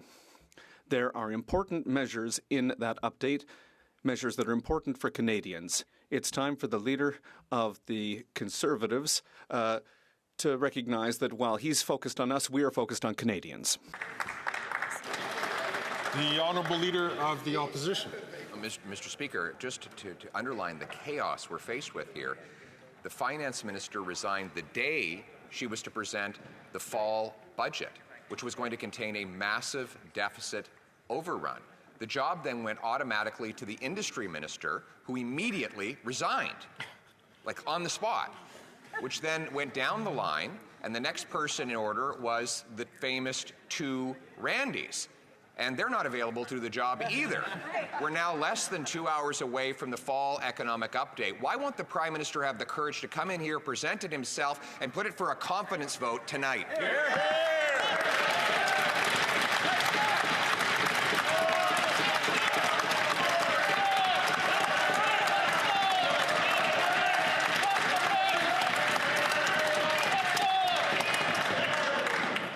I would like to remind all members, as I did during statements today, for members to be careful not to refer to other sitting members by their names, but to use their titles or to use their writing names. The Honourable Leader of the Government in the House of Commons. Thank you, Mr. Speaker. Well, Mr. Speaker, while the Leader of the Opposition continues to play politics in this place, we look forward to presenting the fall economic statement later this afternoon that will have a series of important measures for Canadians, things that are going to help them with the affordability challenges, that are going to put Canada, Canadian jobs, and the Canadian economy first. Thank you, Mr. Speaker. I would like to ask the honourable member from St. Albert, Edmonton, to please not take the floor when he is not recognized by the Speaker. The Honourable Member for La Prairie. We already knew that between 20 and 40 Liberal MPs no longer had confidence in the Prime Minister. We also knew that 8 ministers would be jumping ship. Today, the Minister of Finance decided to step down instead of presenting the fall economic statement. She wrote, black and white, that she disagrees with the Prime Minister on the best path forward for Canada. So she has also taken away her confidence in the Prime Minister. We are watching this government, this Liberal government, fall apart, and it's pretty ugly to see. Will the Prime Minister call an election? The Honourable Government House Leader. Thank you, Mr. Speaker, and I would like to thank my colleague for his question. As I mentioned, as a government, we are looking forward to presenting the fall economic statement later this afternoon. There are important measures in there for Canadians when it comes to affordability in particular, and we are exclusively focused on Canadians. And we will continue to protect Canadian economy and Canadian jobs. The Honourable Member for La Prairie. the Deputy Prime Minister has quit because of the Liberals' electoral handouts. She said that Canadians know when we're working for them and when we're focused on ourselves. Mr. Speaker, people can see through their political games. Quebecers don't want these political handouts. Businesses don't want them. Even the Finance Minister doesn't want them. The only person who wants these is the NDP leader and the Prime Minister of Canada. Will they finally stop sabotaging Canada's economy for, so they can buy votes? The Honourable Leader of the Government in the House of Commons. Thank you, Mr. Speaker. And once again, I would like to thank my colleague for his question. Cutting the GST on essentials for Canadians is something that's important for many Canadians. And I've heard from many people in my riding who have said that this is something that is important for them. Restaurants, small and medium-sized businesses say that this is something that's important for them, and we are proud of having put that motion forward. The Honourable Member from Burnaby South. People can't afford their groceries. People can't find a home to call their own. And the Conservatives are Order! Order! Just another remnant.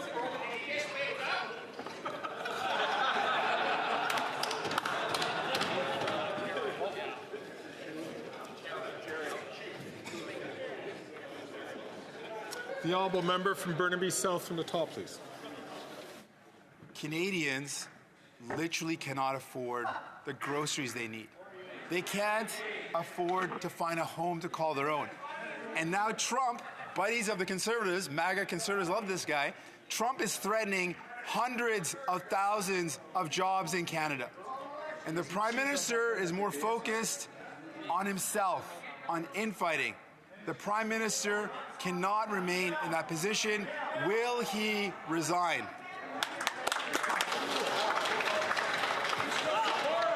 The Honourable Minister for Innovation. Mr. Speaker, this is not the time for slogan. This is not the time for partisanship.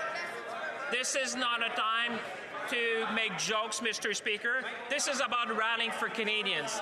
This is a time where Canadians need to know that this House and all the members are standing behind them, that we're going to invest in Canadians, that we're going to invest in this country, that we're going to invest in our workers, and that we're going to invest in our industry, Mr. Speaker, and that we're going to prepare Canada to be the best prepared to be able to deal with our U.S. friends. Mr. Speaker, this is the time where we show that we're all Canadians.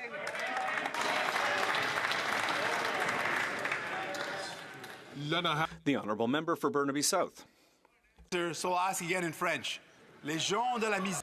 People are having a very hard time paying for groceries. Young people can't find affordable housing. And beyond that, we have the threat of Trump's tariffs.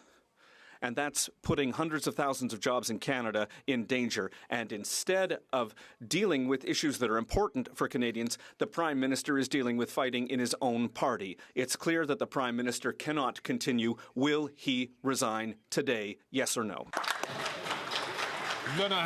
The Honourable Minister of Innovation. Mr. Speaker, as I said, this isn't a time for jokes. This isn't a time for partisanship. It's certainly not a time for conservative slogans, Mr. Speaker. It's time, Mr. Speaker, to work together as parliamentarians to defend Canada, to invest in Canada, to defend our workers, to invest in our industry. And, Mr. Speaker, I call on all members of this House to do their civic duty to work for the good of Canada so that we can face the incoming American administration. Mr. Speaker, today we are all Canadians. Let's work together. The Honourable Leader of the Opposition. Mr. Speaker, the NDP leader is absolutely right. This cannot continue. This Prime Minister cannot go on like this. Housing costs have doubled. Food bank use has doubled. The debt has doubled. Gun crime has doubled. And now we face troubling tariff threats from a president who can see weakness coming from a mile away. The Prime Minister must leave this job, but there's only one person who can remove him, and that's the leader of the NDP. Will he put the country ahead of his pension and vote for a carbon tax election now.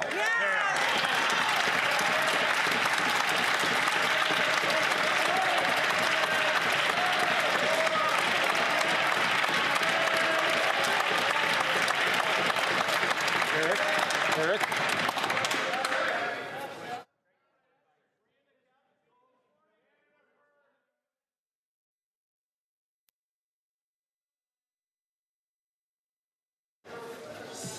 So, although the preamble to that question dealt with the administration of government, the question itself did not, and the chair has made it clear that we're not doing that. The honourable member from Thornhill. Prime Minister has lost control. The Prime Minister's own deputy quit just hours before her economic statement, all of a sudden saying, Canadians know when we're focused on ourselves, and describing a newfound disdain for costly political gimmicks. Those are her quotes. Right. This after her own political rival, Mark Carney, wrote the fall economic statement full of things that she didn't want to present. The old boys club isn't in charge. Canadians are. Right. And it's time for credible leadership in the seriousness of this moment, not the fake feminism of this phony Prime Minister. It's time for Canadians to decide. So will anyone or everyone over there finally agree? Yeah. The Honourable Leader of the Government in the House of Commons. Thank you, Mr. Speaker. As I mentioned earlier, we are looking forward today to presenting the fall economic statement that is going to have a series of important measures for Canadians. At a time like this, it is important that all of us band together, united as Canadians, to make sure that we're doing everything we can to protect the Canadian economy, protect Canadian jobs, and to stand up for Canada. Thank you, Mr. Speaker. The honourable member for Thornhill. Mr. Speaker, they can't even stand by each other. Hours before delivering the fiscal update, the finance minister resigned. She lost confidence in the Prime Minister. Last night, the failed housing minister and the worst immigration minister in the history of this country also resigned. A couple of Randys, and now they're up to 9 ministers that need to be replaced. He's lost control of the government. The party of backroom boys is over. The backbench should look up from their laptops, and the NDP leader shouldn't be the only one in this House with confidence in the Prime Minister. Present the statement and call a vote today. Hear, hear.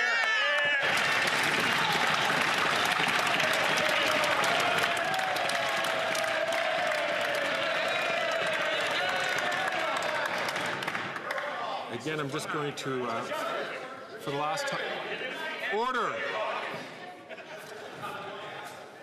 Order. I'm going to ask members once again to remind themselves not to refer to members by their first names. The Honourable Minister for Housing, Infrastructure and Communities. Now, Mr. Speaker, I'm not sure who she's talking about, but I'm still here for now. I can guarantee you, Mr. Speaker, that there are two kinds of people who run for office in politics. There are people who want to do something, and there are people who want to be somebody. And I can tell you, on our side of the House, we want to do things. We want to build the houses to make sure families can afford to keep a roof over their heads. We want to make sure families can afford to keep their food on the table to feed their kids. We want to make sure people can find a job to go to that gives them a sense of pride and allows them to contribute to their communities. On the Conservative side, their guy has been writing essays about why he should be Prime Minister since he was a teenager.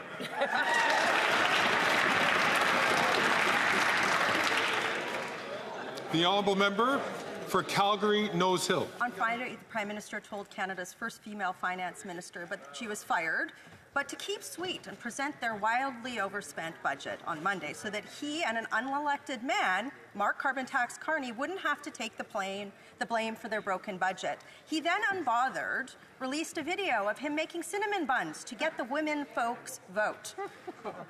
How can any woman in that caucus defend that man instead of calling for an election now? Hear, hear. The order. The Honourable Leader of the Government in the House of Commons. Thank you, Mr. Speaker. I didn't realize cinnamon buns were a gendered food, but what I would say is that her question says more about how that member and Conservative members view women in this country than anything else. Thank you, Mr. Speaker. The Honourable Member for Calgary Nose Hill. are facing violence in the streets. They can't afford groceries. They can't afford to buy presents for their kids for the holidays. They can't afford anything. Canadian women are far worse off under this fake feminist prime minister. And now he fired Canada's first female finance minister because she dared question him. That sounds pretty familiar. No strong woman exists in that caucus. Why would any woman defend this man instead of calling for an election?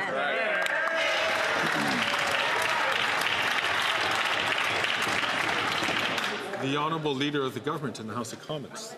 You know, Mr. Speaker, I have a lot of respect for that member opposite, but I think she's speaking from her own experience with the Leader of the official opposition when she said that she wasn't going to support him and then spent a year in the hinterlands, Mr. Speaker. But what I will say is that when it comes to actually doing things that support women, we have done that on this side of the House. Whether it's affordable childcare that is making it possible for hundreds of thousands of women to join the workforce, making contraceptions free, or the Canada Child Benefit that is helping families pay the bills. And what do Conservative members of Parliament do every time? They vote against them. So actions speak louder than words, Mr. Speaker. The Honourable Member for Wellington Halton Hills. Mr. Speaker, this Prime Minister has lost control. He's lost control of the economy. He's lost control of immigration. He's lost control of so many files. And now he's lost control of the government. It's long past time for an election. This Prime Minister has sat too long here for any good that he has been doing. In the name of God, will he go to Rideau Hall, call an election, and end the chaos?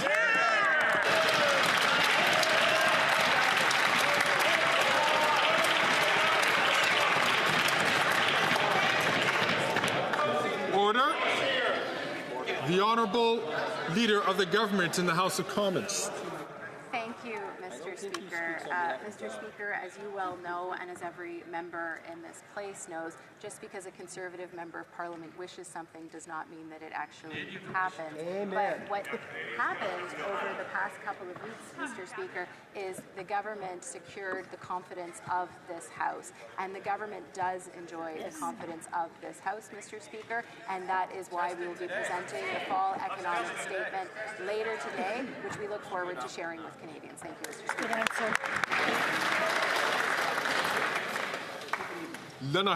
The Honourable Member for La Prairie.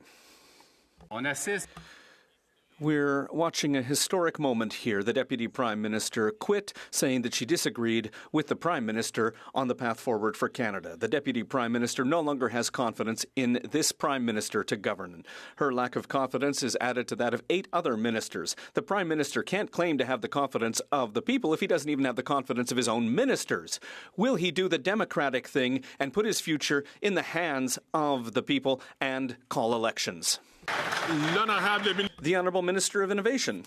Mr. Speaker, on this side of the House, I know that all of our colleagues want to work for Quebec and the entire country. Mr. Speaker, at a time like this, what Quebecers expect is not to hear fiery slogans, Mr. Speaker. They expect us to work together. This is a moment where we need to work together to prepare Quebec and Quebec's industry to face the American administration. We need to prepare Quebec and the rest of Canada to win in the 21st century economy. And I can tell all Quebecers that that's what we're doing on this side of the House. That's what we wake up and do every day, Mr. Speaker.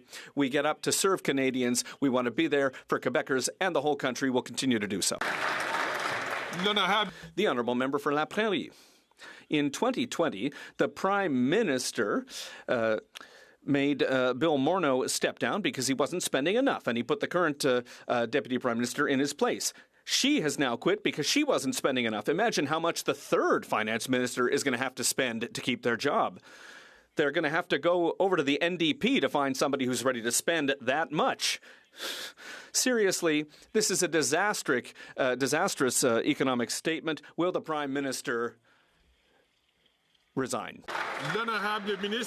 The Honourable Minister of Innovation. Mr. Speaker, Quebecers know that the Bloc likes to pick a fight, Mr. Speaker. But today, Mr. Speaker, the government is going to present a fall economic statement, Mr. Speaker, in which we'll show that we're there for Canada's industry and for workers across the country. At a time like now, Mr. Speaker, what Quebecers and Canadians expect from everyone, and especially from the Bloc Québécois, is that we be there to defend their interests, that we be there for families, for seniors. That's exactly what we're doing on this side of the House, and I hope the Bloc will stand up and support the government, Mr. Speaker.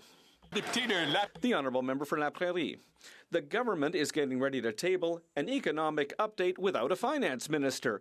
Nobody, not even the Liberals, wants to wear this economic statement. It's the ultimate proof that we can't go forward with a $60 billion deficit just to offer political gimmicks.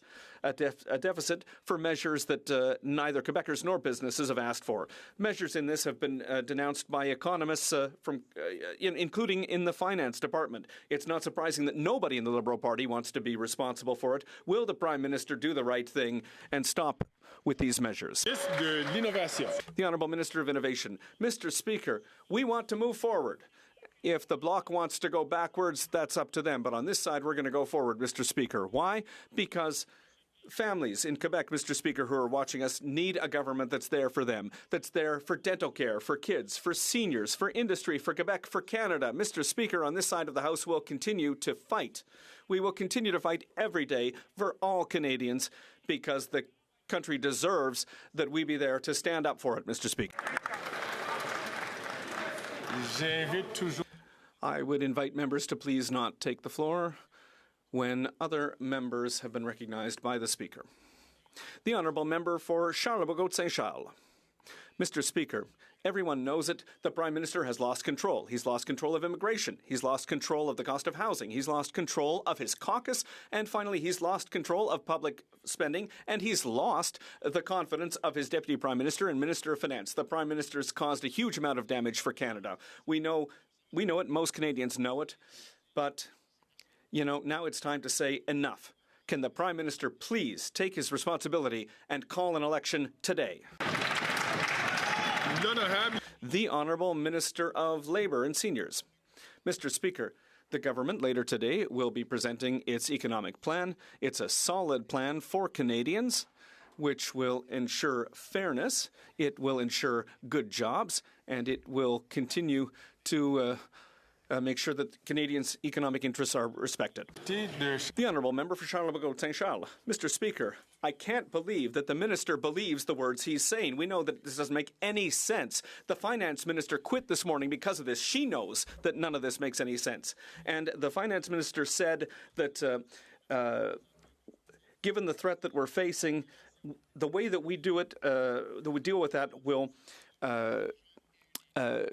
define us for a generation. We know that Canadians are smart. Will the Prime Minister call an election today?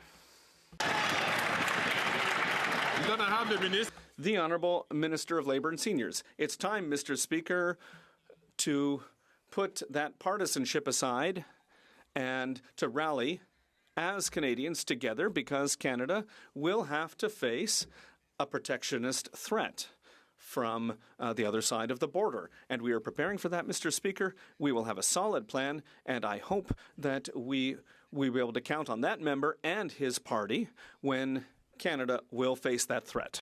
The Honourable Member for Louis Saint Laurent. Mr. Speaker, what's happening is serious and it's unprecedented. The Deputy Prime Minister, the Minister of Finance, quit just a few hours before the fall economic statement. It's just a bomb that's gone off because even in the United States and around the world, people are talking about this and in a bad way for Canada. That's the reality that we're looking at today, Mr. Speaker. The former Finance Minister said no more than $40 billion of deficit. The Prime Minister pushed her aside to listen to Mark Carney. Will the Minister of Industry please tell us what Mark Carney's deficit will be when it's presented in 2 hours? The Honourable Minister of Innovation. Mr. Speaker, I have a huge amount of respect for the member for Louis Saint Laurent. And as my colleague has already said, we will be presenting the fall economic statement later today, Mr. Speaker. A fall economic statement that will be there for families. It's an economic statement that will be there for workers, an economic statement that will be there for industry, but also, Mr. Speaker, an economic statement that will be important And we're expecting that the Conservatives will be ready to support it so that we can face the threat from the United States, Mr. Speaker. Canadians expect better than slogans, Mr. Speaker. Canadians expect actions. Will the Conservatives have the courage to defend Canada and to vote with the government to prepare Canada for the future, Mr. Speaker? The honourable member for London Fanshawe. Mr. Speaker, I've heard that Liberals are a shiver looking for a spine to crawl up, and we're seeing this play out in real time as they've let postal workers and, in fact, all workers down. At this time, when Canada Post CEOs got bonus after bonus while denying fair wages to its workers, this government continues to betray people and cave to corporate interests. As the former Deputy Prime Minister said, Canadians know when their government is not working for them, but working for themselves. New Democrats know where we stand. We stand up for workers every single day. When will this government do the same? The Honourable Minister of Labour and for Seniors. Mr. Speaker, Canada went through a 4-week postal strike where letter carriers, who we do thank for their service to Canadians and who I know we all have deep affinity for, were out for a very long time. Not only the government, but the Canada Industrial Relations Board has judged there to be a fundamental impasse in the negotiations. We have found an imaginative way forward, a way to get a collective agreement for Canada Post and its hardworking letter carriers, Mr. Speaker. The honourable member for Nanaimo Ladysmith. Mr. Speaker, they are not listening. The former Deputy Prime Minister said it best today. Canadians know when the government is working for them or for themselves. Well, the Liberals have made it clear where their focus lies. The Minister of Labour's out-of-touch response last week to postal workers is a slap in the face. They deserve safety at work and livable wages. People are tired of the Liberals and Conservatives siding with rich CEOs at their expense. Now Canadians want to know, will the Minister of Labour be the next to resign? Hear, hear. The Honourable Minister of Labour and for Seniors. Mr. Speaker, as that member well knows, postal workers and Canada Post were struggling to find a path forward at the negotiating table. It had gone on for 4 weeks. Canadians were quite rightly, whether they were in Indigenous or remote communities, whether they were small business persons, whether they were people expecting medicines, Mr. Speaker, we were being pressed to act. We found an imaginative way forward with an industrial inquiry commission. We will ensure that Canada Post operates for the holidays, Mr. Speaker, and we're glad that we did. Good, good. The honourable member for Winnipeg South Centre. Mr. Speaker, I rise today to talk about something that's on everybody's mind, and that is the Canadian Dental Care Plan. Mr. Speaker, 1 out of 4 Canadians skipped a visit to the dentist because of the cost. But thanks to the Canadian Dental Care Plan, more than 1 million Canadians now receive that care, and every day that number continues to grow. Mr. Speaker, applications for the Canadian Dental Care Plan opened for adults with a valid disability tax credit earlier this year. Can the Minister of Diversity and Inclusion please tell us how persons with disabilities are being helped by this important plan? Thank you, Mr. Speaker. The Honourable Minister for Diversity and Inclusion. Mr. Speaker, the Canadian Dental Care Plan is already saving Canadians an average more than $730 per year. This will help almost 200,000 persons living with disabilities access dental care. Mr. Speaker, we know this is making a huge difference in the lives of people on the ground. We also know, Mr. Speaker, dental care is health care, and we will continue to make sure Canadians are getting the support that they need. Thank you. The honourable member for Calgary Forest Lawn. This week, Prime Minister has lost control. Carbon Tax Carney wrote the fiscal update, filled it with poison pills, so he could blame the finance minister while pushing her off the fiscal cliff, so he can take her job and eventually the Prime Minister's job. The finance minister figured out the plan, so she resigned in protest. She said she no longer has confidence in this weak Prime Minister and Carbon Tax Carney's plan. If the Prime Minister's own caucus and cabinet don't have confidence in him, even though the leader of the NDP does, why should Canadians? The Honourable Minister for Housing, Infrastructure and Communities. Mr. Speaker, in a moment where Canadians are looking for leadership, the Conservative asking the question can only come up with names to lobby towards his political opponents.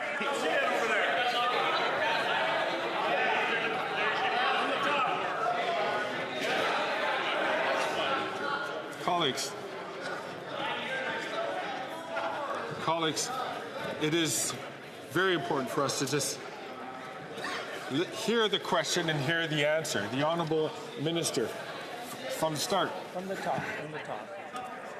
Mr. Speaker, the very best that the Conservatives can offer to this conversation is name-calling, mudslinging, not solutions to the problems that Canadians are facing.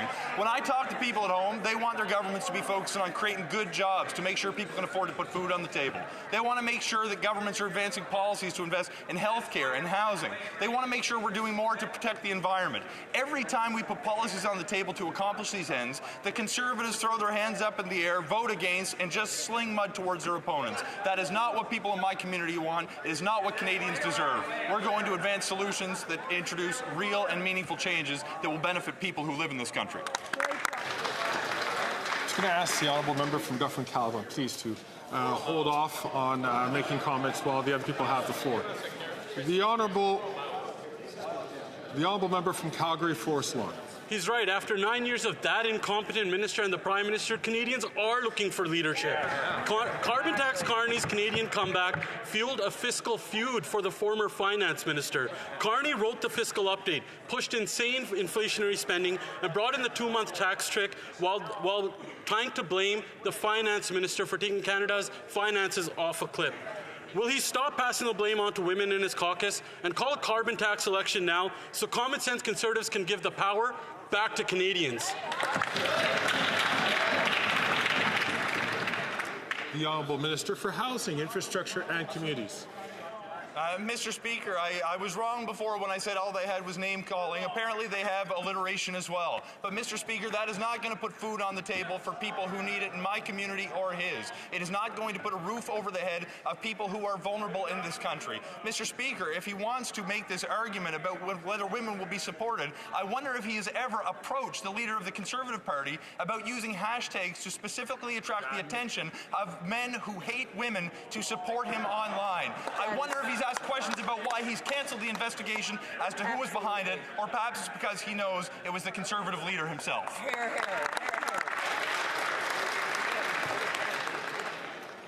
The Honourable Member for Leeds, Grenville, Thousand Islands and Rideau Lakes. After 9 years of this NDP Liberal government, everything is out of control. Home prices have doubled. Food bank use is seeing 2 million users in a single month. And the real fiscal advisor to this Prime Minister wrote the financial update for this afternoon and included a temporary 2-month tax trick and is set to smash through the massive $40 billion deficit promise that was made by the finance minister. When they tried to blame the economic vandalism on her, she quit, saying that she doesn't have confidence in this Prime Minister. Now, they can't tell us how much they've spent. They can't tell us who's in charge. How can anyone have confidence in this Prime Minister? The Honourable Minister for Housing, Infrastructure and Communities. Mr. Speaker, the Conservatives seem to know the cost of everything but the value of nothing. They do not see value in investing in childcare, which has not only reduced costs for families but led to the largest increase in women's participation in the labour force in the history of this country. They don't seem to believe there is value in investing in social housing, in public housing, in affordable housing so everyone in this country can have a roof over their head. They don't believe in the value of the Canada Child Benefit, which is ensuring middle-class families in this country can put food on the table. So before he continues to sling mud and arrows on this side of the House, he perhaps should look inward and ask why he is not even allowed to advocate on behalf of his community because his leader has said that's just not in order.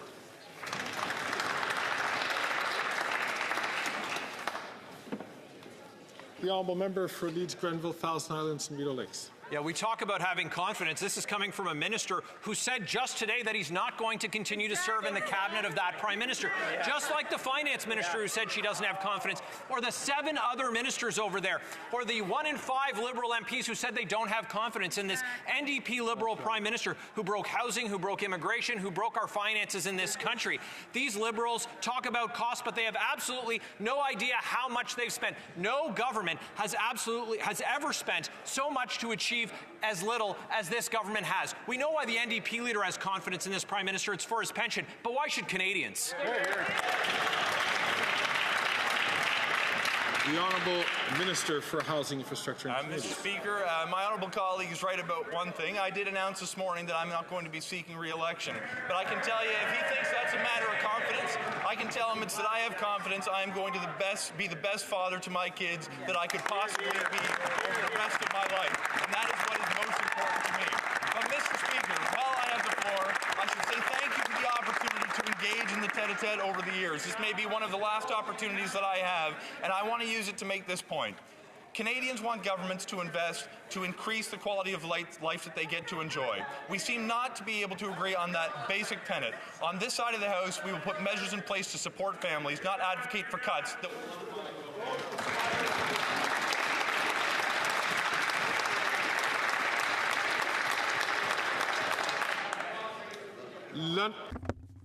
The Honourable Member for Berthier-Masquinongé. I would like to quote the Deputy Prime Minister: "Canadians know when we're working for them, and they know when we're focusing on ourselves." Mr. Speaker, she's right.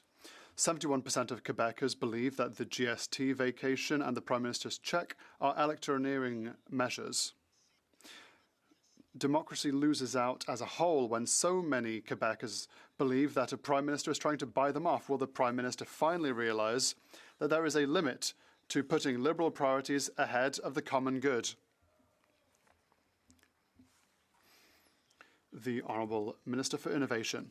Mr. Speaker, we have no lessons to learn from the Bloc Québécois.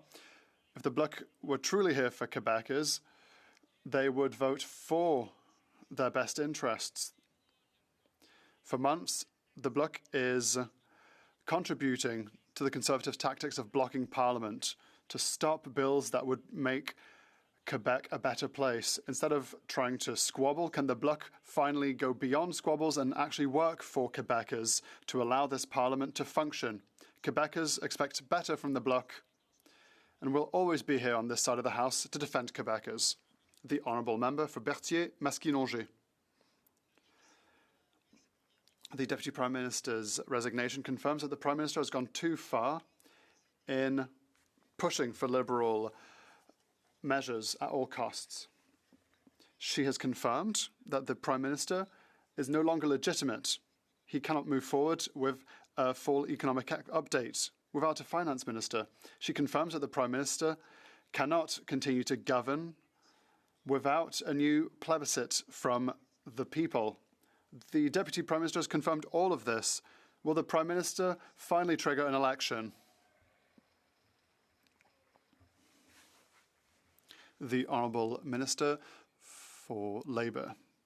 Mr. Speaker, the Bloc Québécois simply rejects economic updates without having read it. That's why they voted against the Canada childcare benefit. That's why they voted against our dental plan for Canadians.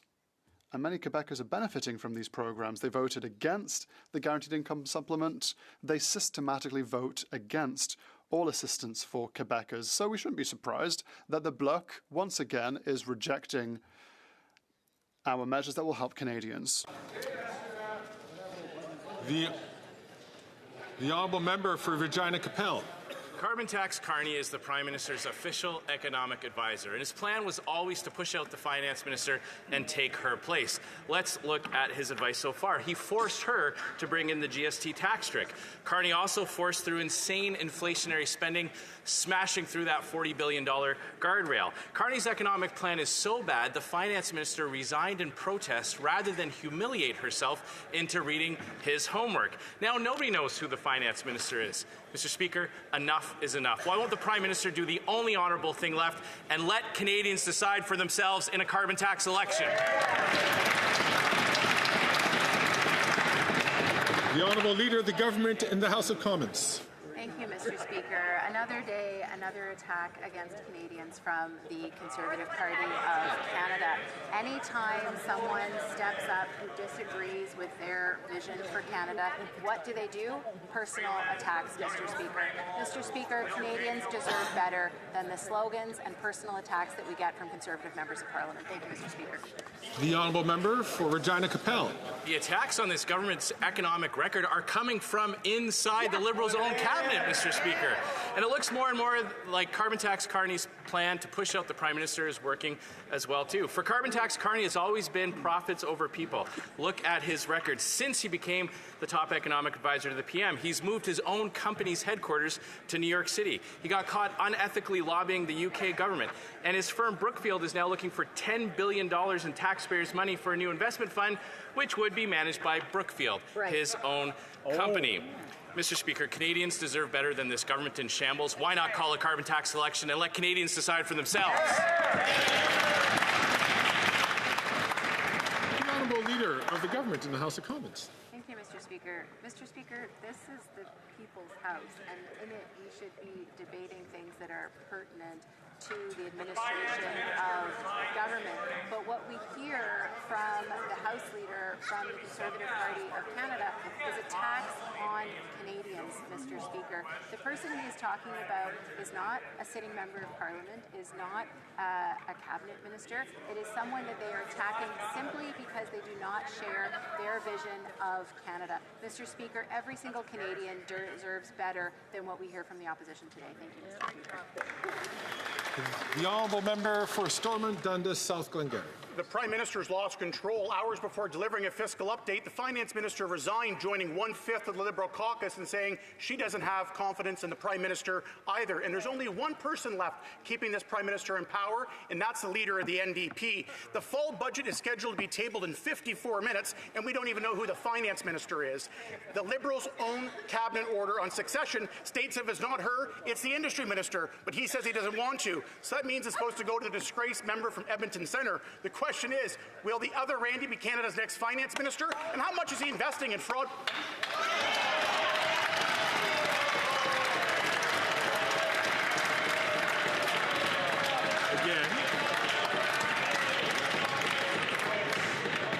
Again, I've asked members to please not do indirectly what they can't do directly by referring to a member by their first name. The Honourable Leader... Order! The Honourable Leader of the Government in the House of Commons. Thank you, Mr. Speaker. Again, all we see from Conservative members of Parliament is personal attacks and mudslinging against Canadians. Mr. Speaker, what we all need to be doing right now is standing united for our country, making sure that we are protecting the Canadian economy, Canadian jobs, and making things a little bit easier for Canadians. We look forward to presenting the fall economic statement later this afternoon. Thank you, Mr. Speaker. The Honourable Member for Halifax West. Speaker, our government takes the safety of children seriously. That's why we put forward a comprehensive plan to bring Canada into the 21st century and change our online world, making it safer for kids and better for all. The Conservatives are blocking the plan and they're standing in the way of a better future for our kids online. Parents want the Online Harms Act. Experts want the Online Harms Act. Can the Minister of Justice explain why C-63 must be passed to keep our kids safe? The Honourable Minister of Justice and Attorney General. Mr. Speaker, last week I asked for unanimous consent to split the Online Harms Act and advance the child protection measures as soon as possible. Every single party got on board except for the Conservatives. Mr. Speaker, the Conservative Party said no to forcing the removal of child sexual abuse material from the internet. They said no to Amanda Todd's mother, Carol. They said no to Rehtaeh Parsons' mother and all the other parents who are begging us to act. While Conservative inaction keeps child sexual abuse material online, on this side of the House, the government will continue to fight for victims, parents and kids to keep them safe. The Honourable Member for Mégantic-l'Érable. The Prime Minister has completely lost the plot. He's lost control of immigration, of our borders, of public finances. He's also lost the confidence of 20 or 40 members of his caucus. He's lost the confidence and trust of his right-hand woman, the former Minister of Finance. The Prime Minister has lost everything. Will he finally let go and trigger an election so that Canadians can take back control of their future? The Honourable Minister for Immigration. For Innovation, rather. Mr. Speaker, I am not a new minister of anything, not immigration or anything else. We have no lessons to learn from the Conservatives. Today, what the government will table is an economic update that will be here to invest in Canadians, invest in industry, invest in our workers. But, Mr. Speaker, what we've seen today during question period is deplorable. Canadians who are watching us today expect better from the official opposition. Now is the time to work together, to defend our country, to be ready for the next US administration. It's disappointing to see that the opposition is playing political games on a day like today. The Honourable Member for Mégantic-L'Érable. Mr. Speaker, I can't quite believe what I just heard from the Minister for well, not the Minister for Finance, he said no, but the Minister for Innovation. The Minister is out of control. His former right-hand woman was very striking in her letter. We have to preserve our fiscal capacity against the United States that's pursuing a policy of aggressive economic nationalism. We need to recognize the gravity of the moment. The situation is dire. Canadians need to work. So what do we need?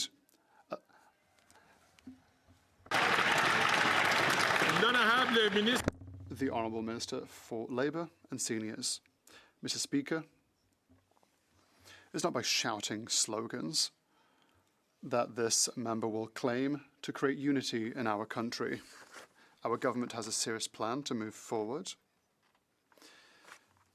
We will, through our full economic statement, provide for prosperity rather, for all Canadians, and we will be here to protect Canadians against any potential threat. The Honourable Member for Peterborough-Kawartha. The Prime Minister is spiraling so bad, and his obsession for power is dangerous. It's actually dangerous, and it is killing people every day. In Peterborough, and the Peterborough and area families are suffering the greatest rates of food insecurity ever recorded. Do you know what food insecurity means, Mr. Speaker? Starvation, hunger, children. Enough. This is as serious as it gets. The finance minister quit hours before she was supposed to do this, and she doesn't have confidence in this Prime Minister. No one does. This man is a disgrace, and we need an election now.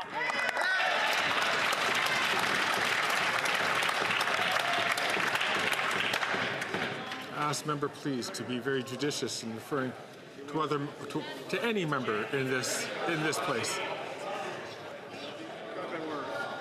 Order. Order. The Honourable Minister for Families, Children and Social Development. Thank you, Mr. Speaker. On this side of the House, we've made investments to ensure that Canadians, including those in Peterborough-Kawartha, have the support that they need, whether that be through affordable childcare, whether that be through an HST holiday, Mr. Speaker. The people of Peterborough-Kawartha can rely on us, can know that we on this side of the House will fight for them when their Member of Parliament will do everything they can to oppose these supports.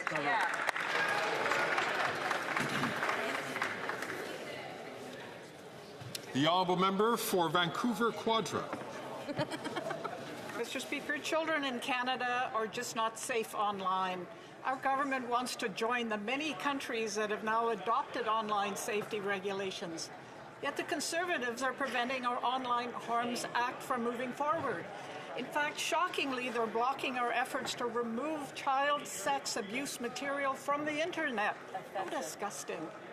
Can the Justice Minister please describe the importance of Bill C-63 to parents and children and explain why Canadians so urgently need this law now? Good question.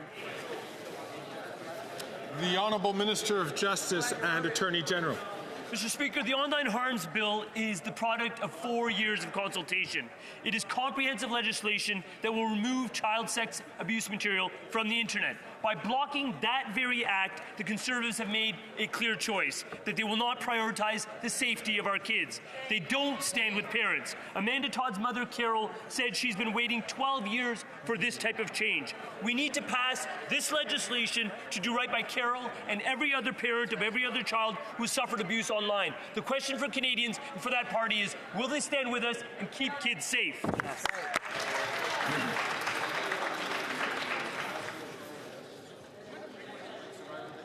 The honourable member for North Island Powell River. The marriage after 60 pension clause is dated, sexist, and unfair. All parties agree it should be eliminated. But the Liberals have sat on their hands and let veterans and their spouses down. The Liberals' former deputy leader said it best: Canadians can tell when the government is focused on themselves and not on real people. And failing to remove this clause proves it. When will the Liberals stop labeling women gold diggers and get rid of this archaic, sexist clause? Hear, hear. The Honourable Minister for Veterans Affairs. Thank you very much, Mr. Speaker. I'd like to thank my colleague for her question and also to take a moment to thank the members of the Canadian Armed Forces for their service. Mr. Speaker, when a person serves in the military, we all recognize that their family serves with them. Our government is sensitive to the situation of widowed spouses who have married veterans after the age of 60, and our government is committed to improving and supporting members of their family as we move forward. Thank you so much, Mr. Speaker. The Honourable Member for Saanich Gulf Islands. Thank you, Mr. Speaker. And my last question in 2024, I think of the IPCC report. I'm sorry. Yes, I mean, colleagues, really. I'd like to just hear the Honourable Member. She's at the far end of the room. It's difficult for me to hear, and I would like her to please start again. The Honourable Member. Thank you, Mr. Speaker. In my last question in 2024, I think of the IPCC Sixth Assessment Report that if we do not globally reduce emissions dramatically, peak before and see dramatic reductions at the latest, this is a quote, at the latest before 2025, we will shoot way past the Paris Agreement targets, way past 2 degrees Celsius, and face climate disaster. I think of the words in that film, The Age of Stupid. What were we thinking? To avoid the opportunity to save ourselves when we had the chance. Can the Honourable Minister give us any excuse, but perhaps this question period answers its own question? The Honourable Minister for the Environment and Climate Change. Thank you, Mr. Speaker. I thank the honourable colleague for her question. I would like to remind her that everything we've done since we've been in power in 2015 has meant a 43% decline in emissions in Canada, Mr. Speaker. Greenhouse gas emissions are at their lowest level in 25 years, 27 years, in fact, Mr. Speaker. Our plan is working. We're helping the economy, we're creating jobs, and we're fighting pollution.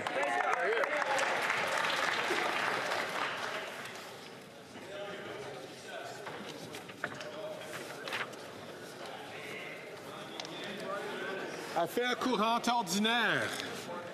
Dépôt de documents. Tabling of documents. The Honourable Parliamentary Secretary.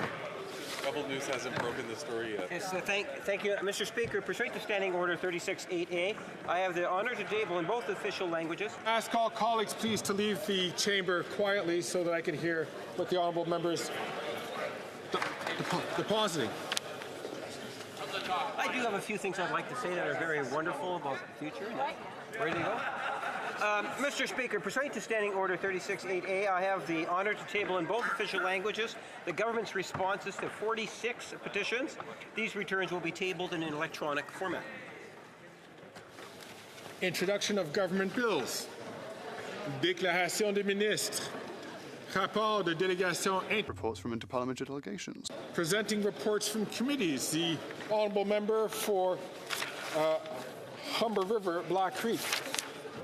Thank you very much, Mr. Speaker, and I truly have the honour today, as we get into the end of 2024, to present in both official languages the 23rd report of the Standing Committee on International Trade, entitled Canada's Supply Chain and Expanded International Trade, challenges and measures for 2024 and as we move into the future. Thank you, Mr. Speaker. The honourable member from Fleetwood Port Kells. Thank you, Mr. Speaker. I have the honour to present in both official languages the 9th interim report of the Special Committee on the Canada-China People's Republic of China relationship, entitled Canada's Indo-Pacific Strategy 2 years later. Our diplomatic, economic and military presence is valued in the region, and we're making investments in long-term relationships that will be very beneficial for Canada and that region in years to come. Pursuant to Standing Order 109, the committee requests that the government table a comprehensive response to this report. The honourable member for Mississauga-Malton. I have the honour to present in both official languages the 16th report of the Standing Committee on Public Safety and National Security in relation to the motion adopted on October 23rd, 2023, regarding the growing problem of car thefts in Canada. Thank you very much. I understand that the official opposition is going to be presenting a dissenting report. The honourable member from Kildonan and St. Paul. Thank you, Mr. Speaker. I just want to put on the record that Conservatives at Public Safety Committee have included a dissenting report on the Public Safety National Security Committee auto theft report. We heard a lot of testimony from police that this government's soft on crime measures have increased auto thefts in this country. We need tougher bail measures. We need tougher criminal code sentencing penalties for those responsible for auto theft. Conservatives have brought forward repeated measures to do so, voted down by this Liberal government. It's very clear, Mr. Speaker, and we've reflected this in our dissenting report, that the only way we're going to get less auto thefts in this country is if a Conservative majority government comes into power and brings in those criminal code changes to toughen up our measures and ensure the people responsible for stealing cars are put behind bars. That's what's going to happen if a Conservative government comes into power. We've reflected this in our dissenting report, Mr. Speaker. I'm very proud to contribute that to the public safety report on auto thefts. Thank you. Here.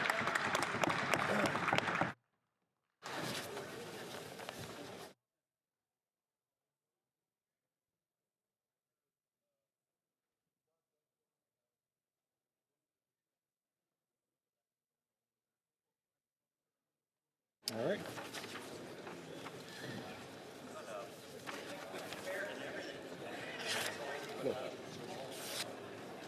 Oh, I see that Mr. Dubourg, I see that the honourable member from Bourassa has his hand up. L'honorable député. The honourable member for Bourassa. Merci, Monsieur le Président. Thank you, Mr. Speaker. I have two reports to table. First of all, I have the honour to table in both official languages the 17th report of the Standing Committee on Veterans Affairs, entitled Supplementary Estimates B, 2024-25, votes 1B and 5B, under Department of Veterans Affairs. And the second report, Mr. Speaker. To present in both official languages the 18th report of the Standing Committee on Veterans Affairs, entitled The Persian Gulf War Was a War. Pursuant to Standing Order 109, the committee requests that the government table a comprehensive response to this report. Thank you, Chair. I thank the honourable member. I believe that the official opposition will present a dissenting report. The honourable member for Moose Jaw, Lake Centre, Lanigan. Thank you, Mr. Speaker. I would like to table this supplementary report with the House to ensure that the voices of veterans are heard. Over the course of the study in the Standing Committee on Veterans Affairs, we heard from many different veterans, particularly from veterans who served in the war in Afghanistan, who continue to be ignored and disrespected by this Liberal government. The committee agreed to study the designation of wartime service, which extends beyond just veterans who fought in the Persian Gulf War. In fact, even veterans who fought in the Persian Gulf raised this point several times. Yet the report tabled in the committee completely neglected to mention even a single veteran who fought in Afghanistan. Veterans put their lives on the line in combat and graciously agreed to travel to Ottawa and share their experiences with the committee, so we owe it to them to include the wisdom they shared with us. Mr. Speaker, Common Sense Conservatives want to make it clear that we are listening to veterans, and we won't let this Liberal government and their NDP allies to continue to ignore their concerns. Thank you. Thank the honourable member. Introduction of private members' bills. First reading of Senate public bills. Mr. Baker, seconded by Mr. Maloney, moves that Bill C-276, an act respecting Ukrainian Heritage Month, be now read a first time. The honourable member for Etobicoke Centre. Mr. Speaker, I rise today to introduce in this House Bill S-276, an act respecting Ukrainian Heritage Month. This bill has passed the Senate, and if passed here in the House, the bill will declare September of every year Ukrainian Heritage Month. I'd like to thank the member for Etobicoke Lakeshore for co-sponsoring this bill with me, and I hope members of all parties will support this bill. The first Ukrainian immigrants to Canada came on September 7th, 1891, and today there are approximately 1.4 million Canadians of Ukrainian descent. They have made an important impact on our country. It spans coast to coast to coast, whether that be economic, social, political, or economic life. At the same time, Canada has welcomed and supported Ukrainian Canadians. Canada was the first country to recognize Ukraine's independence.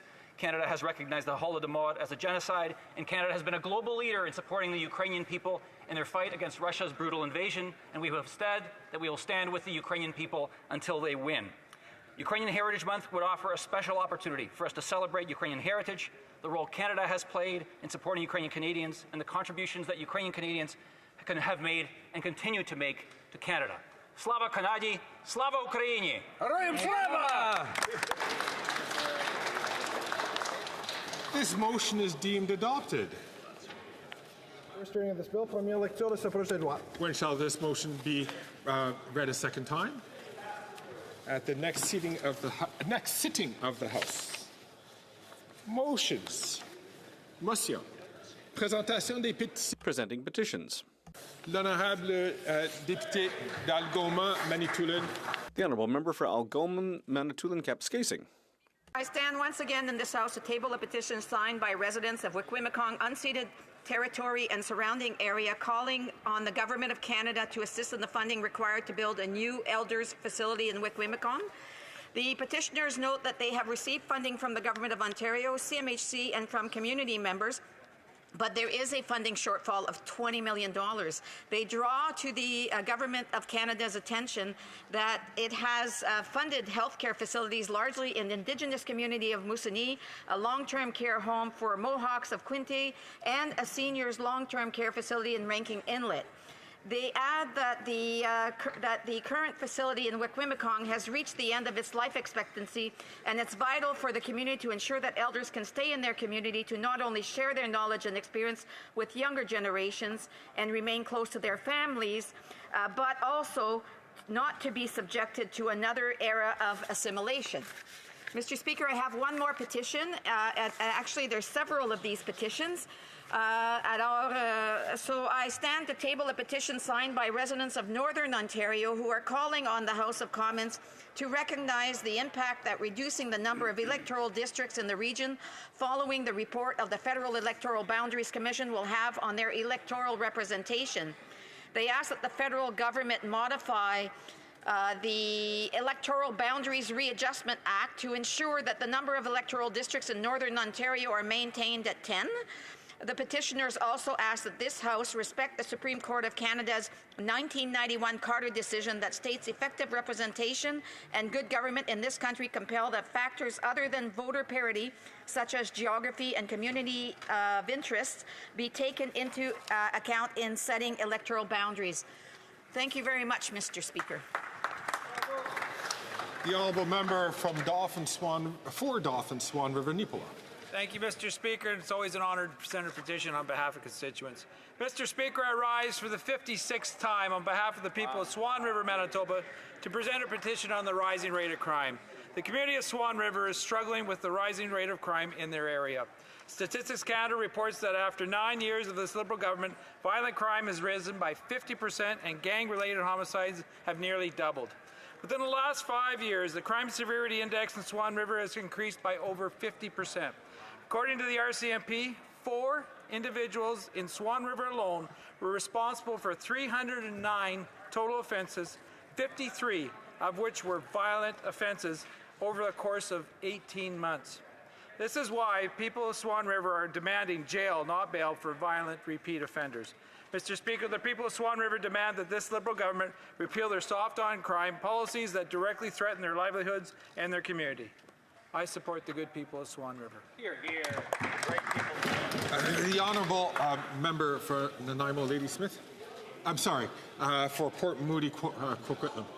Thank you, Mr. Speaker. And I rise today in a petition around affordable housing, as successive Liberal and Conservative governments have been neglected investing in affordable housing for decades, and predatory landlords have been able to take advantage of the vulnerabilities. The average rent in Coquitlam, in my riding of Coquitlam, for a two-bedroom apartment has reached $2,900.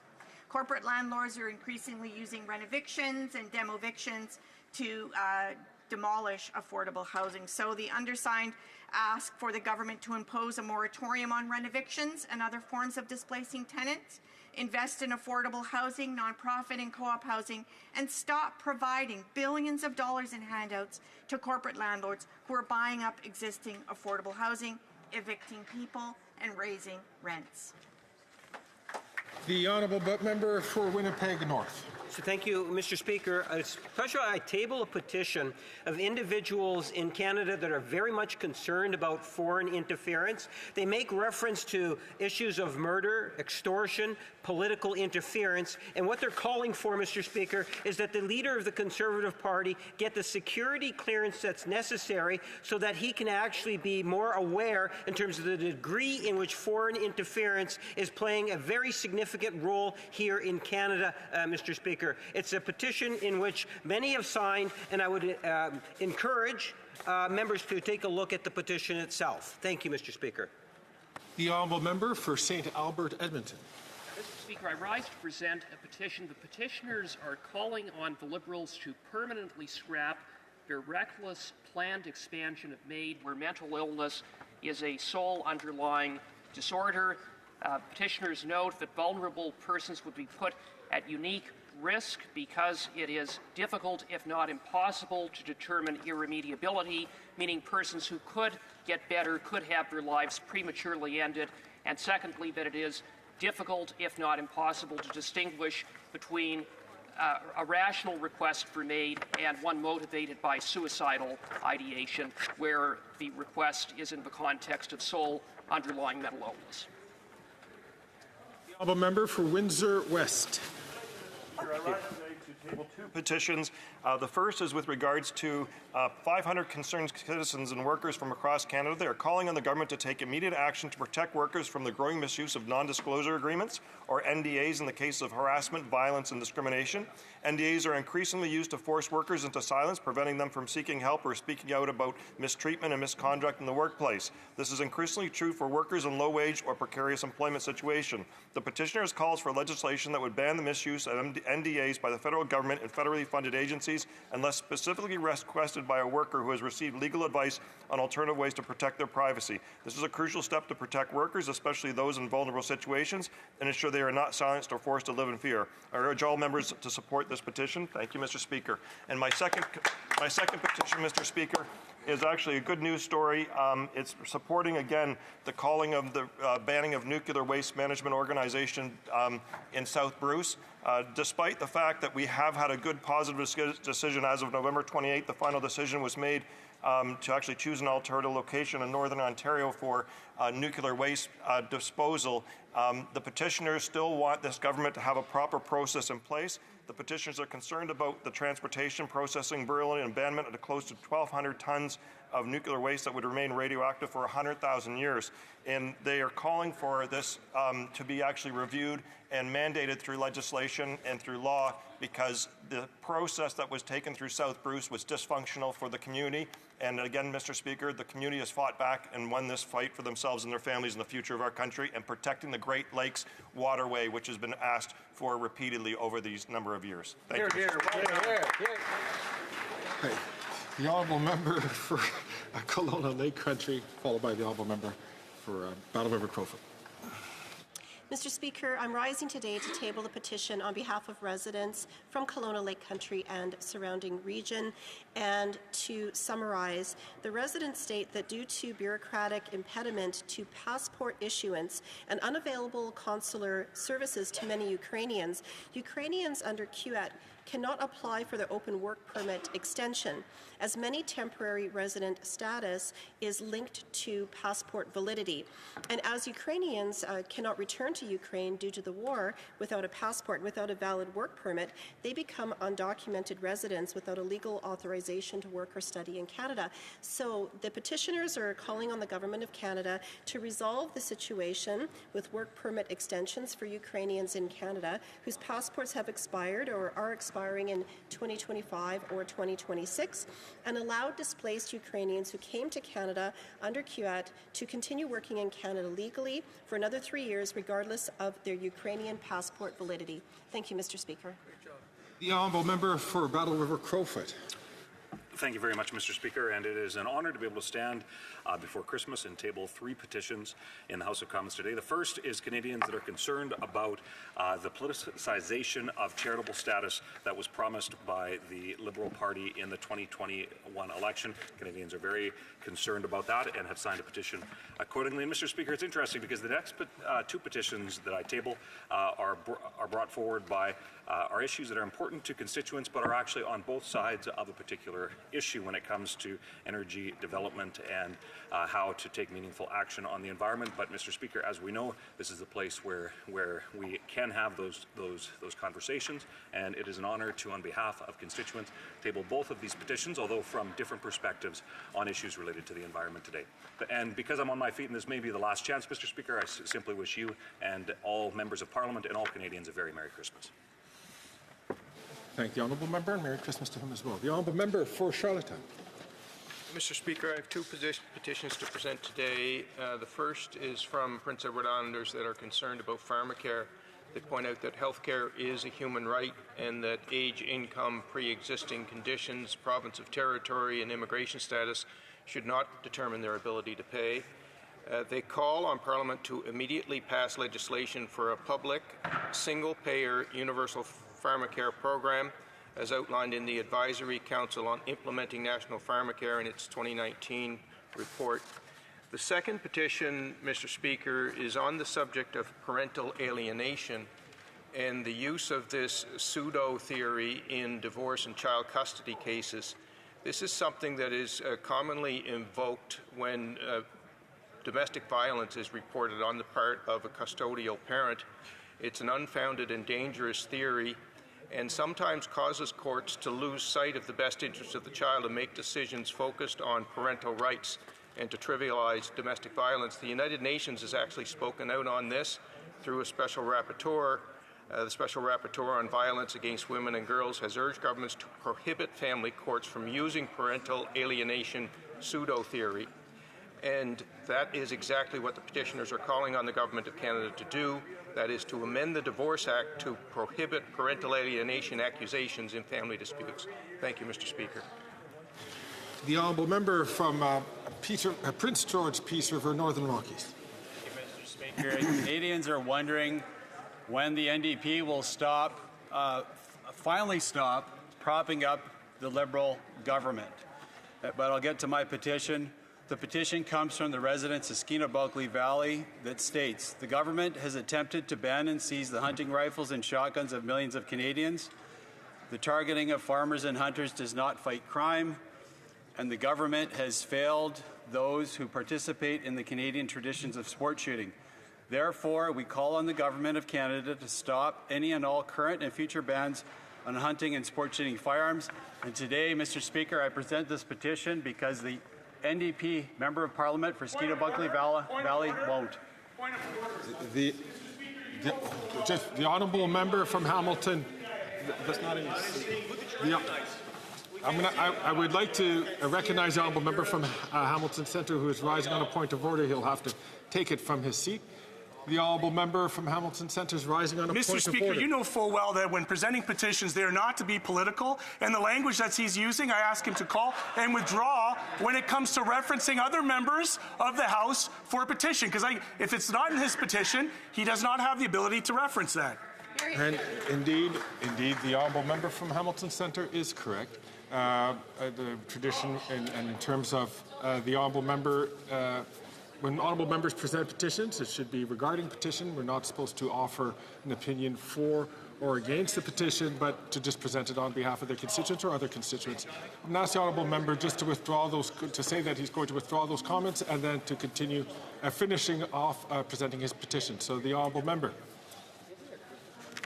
Yeah, thank you, Mr. Speaker. Even though it is factual what I said, their MP won't present the petition. No, I'm gonna just ask the honourable member, please, from just to simply withdraw those comments. No further editorial comment is required. In respect to the Speaker, I'll withdraw. The honourable member has finished presenting his petitions. Thank you. The honourable member from Peace River Westlock. Thank you, Mr. Speaker. I have the privilege to present two petitions here today. The first one comes from Canadians from across the country who are concerned about sexually explicit material online. The consumption of sexually explicit material by young people is associated with a wide range of serious harms, including the development of addiction, the reinforcement of gender stereotypes, and the development of attitude favorable to harassment and violence, including sexual harassment and sexual violence, particularly against women. Parliament has recognized these harmful effects and the increasing accessibility of sexually explicit material online for young people, and they see that as an important part of public health and public safety concern. The folks that have signed this petition are calling on the Government of Canada to recognize a 2017 study by the Standing Committee on Health, and they call on the House of Commons and the government to adopt Bill S-210, the Protecting Young Persons from Exposure to Pornography Act. The second petition I have to present, Mr. Speaker, comes from Canadians from across the country who want to raise the awareness about the hashtag Trudeau Must Go. It has been a top trending hashtag on Twitter. I know, again, members cannot do indirectly what they cannot do directly. And so I'm going to ask the honourable member, even when you're quoting and referring to a member who is sitting in the House, that they would have to make sure that they don't quote that name. The honourable member from Peace River Westlock. Thank you, Mr. Speaker. The second petition I have to present comes from Canadians from across the country who want to recognize a particular hashtag that has been trending on Twitter about the Prime Minister must go. This has been a top trending hashtag, and more than 500,000 people have retweeted this hashtag. They have described their concerns around the Prime Minister and including his divisive comments and attitudes towards Canadians who have made different health decisions. They also note that the Prime Minister has passed laws, including Bill C-48 and C-69, the No More Pipelines bills, which canceled many energy projects and drove away investment through their excessive regulations. They also note that this Prime Minister has generated more debt than all previous Canadian governments combined. And they also want this government to axe the tax. They note that the carbon tax continues to drive up prices and punish Canadians who have to drive to work or to school or to get groceries. They also note this serious lack of ethics by this Prime Minister. They note the SNC Lavalin scandal, the Billionaire Island scandal, the We Charity scandal, the $6,000 a night hotel scandal, and the multi-million-dollar Arrive scam app. They are concerned also with his inaction on foreign interference.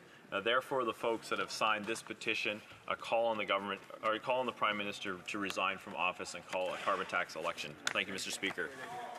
Thank the honourable member. Took it almost right to the second. The honourable member from Sherwood Park, Fort Saskatchewan, has 7 seconds to present his petition. Please table this petition on behalf of Canadians who are outraged by this government's attack on natural health products, and they call on the House to pass the excellent private member's bill from my colleague from Red Deer. That was a Christmas gift. Je désire informer la Chambre. I would like to inform the House that the volume of earpieces will now be reset. Inform the House that the volume of earpieces will now be reset. The honourable, questions on the order paper. The honourable parliamentary secretary. Yes, thank you, Mr. Speaker. The following questions will be answered today: 3145, 3146, 3148, 3149, 3153, and 3159. Furthermore, Mr. Speaker, if the government's responses to questions number 3147, 3150 to 3152, 3154 to 3158, and 3160 could be made for orders for return, these returns would be tabled in an electronic format immediately. Is it the pleasure of the House that the aforementioned questions be made orders for return and that they be tabled immediately? Agreed, and so ordered. The Honourable Parliamentary Secretary. Finally, Mr. Speaker, I would then ask that all remaining questions be allowed to stand at this time, please. Thank the Honourable Member. I wish to inform the House that I have received notice of a request for an emergency debate. I invite the Honourable Member for Regina Capel to rise and make a brief intervention. Thank you very much, Mr. Speaker. And I've been in this place now for almost 20 years, over 20 years. I've never seen a situation like this before. Today is the day that the government waited to table the fall economic update, where they would publish the true deficit numbers that Canadians will be on the hook for. As you know, the finance minister resigned this morning. It's unclear. There are some media reports indicating that there may be a replacement now, but at the time of the writing of this letter, it wasn't even clear who the finance minister was. All this at a time when Canadians are facing an emergency situation. They're facing the fastest rate of inflation in over a generation. Food inflation, food prices rising 37% faster here in Canada than in the United States. They're facing a housing crisis that the Prime Minister caused by doubling housing, mortgage, and rent payments. 2 million Canadians are lining up at food banks. There are crime and chaos in our street, and now we have a government in shambles. By waiting until the second last day of the December sitting, the government was hoping to table the fall economic update and then run and hide for 6 weeks in the snow, depriving parliamentarians of holding this government to account for the very thing that Parliament exists for, to oversee government spending. Because of this situation, Mr. Speaker, we find ourselves in an unprecedented case where some new person is going to table the fall economic update. We believe, that's according to media reports, it's still unclear. So it's unclear as to how the economic update will be presented. It's unclear as to whether or not any parliamentarians will be able to participate in any kind of a questioning of whichever minister ends up delivering it or tabling it, if they actually do. And then the House rises at the end of the day tomorrow for 6 weeks. Because of this unprecedented and emergency situation, I believe the best thing you can do to uphold the integrity of Parliament as an institution that exists to oversee, to scrutinize, and approve government taxation and spending is to grant an emergency debate. So that's what my letter to you outlines.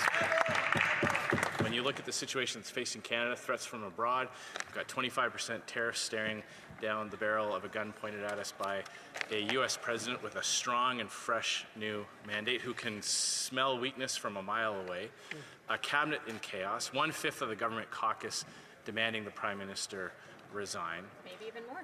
We believe that it is now time for you to grant this House at least the opportunity to question the government for a few hours this evening on what should be their fall economic presentation. The Finance Minister herself said that going past, the former Finance Minister herself said that going past that $40 billion guardrail would plunge the country into another round of nightmarish inflation and interest rate hikes. Media reports are speculating as to how high that deficit should go, but I believe will go. But I believe it's incumbent upon you now, Mr. Speaker. I know there are precedences and guidelines you might look to whether or not you should approve an emergency debate or not. I think given the fact that there's really no other opportunity for parliamentarians to debate these issues, to scrutinize the economic update that is scheduled to happen this afternoon, I believe you should put the rights of individual MPs and the House as a collective to be the representative of Canadian taxpayers and hold this government to account for their economic update later on today. Thank you, Mr. Speaker.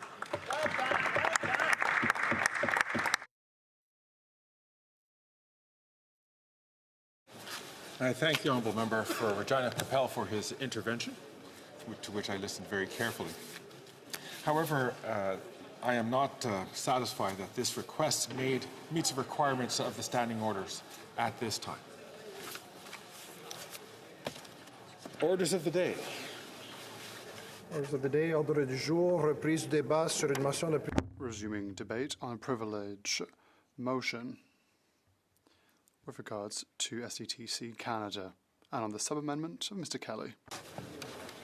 The Honourable... sorry. Questions and comments. Questions and comments. We have 6 minutes and 50 seconds left for the intervention for the member from Calgary Forest Lawn. I see that the honourable member from South Shore St. Margaret's is rising on his feet. Thank you, Mr. Speaker. I listened intently to the member's speech this morning. I'd just like him to comment a little bit on the issue of a rare sighting that we've seen today. And that sighting is as rare as the mythical dinosaurs or dodo bird. And that was a Liberal with principle, apparently. I didn't know that the former Minister of Finance had principle, but apparently she does, and resigned over excessive spending of this government. I'm wondering if the member could comment on the fact that the leader of the NDP seems to have less so in terms of concern of principle. I believe that if the Prime Minister stood up and said there was an election, the leader of the NDP would probably say, now's not the time for an election. So I'd like the member to comment on the apparent principle that the former Minister of Finance has compared to the current NDP leader. The honourable member for Calgary Forest Lawn. I want to thank the member for such a great question. Often I would think that it's a trap, but thank you for such a thoughtful question.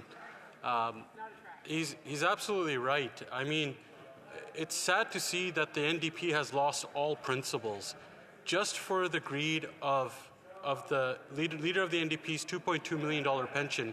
They've sold out Canadians entirely. They've supported the same policies that doubled housing costs, the carbon tax scam that's made the cost of everything go up, the same policies that drove more than 2 million Canadians into a food bank in a single month, where now 1 in 4 people are starting to skip meals. He's sold out Canadians, the leader of the NDP. Also, I don't see many other leaders driving Maseratis, but that's the guy who sold out and propped up this corrupt government. I have a point of order. The honourable member for Timmins, James Bay. Yeah, well, we know that the opposite member will say anything and do anything to get attention, but the leader of the New Democratic Party doesn't drive a Maserati, so lying does not help further his argument. I asked for him to withdraw the comment.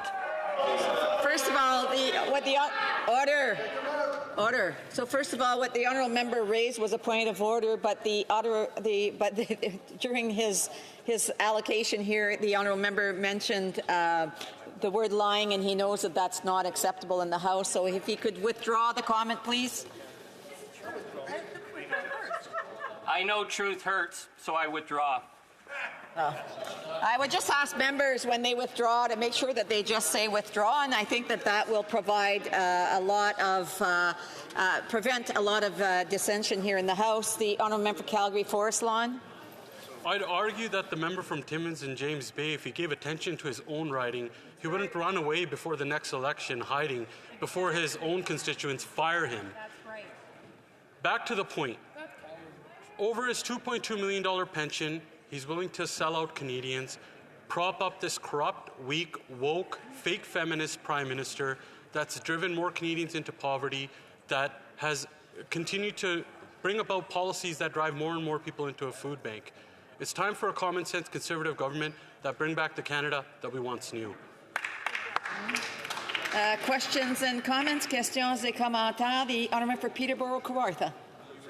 Madam Speaker, and thank you so much to my colleague for his passionate speech. He dedicates his life to his riding, to his country, and here to ensure that Canadians get the election that they desperately need right now.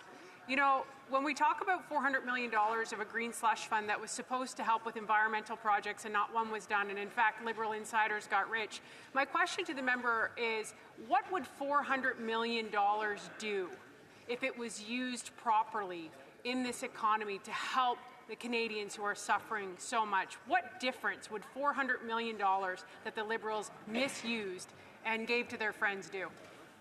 For Calgary Forest Lawn. I want to thank my good friend and honourable colleague from Peterborough, Kawartha, for such a thoughtful question. $400 million could get a lot. First of all, let's just address the $400 million that it's going to Liberal insiders. It was a slush fund was created under the guise of climate change just to reward Liberal insiders.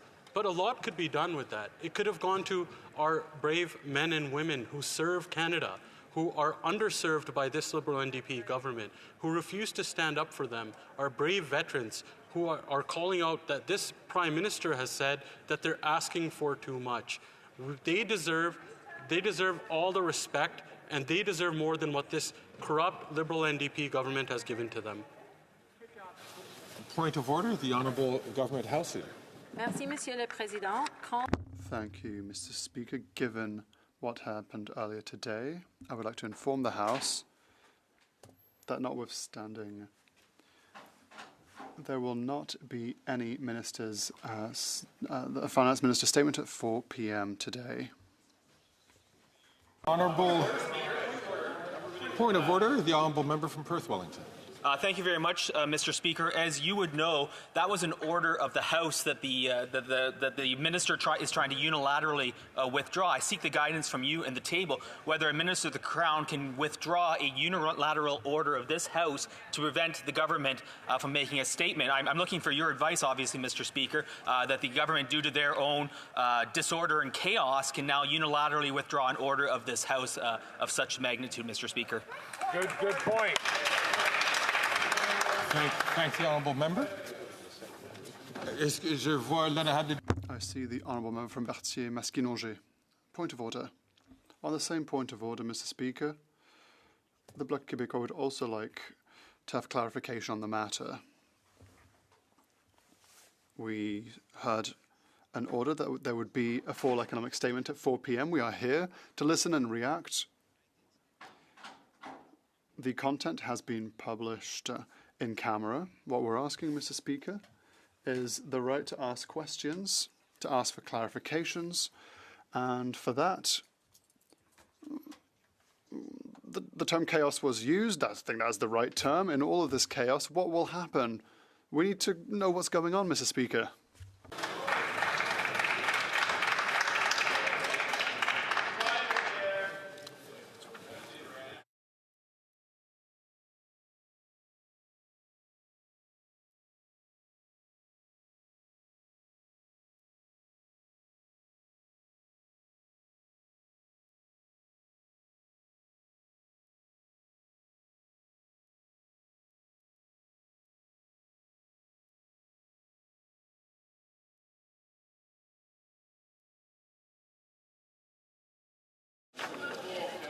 Tout d'abord, first of all, I'd like to thank the Honourable Member from Perth Wellington et aussi l'honorable député and the Honourable Member for Berthier-Masquinongé for having raised important points of order.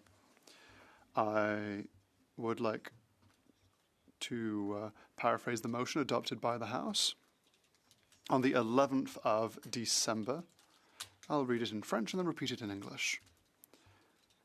Unanimous consent orders that, notwithstanding any special or standing order of the House or any usage of the House, at 4 p.m. on Monday, 16th of December 2024, the Speaker will interrupt House deliberations to allow the Deputy Prime Minister to make a statement, after which there would be 10 minutes for questions and observations after that statement.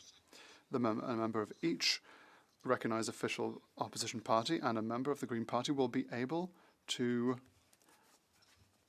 have a question and answer period equivalent to the time spent by the Minister in his or her statement.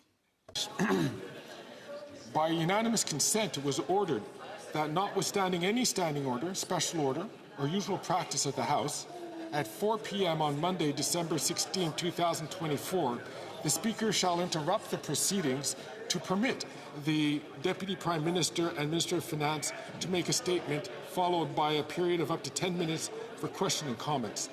After the statement, A member from each recognized opposition party and a member of the Green Party may reply for a period of approximately equivalent to the same time taken by the minister's statement, and each statement shall be followed by a period of 10 minutes for questions and comments. Alors, comme l'ordre a été adopté, this order being adopted by the House,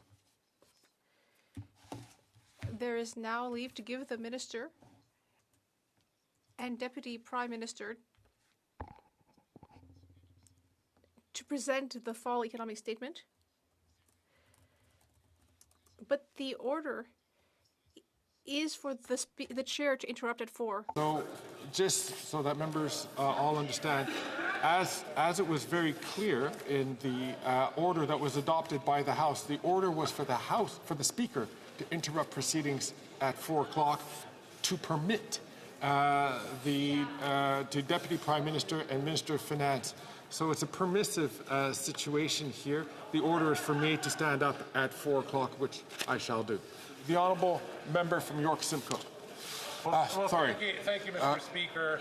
And just for the opposition, could you clarify who the Deputy Prime Minister is and who the Minister of Finance is at this time?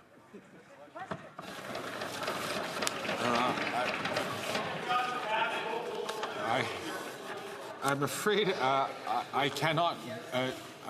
cannot respond to the honourable member of that, and that question would not be a question that would be posed to the Speaker. That would one that would be posed on to the government. L'honorable député de Berthier-Mascouche. The honourable member for Berthier-Mascouche, rising on a point of order. Mr. Speaker, on the same point of order, Mr. Speaker,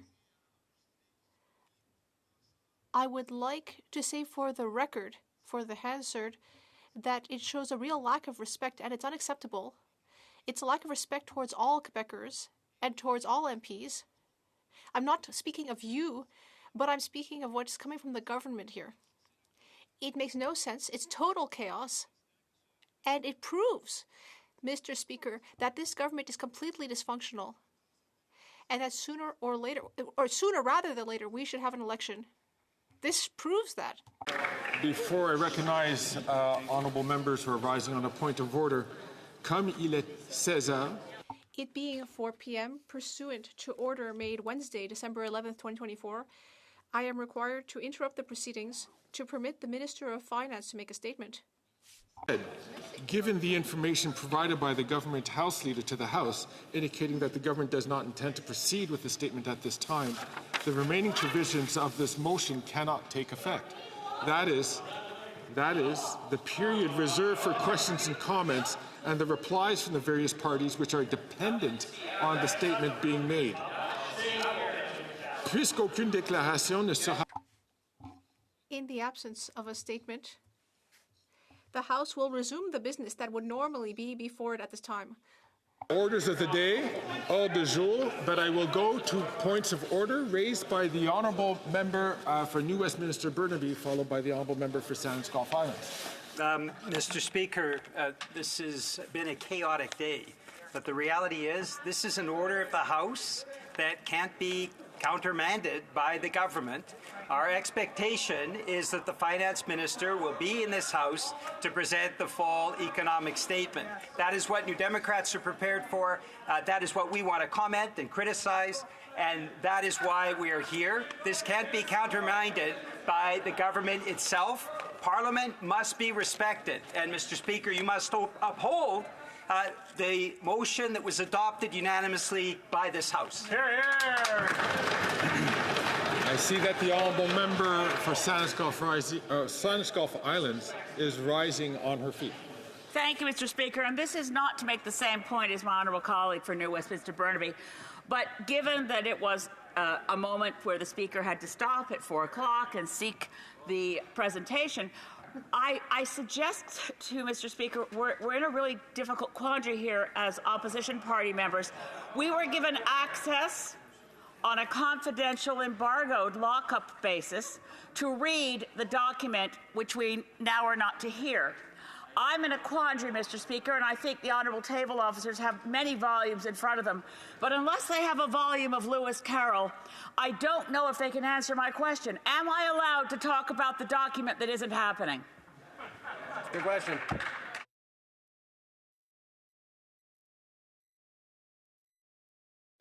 So I'm going to listen. Order.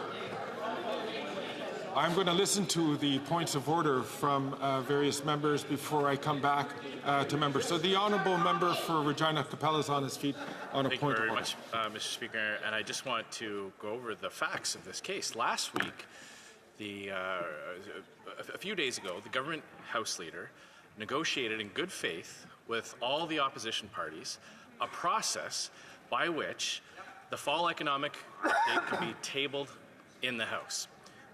We all agreed on that.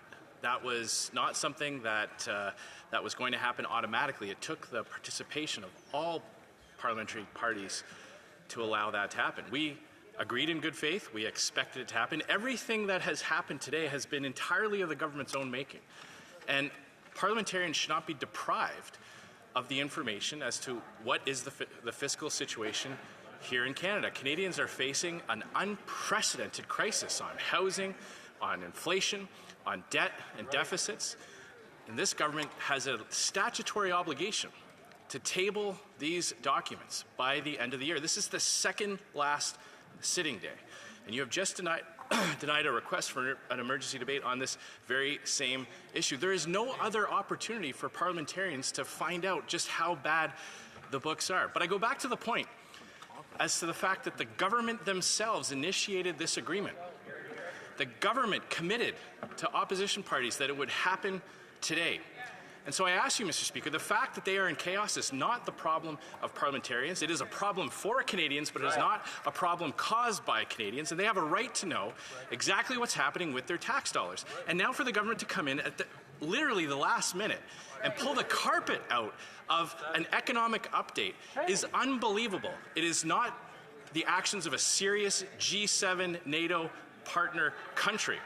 So at the very least, Mr. Speaker, I ask that you find the government in contempt of the House order that was passed by all members of this place.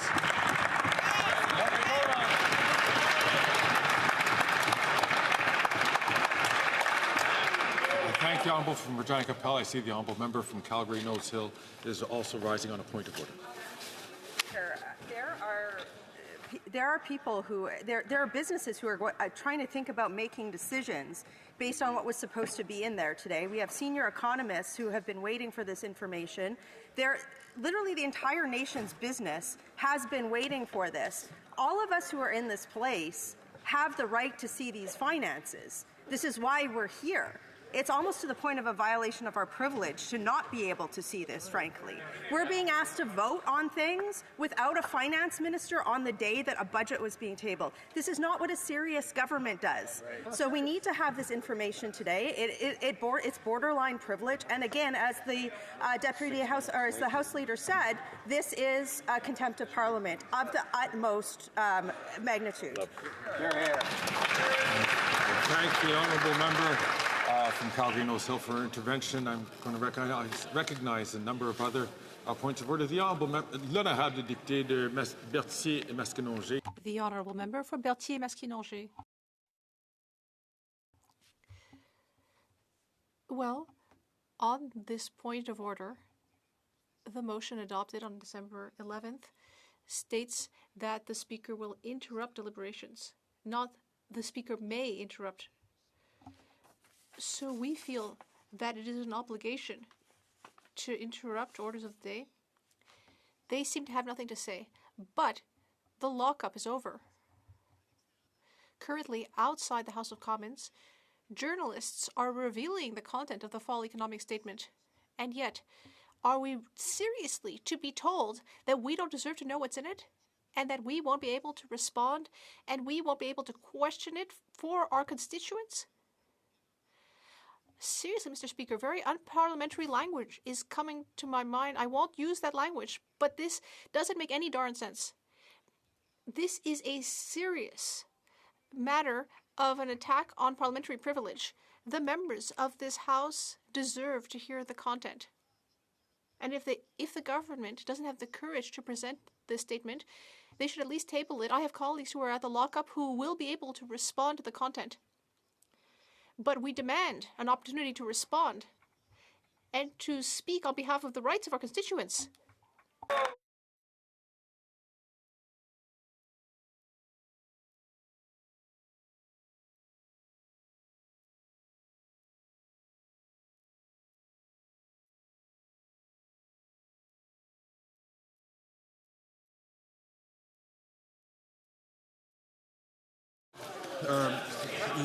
There are at least three more points of order which I would like to hear, starting with the honourable member from South Shore St. Margaret's.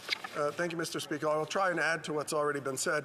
Obviously, not only do certain parliamentarians already have access to it, and most of us don't, journalists have access to it already. That will leak. There is a precedent, Mr. Speaker, which is in the mid to late 1980s when then Finance Minister Michael Wilson's printed budget leaked, and there is a printed budget that's available to be tabled now, or a fall economic statement. They can table those documents now. When it was leaked, the Minister of Finance had to go to the press gallery because the House wasn't sitting in the evening and actually deliver the full budget so that parliamentarians could get access. This is a similar situation in that you now have select people, some whom are not parliamentarians, have access to those documents, and I personally believe it's a breach of my privilege that a journalist has access to those documents, and I do not, when the government can simply table the budget, the fall economic statement documents in the House now without giving the speech. Hear, hear. So I thank the honourable member from South Shore St. Margaret's. Indeed, he and I are of the same vintage, and I do remember that. I think it was 1989.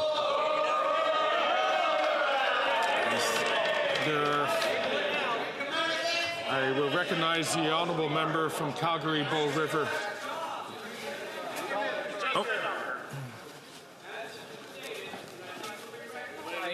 This is my point of privilege that's been infringed on by what has been done. And I feel that this is a very grave injustice for people to have had this information, to come in with minutes before it announced, when those people had the document, were able to go out and use it and have had read it. My privilege has already been broken. Thank you. Thank the honourable from Calgary Bull River. I see that the honourable Leader of the Government in the House of Commons is rising on her feet. Merci, Monsieur le Président. Thank you, Mr. Speaker. Pursuant to Standing Order 32, I have the honour to table in both official languages the Fall Economic Statement 2024.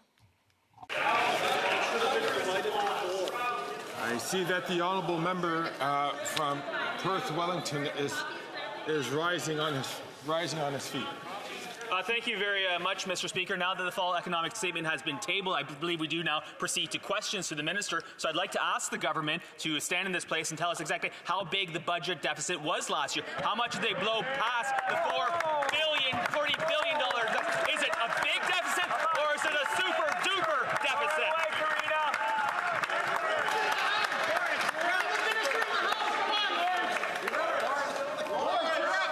Order. Order, please.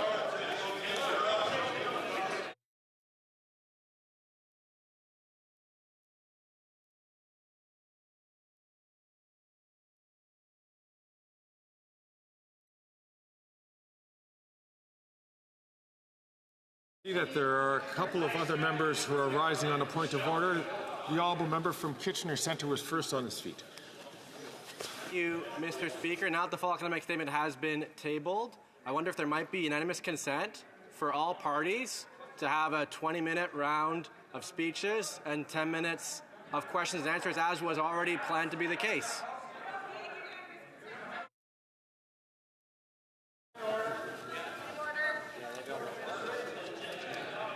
Can I have the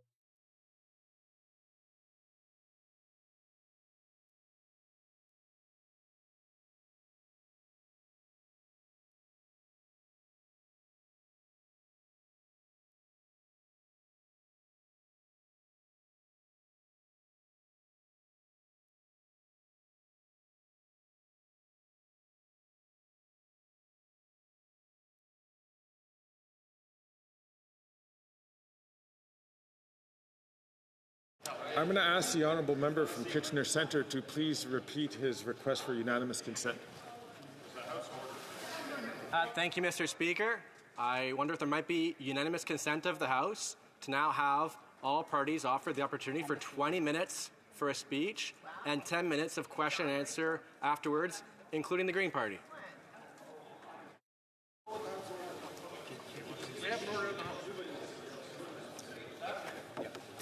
All those opposed to the honourable member moving the motion will please say nay.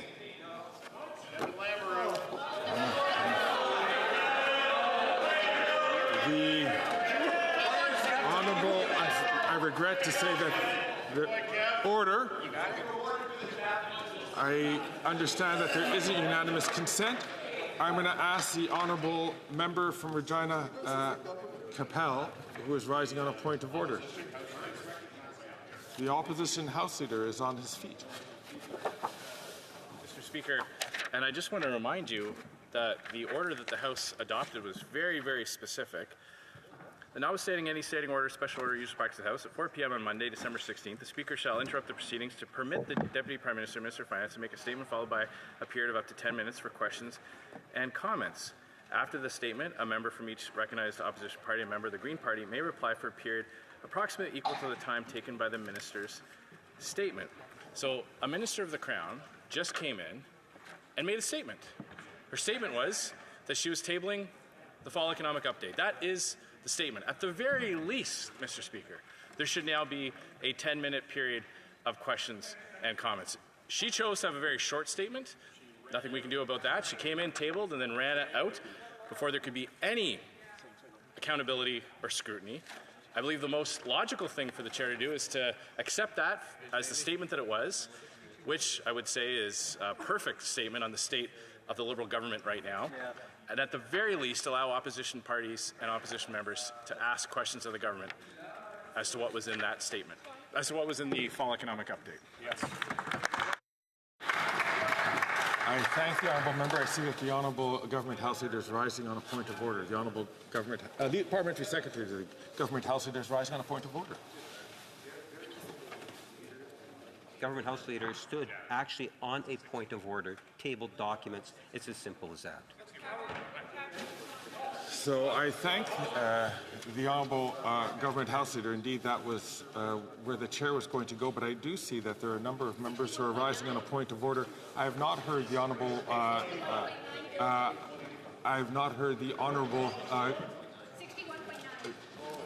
leader of the House Leader of the NDP who is rising on his order, the honourable member from New Westminster Burnaby. Thank you, Mr. Speaker. I mean, this is a fundamental tenet of parliamentary democracy and transparency and accountability. We've just had the tabling of the document. So if you seek it, anyone respecting democracy should support the following motion, that notwithstanding any standing order, special order, or usual practice of the House, immediately following the adoption of this motion, the Speaker shall interrupt the proceedings to permit one member from each recognized opposition party and a member of the Green Party to make a statement of up to 20 minutes, followed by a period of up to 10 minutes for questions and comments related to the fall economic statement. Hear, hear. All those opposed to the honourable member moving the motion will please say nay. I see that the honourable member from I was going to say the honourable member from Okanagan, Similkameen Nicola, is up on his feet. Yes, Mr. Speaker, there's $61.9 billion of extra spending in here. And the fact is, I came prepared at my seat at the time. You went through in great detail exactly the process for the fall economic statement. And the government has reneged. A drop-off drive-by of a tabling where the minister spun around and walked right out. That is contemptuous of the agreed-to motion that we would all be here today to undertake a democratic scrutiny of the government. The government cannot pick and choose its role. It is subservient to this House. I would ask you find them in contempt, Mr. Speaker, because obviously the government is not prepared to allow any other process. This was something, Mr. Speaker, that makes not only myself and this whole House look bad. It looks terribly upon you. I would ask that you would defend our rights as parliamentarians and force the government through a mechanism, perhaps a contempt motion, that they have been found in contempt in their duties to this House. L'honorable from Cumberland Colchester, sorry, not Cumberland Colchester, from Dufferin Caledon, forgive me, is up on his feet on a point of order. The honourable member. Speaker, the regular proceedings today were interrupted for an order. It is a mandatory order. There are different kinds. The language could have said may. May is permissive language. And if the order said may, you would have discretion as to how to proceed. Right. But the proceedings were interrupted in the face of a specific order, and the order says the Speaker shall interrupt the proceedings to permit the Deputy Prime Minister and Minister of Finance to make a statement, followed by a period of up to 10 minutes. If they chose not to use their time to make a statement, that is their problem. You are bound by a mandatory order to now give us the opportunity that is set out in this. It's not permissive, it's not optional.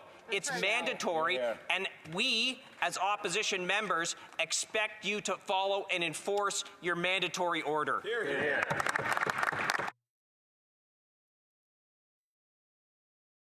So I thank the honourable member, and the Speaker and the Chair is placed in a situation where very much has to follow what is listed here. And I thank the honourable member from Dufferin Caledon for quoting this statement. I will just say it, that yes, the Speaker shall interrupt, which the Speaker did. But here's what it is. Shall interrupt the proceedings to permit the Deputy Prime Minister and Minister of Finance to make a statement, followed by a period of up to 10 minutes for questions and comments. After the statement, a member from each recognized opposition party and a member of the Green Party may reply for a period of approximately equivalent of to the time taken by the Minister's statement, and each statement will be or shall be followed by a period of 10 minutes for questions and comments. The difficulty that the Chair finds itself in is that the motion is a permissive motion. The Minister chose not to make a statement, by which the rest of the order doesn't follow. But I'm going to be listening to a number of honourable members to hear about this, and there are a number of members who are on the feet for a point of order. On va commencer avec le député. Let us begin with the member for Berthier-Masquinongé, followed by the member for Louis-Saint-Laurent. Thank you, Mr. Speaker. With all due respect, Mr. Speaker, I feel that the motion compelled you to stop the proceedings, which you did do, but Mr. Speaker, the government chose not to speak to the fall economic statement, but that should not challenge the rights of other parties to speak to the statement and then have questions and answers. And I don't believe you need unanimous consent to proceed to that order of business. Mr. Speaker, with all due respect that I have for you and your office, you have the authority to decide on this. You can choose how long our statements would be and how long questions and answers would be. But there do need to be speeches, Mr. Speaker. Currently, outside this House, journalists are commenting on the content of the fall economic statement. We, parliamentarians, are not being given the privilege of commenting on the statement. So, Mr. Speaker, please, I seriously urge you to consider the fact that you have the authority and the right to permit such a debate. You could even, if you like, Mr. Speaker, suspend the House for a few moments to consult with House employees and clerks to know exactly what procedure to follow. But, Mr. Speaker, you have the duty to preserve some semblance of democracy in a G7 country, need I remind this House. I have many colleagues who have opinions and who are more than willing to comment on the fall economic statement. If the government does not wish to comment on the economic statement, then that's fine. But you, Mr. Speaker, have the right to give us the right to speak. I see that the honourable member for Joliette is rising on the same point of order. Yes, Mr. Speaker, on the same point of order. I've spent the past few hours in a budget lockup to study the budget documents and to prepare to speak in this House because there was an agreement where I would be able to speak on behalf of my party. I sat down with colleagues and with a team so that we could sit down, study the documents, prepare our stance and position, and prepare to present said position to the House. I think all parties should be allowed to share their position with regard to the economic statement. Now, too bad, so sad for the government if they don't want to or if they can't speak to the statement, but we are ready and willing to speak to the statement, Mr. Speaker. The member from Hamilton Centre is rising on a point of order. Thank you very much, Mr. Speaker. And I know it's not often I get a chance to do this, but I did feel it important to rise and actually concur with the opposition MPs who have stood in this House on multiple occasions to call on you to bring this government to order, to present to this country what their vision of the future is so that we can have an adequate debate. I find it rather gormless that they came into this House, dropped the report, and then left without an opportunity for us to debate here today. Mr. Speaker, I am prepared to listen to the member from Vancouver Kingsway present our party's vision for the future of this country, and I know that the other opposition parties will also have their vision. That is what a Westminster system is designed for. So for them to pretend like they can come here, Mr. Speaker, and there has been disorder in this House, but certainly nothing more chaotic than what we've witnessed over the last hour here. So I call on you, in concordance with members of the Bloc, the Conservative Party, and indeed the Green Party, to bring this government to order and allow us to have a full debate on the fall economic statement. Thank you. Hear, hear. I thank the honourable member, and I understand the honourable member's frustration in this situation, but the chair is bound by the decision that was passed by the House.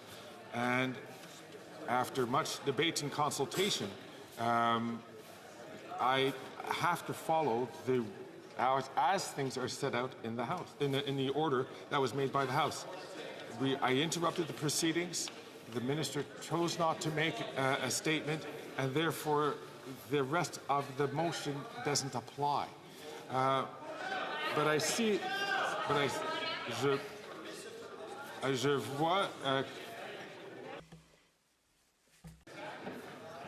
vois que l'honorable. I see the honourable member for Berthier-Masquinongé rising on a point of order. Monsieur le Président, merci. Mr. Speaker, thank you for giving me the floor once again. Mr. Speaker, with all due respect, we disagree with your current decision and your current interpretation of the situation. Here is what I propose, Mr. Speaker. There is a majority of the House here in agreement. This is unbelievable. I'm not allowed to say who is or is not in the House, but I can say in a roundabout way that there aren't many representatives of the government caucus in this place at this moment. This is shocking. It's unacceptable, Mr. Speaker. We cannot ignore this. Mr. Speaker, this would be a good opportunity for the chair to earn the trust and confidence of a majority of this House by showing us how seriously you take this. We should have a vote on this matter, on how we wish to proceed, and I think the vote would pass. I think it would pass because currently the media gets to comment on this, but we don't. It makes no sense. It's nonsense.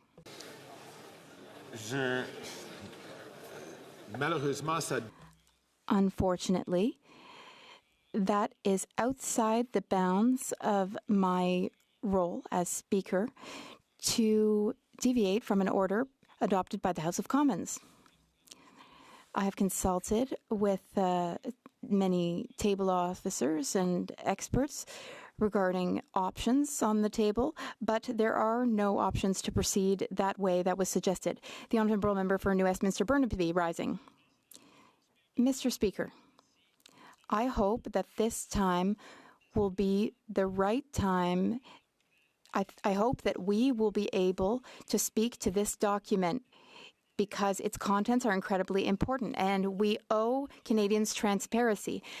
That is why we must debate this statement tabled in the House. Notwithstanding any standing order, special order, or usual practice of the House, immediately following the adoption of this motion, the Speaker shall interrupt the proceedings to permit one member from each recognized opposition party and a member of the Green Party to make a statement of up to 20 minutes, followed by a period of up to 10 minutes for questions and comments related to the fall economic statement. I thank the honourable member. All those opposed to the honourable member moving the motion will please say nay.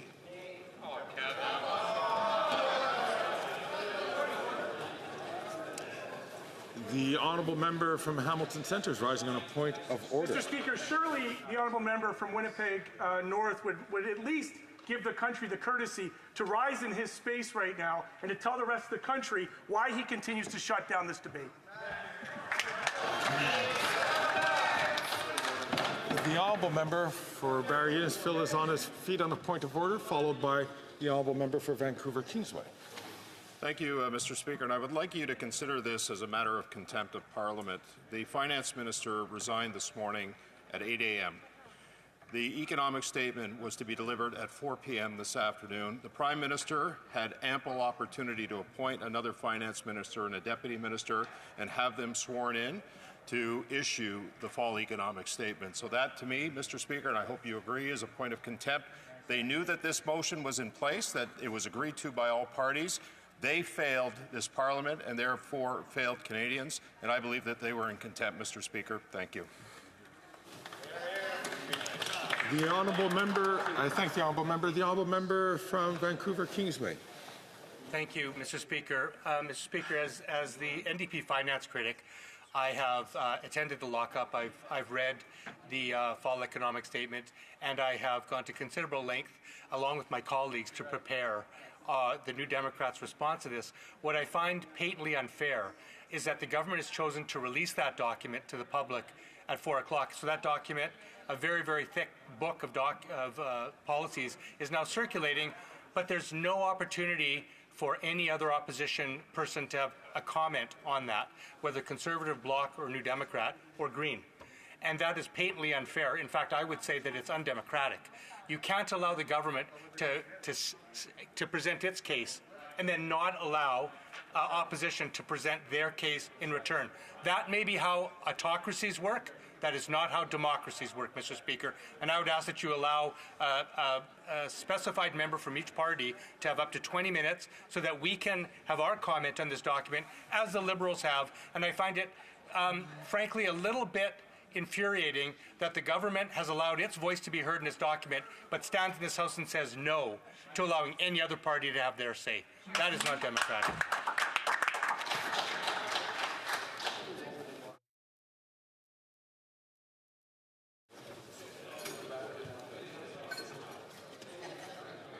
Je pense qu'auparavant, le député de... I believe the member for Louis Saint Laurent was rising and doesn't seem to be rising anymore. Resuming debate, the honourable... Sorry, I did say orders of the day earlier, but orders of the day again. Orders of the day, resuming debate on a privileged motion concerning the failure to produce documents pertaining to Sustainable Development Technology Canada and on the sub-amendment of Mr. Kelly. The honourable leader of the opposition.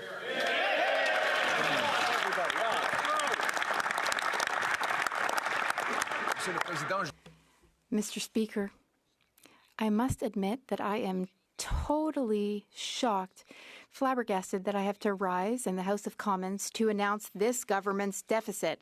Normally, they would be the ones announcing their own deficit in their economic statement. But they tabled the fall economic statement without speaking to it. There's no finance minister who will dare to even talk about this fall economic statement. There's a new finance minister who's running off to the Governor General's residence instead of doing his work.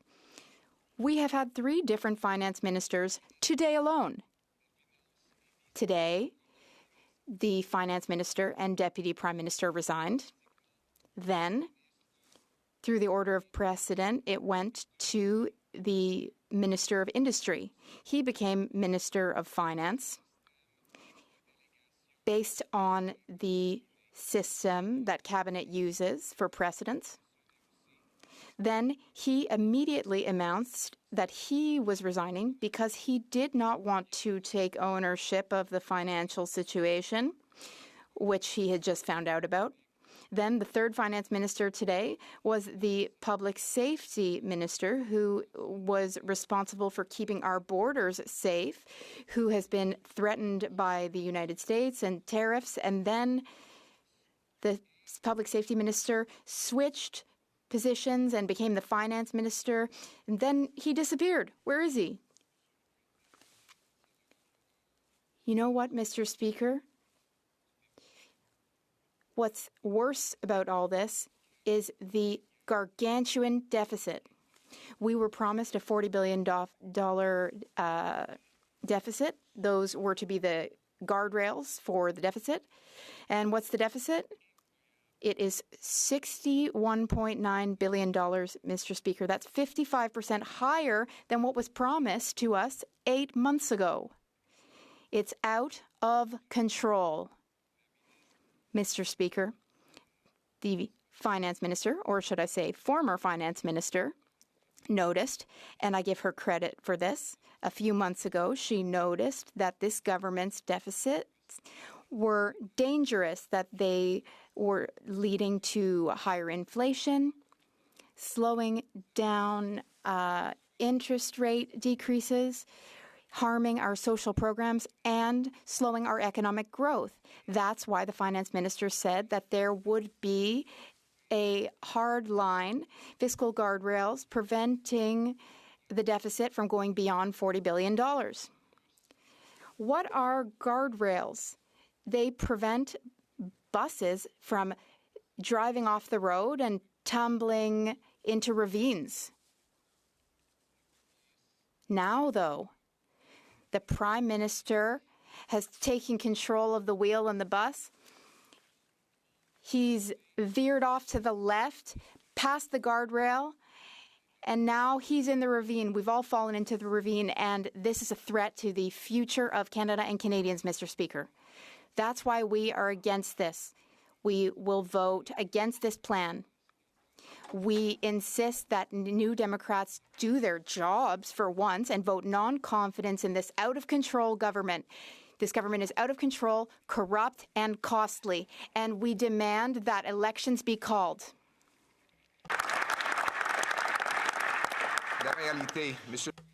Here's the truth, Mr. Speaker. Let me share with you a truly shocking fact. My grandfather came to Canada from Ireland. Do you know why? Because there was poverty in Ireland. Now, Ireland is 2 times richer than Canada. The GDP per capita in Ireland is $100,000. Ours, what is it? $50,000. The Irish, they don't have natural resources like ours. They don't have any oil.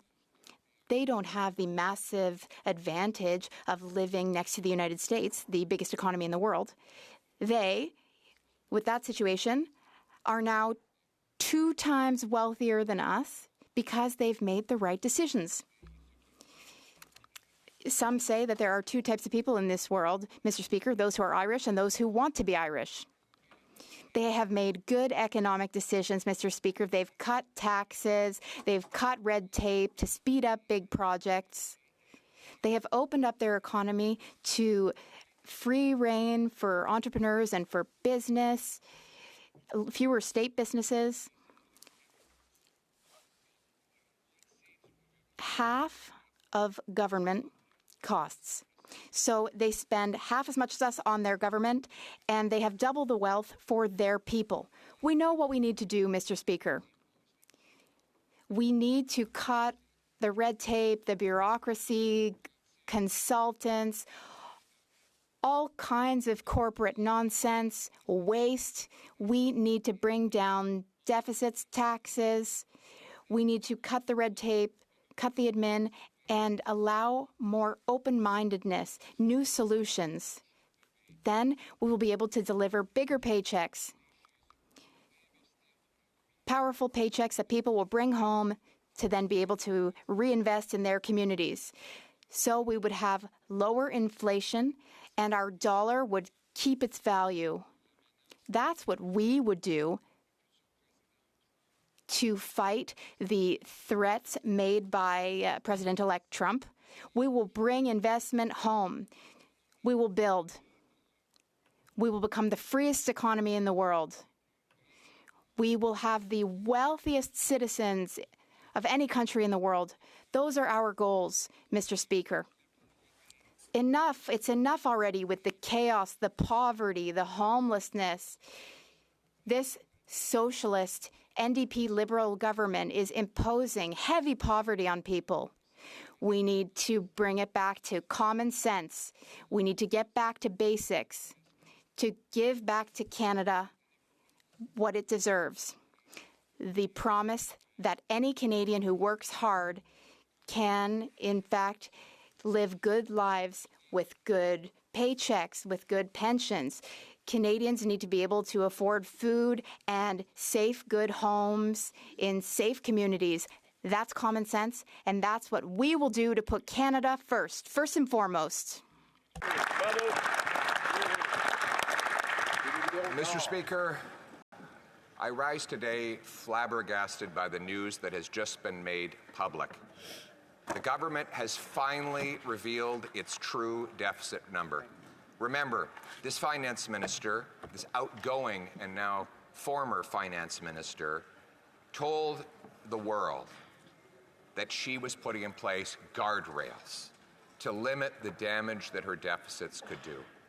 Her deficit plan was $40 billion, a mind-bogglingly large number that was already contributing to rekindling inflation again. This $40 billion was too big. It was out of control as it was. But at least to her credit, she said no more than that. And she decided she would have a guardrail. We know a guardrail is meant to stop vehicles from flying off cliffs.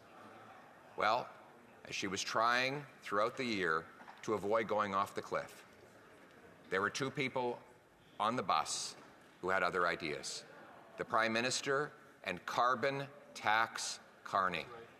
And the two of them went to the front of the bus, they grabbed the wheel, they pulled it sharply to the left, smashing into that guardrail, and she tried to resist. So they pulled even further to the left, and they stepped on the gas. The bus flew off the cliff, and now Canadians are at the bottom of the ravine in a big pile of debt. But instead of taking responsibility, the Prime Minister told her that she should take all the blame.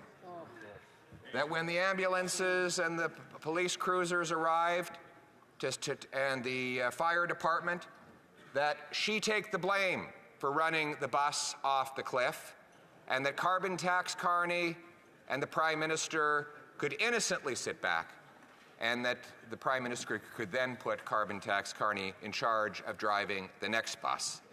The good old boys in the back room would protect themselves and make the finance minister, the then finance minister, take all the blame. Reminds you of the way they treated the former Attorney General, a brilliant and brave First Nations woman who refused to kowtow to corruption. It reminds us of the way they treated Jane Philpott and so many other brave women who have dared question this self-described feminist Prime Minister, some feminist indeed, throwing the bus off the cliff and throwing women under the bus. That is his real record. That his real record on finance, Mr. Speaker, is yet another $62 billion deficit. For context, outside of this government, there is no government in the history of Canada that has ever run a $62 billion deficit. Not even in the 90s when the Wall Street Journal said that we were a third world basket case. Not even during the massive global economic crisis did the deficit come anywhere close to that. And here we are, with the global economy growing, with the American economy booming in stable times. This deficit is 100% at the feet of this irresponsible Prime Minister and his personal economic advisor, carbon tax Carney. That's right. Now, Carney says he doesn't even want the job of finance minister. He doesn't even want to try and drive the crashed out bus after he helped run it off the cliff. And they couldn't find anyone all day. In fact, no one will appear today even to defend this incredible disaster of a budget. Look at the consequences in human terms, Mr. Speaker. We have 1,400 homeless camps in Ontario, 35 homeless encampments in Halifax alone. We have 2 million people lined up at food banks. Scurvy is making a comeback. The government admits that 1 in 4 children are going to school hungry every single day. Unemployment is rising, and according to this budget, expected to exceed 7% by the end of next calendar year. The gap between per capita GDP in Canada and the US is now 30,000 in Canadian dollars, 30,000 it was equal 10 years ago. This is the worst gap since at least the Second World War, and some say the worst gap in a century. Canadian workers are only getting 55 cents of investment for every dollar an American worker gets.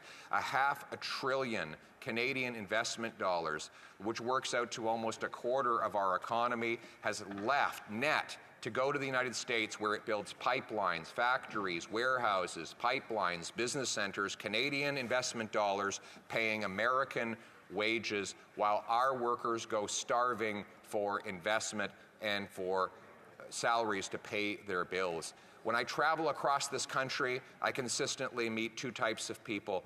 One, those who are a little better off and tell me that, and I'll be very blunt about this, that if I don't win, they will leave the country. And they are very numerous. Yes. But you know, I don't worry about them as much. You know who I worry about? The ones who can't leave. The ones who don't know, and if I can just use very blunt language, who tell me, I don't know what the hell I'm going to do. I have no idea how I'm going to pay my way. That's right. I met a waitress at a restaurant not long ago, and she came up to me and she grabbed me by the hand and she said, "You have to win." And I said, "Oh, thank you, I appreciate your support." She said, No, it wasn't a compliment. You have to win. And then she told me her story. She told me that she was working 1 full-time job and 2 part-time jobs just to pay her bills as a single woman in her late 50s. And she was tired of working all the time. So she cut everything out of her budget, every creature comfort, everything she enjoyed about her life, she cut it out so that she could drop one of those part-time jobs. And then one morning, she woke up and she walked outside and her car was gone. And she called her insurance and they said they weren't going to cover the replacement value. So she had to take that job back because she simply cannot live her life without a car. Now you can bet your bottom dollar the guy who stole the car, he was probably out on bail. This was not his first job. That's right. Her taxes have gone up. Her heating bill has gone up. Her wages have not gone up. She's scared to go out in the streets in places where they didn't even lock the door not long ago. These are the people we're fighting for. These silly games over here, they're very entertaining. The soap opera that everyone's seized with today, that's all fine. But there are real people whose lives are on the line here, and we have a duty to work for them. And quite frankly,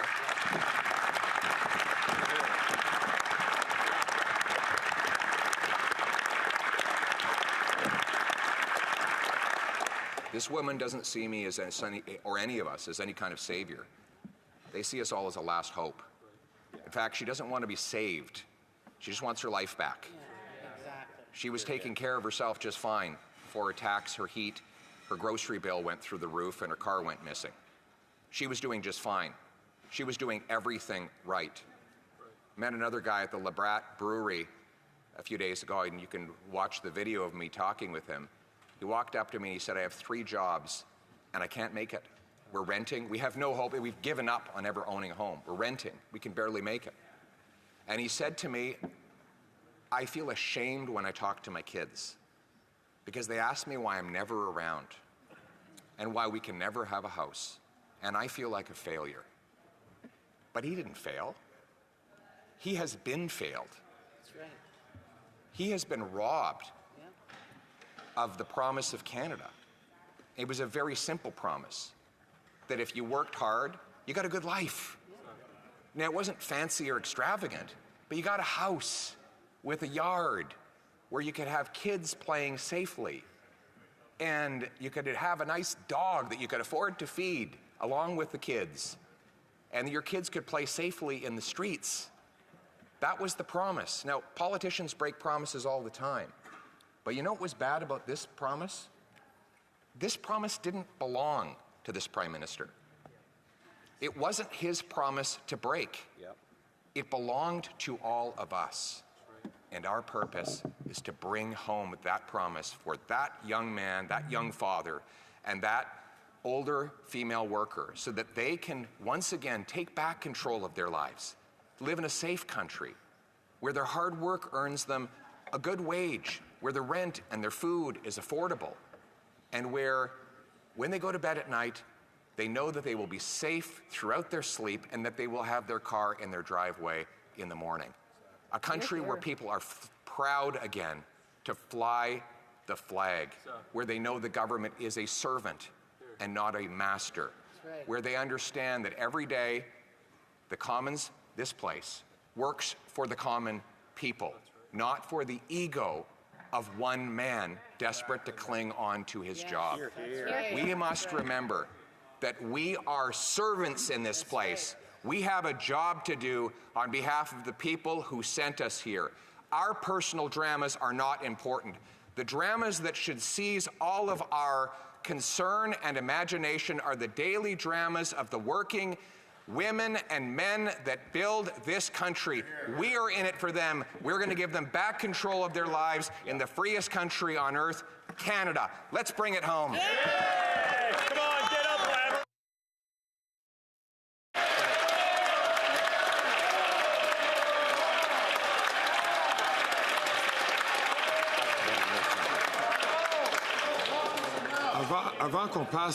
Before we move to question and comments, pursuant to Standing Order 38, it is my duty to inform the House that the questions to be raised tonight at the time of adjournment are as follows. 1. Carbon pricing, the Honourable Member for Bow River. And 2. The Honourable Member St. Albert Edmonton on democratic institutions. Pursuant to Standing Order 38, to inform the House that questions to be raised tonight at the time of adjournment are as follows. The Honourable Member for Bow River on carbon pricing, and the Honourable Member for St. Albert Edmonton on democratic institutions. I thank all members for their attention. Questions and comments. Parliamentary Secretary to the Leader of the Government in the House of Commons. Yes, thank you. Mr. Speaker, you know, there is no one more so than the Leader of the Conservative Party that both inside the House and outside the House tries to portray a false impression that Canada is broken, Mr. Speaker. The reality is Canada is the best country in the world to call home. We can do a worldwide tour where you will see that whether it's interest rates, whether it's inflation rates, that Canada is virtually second to no other G7 country. And when you think of things like foreign investment, we are third in the entire world in 2023, Mr. Speaker. To the Leader of the Conservative Party, Canada is not, in fact, broken. And I would remind him that he sat around a cabinet table with Stephen Harper, where Canadians sent a very resounding message back in 2015, where a third party took over as the government of the day because his government back then was such a disaster. The Honourable Leader of the Opposition. Mr. Speaker, everything is broken today. Absolutely everything. And 70% plus Canadians agree with me on that. The borders are broken. We have 500,000 people here illegally, according to the government's own documents. The immigration system is broken. We now have refugee camps, something we only used to see in third world countries that are being set up across our country in formerly tranquil and peaceful suburbs. Our drugs and disorder have broken our communities. We've lost more people to drug overdoses in the last 9 years than died fighting for Canada in the Second World War. Absolutely everything is broken after 9 years of this pathetic Prime Minister who's right now hiding under his desk. Hear, hear. The honourable member from Vancouver Kingsway. Thank you, Mr. Speaker. Well, I agree with a lot of what my honourable colleague said in terms of his description of how difficult it is for many Canadians. I don't know that I would say everything's broken, but I'll tell you a lot of people are broke. A lot of families are struggling. 50% of Canadians living paycheck to paycheck. 1 out of 4 parents are skipping meals to feed their children. So my question is to my honourable colleague, the NDP proposed giving those people an immediate cut by permanently removing the GST off life's essentials like home heating, on all grocery items, on cellular and internet bills, on diapers. But he voted against that. So if he thinks everything's broken and he truly believes that people are struggling right now, why did he vote against the NDP motion that would have given people an immediate 5% break on life's essentials? That's right. The Honourable Leader of the Opposition. I find it incredible that even when there is no Liberal minister willing to defend the temporary 2-month GST tax trick, the NDP is there to defend it for them. Yeah. Here we have a tax trick that will cost more to administer than it will save anybody, that many vendors are not even implementing, and that will be gone before it starts. And you have the NDP talking, but this is the NDP. That member has Mr. Speaker. The honourable member from Vancouver Kingsway, who had the opportunity to ask a question, to please hold the microphone, hold his place until he's recognized by the Speaker again to speak. The Honourable Leader of the Opposition. The member wants me to tell the truth about the permanent tax change. Well, there is a permanent tax change he has supported, which is to jack up the carbon tax on absolutely everything. He's voted to quadruple that tax to a eye-watering 61 cents a liter that would literally grind our economy to a halt. It would take food off grocery shelves. It would take parts out of factories. It would shut down the farm vehicles that bring us our food. It would be a nuclear winter if that tax increase that he has voted to legislate into place ever happens, and that's why we need a carbon tax election so that I can axe the tax.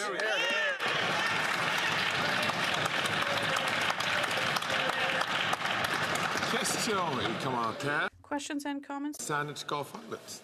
Thank you, Mr. Speaker. It's so rare that the Speaker's rounds get around to Green Party to put a question to the Leader of the Official Opposition. So I want to have this opportunity. I want to start by saying there was nothing in his statement with which I could disagree, because it vaulted us into a frenzy of patriotism. I love this country. There's no place in the world I would rather live than being Canadian. But the Honourable Leader of the Official Opposition also maybe gave us a chance to get to know him a bit better. What would he do instead? He mentioned he'd met a waitress. He's known me a long time. I was a waitress. I waitressed for more than a decade, couldn't afford to go to university, but only in Canada was it possible that for me to go to law school as a mature student. I want to ask the honourable member, since I didn't join a political party until I was over 50, what jobs has he held in real life outside of politics that make him think he could be Prime Minister?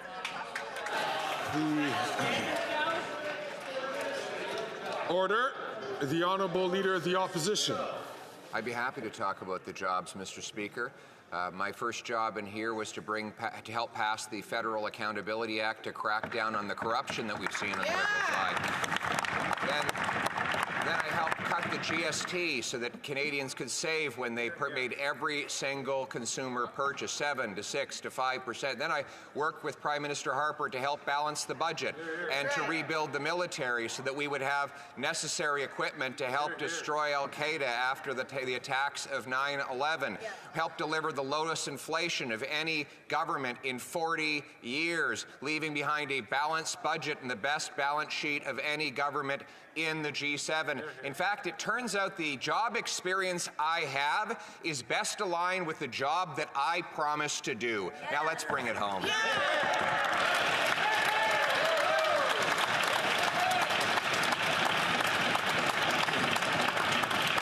questions and comments. Question et commentaire. The honourable member from Leeds, Grenville, Thousand Islands, and Vito Lakes. Thank you.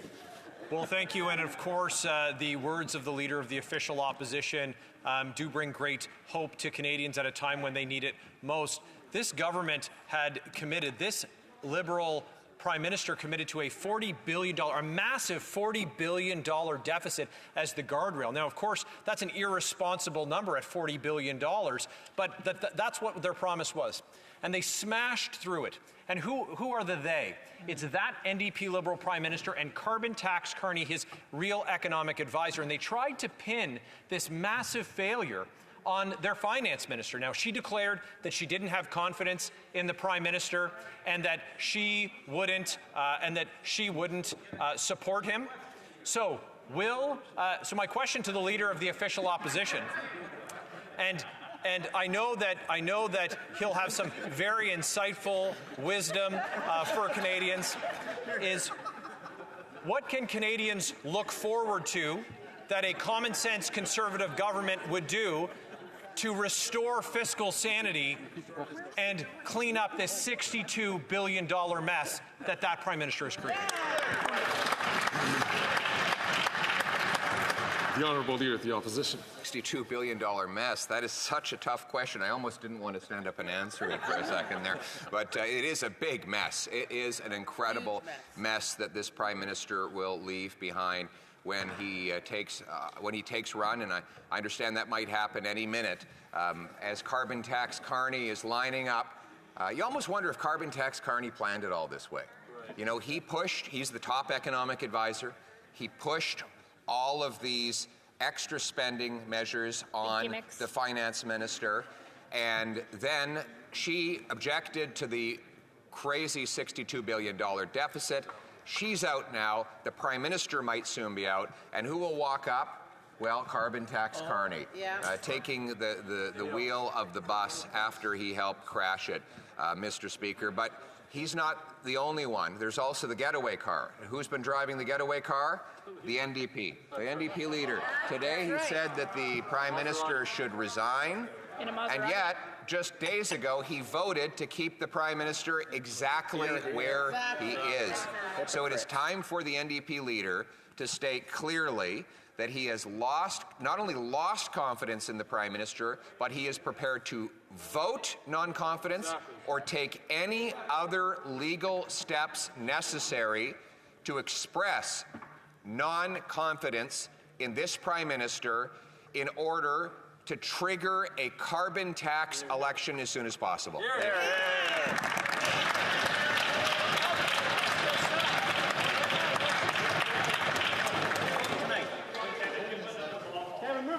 Resuming debate. The honourable member from New Westminster Burnaby is rising on a point of order.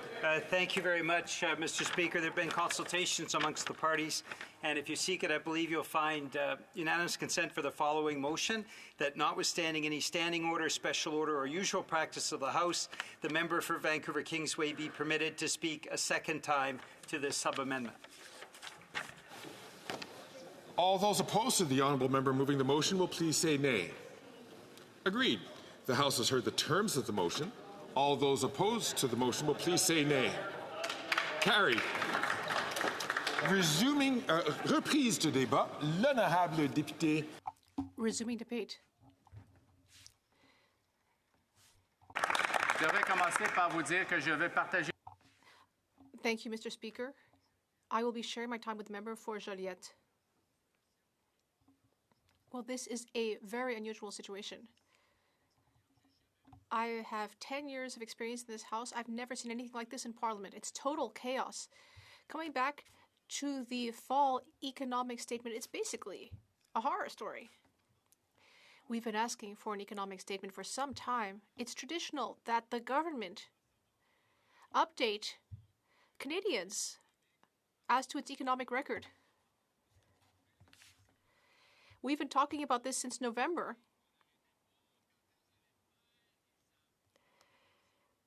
And they kept dithering about it. But then, finally, they made a decision. They decided to do it right before the end of the parliamentary session. And to bring the absurdity to the highest possible point, they waited until the last minute to present the fall economic statement. And yet, the craziest thing of all is that the Minister of Finance, the Deputy Prime Minister, stepped down. And she said, no, I refuse to table this. And she decided, no, I'm leaving. And she left, and I think that showed a great deal of nobility, in fact. So now we don't even know if there's going to be an economic update. We don't have a Minister of Finance. Then we learn that there will be a new Minister of Finance. It sounds like the person in question is kind of a jack of all trades. In fact, he's kind of like a fireman. He just pops up to fix things.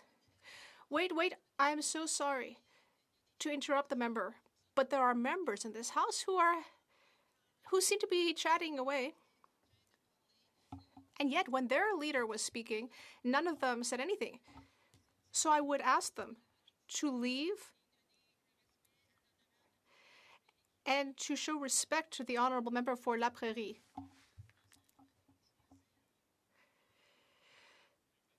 Well, thank you. So they seem to have turned to this jack of all trades who always steps in to help them, and he will be the new Minister of Finance. You don't need to be a rocket scientist to understand that if you're tabling the document, which they did, then you should debate it. But nope, they've decided to muzzle Parliament. They are acting like a chameleon who's on a piece of Scottish tartan, constantly changing their approach, so to speak. Well, darn, we're pretty excited about this economic update. We say to ourselves, well, it must be something remarkable. Nope. We didn't get any of the essential information. And yet the Minister of Finance stood up and put her hand on her heart in April and said there would not be a deficit above 40 billion. And I'm sure that she meant it. And yet there's been a series of disasters ever since. In October, it had reached 46.8 billion. And since then, it's just been a festival of electioneering and just baubles for Canadians. So that was a huge amount of spending. Meanwhile, this Prime Minister, who basically seems to be hyperactive when it comes to spending, that brought the deficit to 48.3 billion, but that's not it. That's not it at all. Because there are still 3.5 months until the end of the fiscal. You'll hear more about that later from my colleague, but if you look at what's going on here and you ask yourself, what on earth is going on here? And yet, it's not actually that surprising, except for one thing. The Minister of Finance has stepped down. She's the one who was supposed to table the update. And she left. She said, oh, I'm not touching this. Because she has principle. Madam Speaker, perhaps the Prime Minister should treat her as a role model. She promised that it wouldn't go above 40 billion. But the Prime Minister didn't agree. In fact, the previous Finance Minister, Mr. Morneau, stepped down because he thought that not enough was being spent. And once again here, the Prime Minister doesn't think that the Prime Minister, this Finance Minister didn't spend enough. It's very easy to spend other people's money. And that's what this Prime Minister loves to do. So imagine having your Deputy Prime Minister step down. It's as if in Star Trek, Spock jumped out the window of the Enterprise because he no longer believes in Captain Kirk. It's wild, Mr. Speaker. Listen, the Deputy Prime Minister, she's the number 2 in the government. It's not just anyone. And she just left while throwing a couple punches at the Prime Minister. Well, Madam Speaker, the government was already dysfunctional. We know that everything they touched turned to mud. It's the opposite of Midas.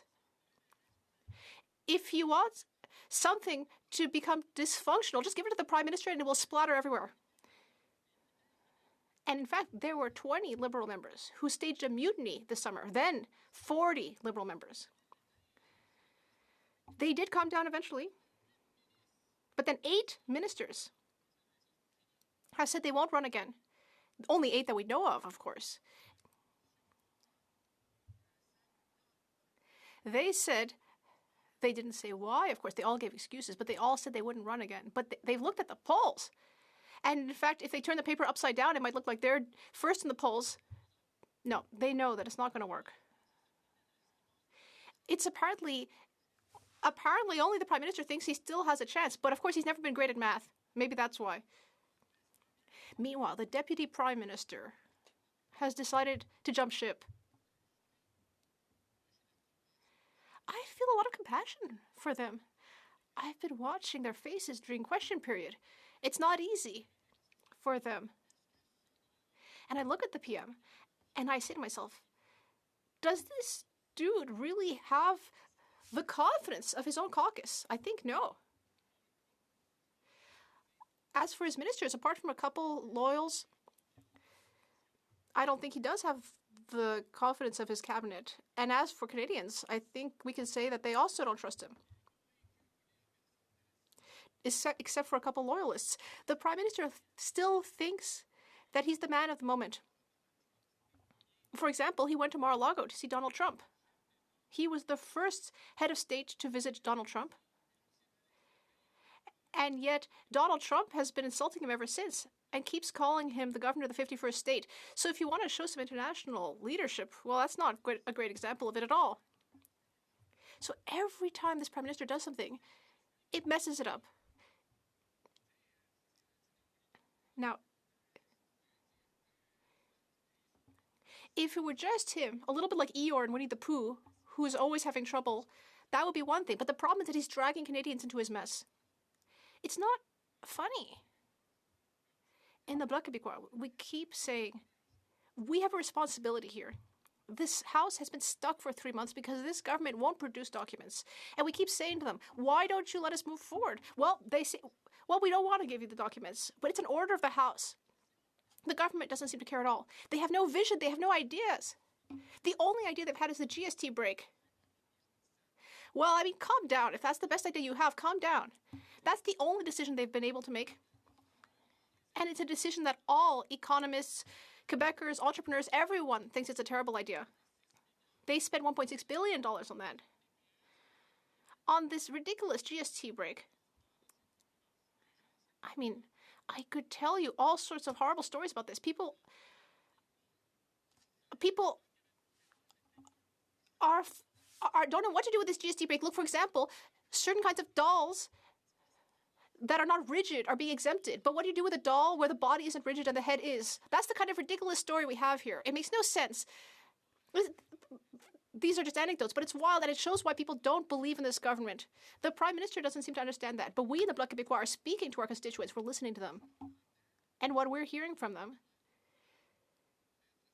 is that Quebecers want this government out. This government doesn't represent them anymore.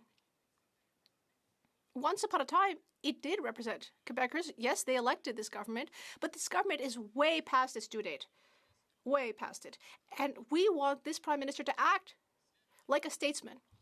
We want him to stand up in this House, roll up his sleeves. If he's so convinced that he did the right thing, fine. Let's have an election. That's the only thing left for him to do. Madam Speaker, the Bloc Québécois will be there. We will make tracks all over Quebec. We will speak to people.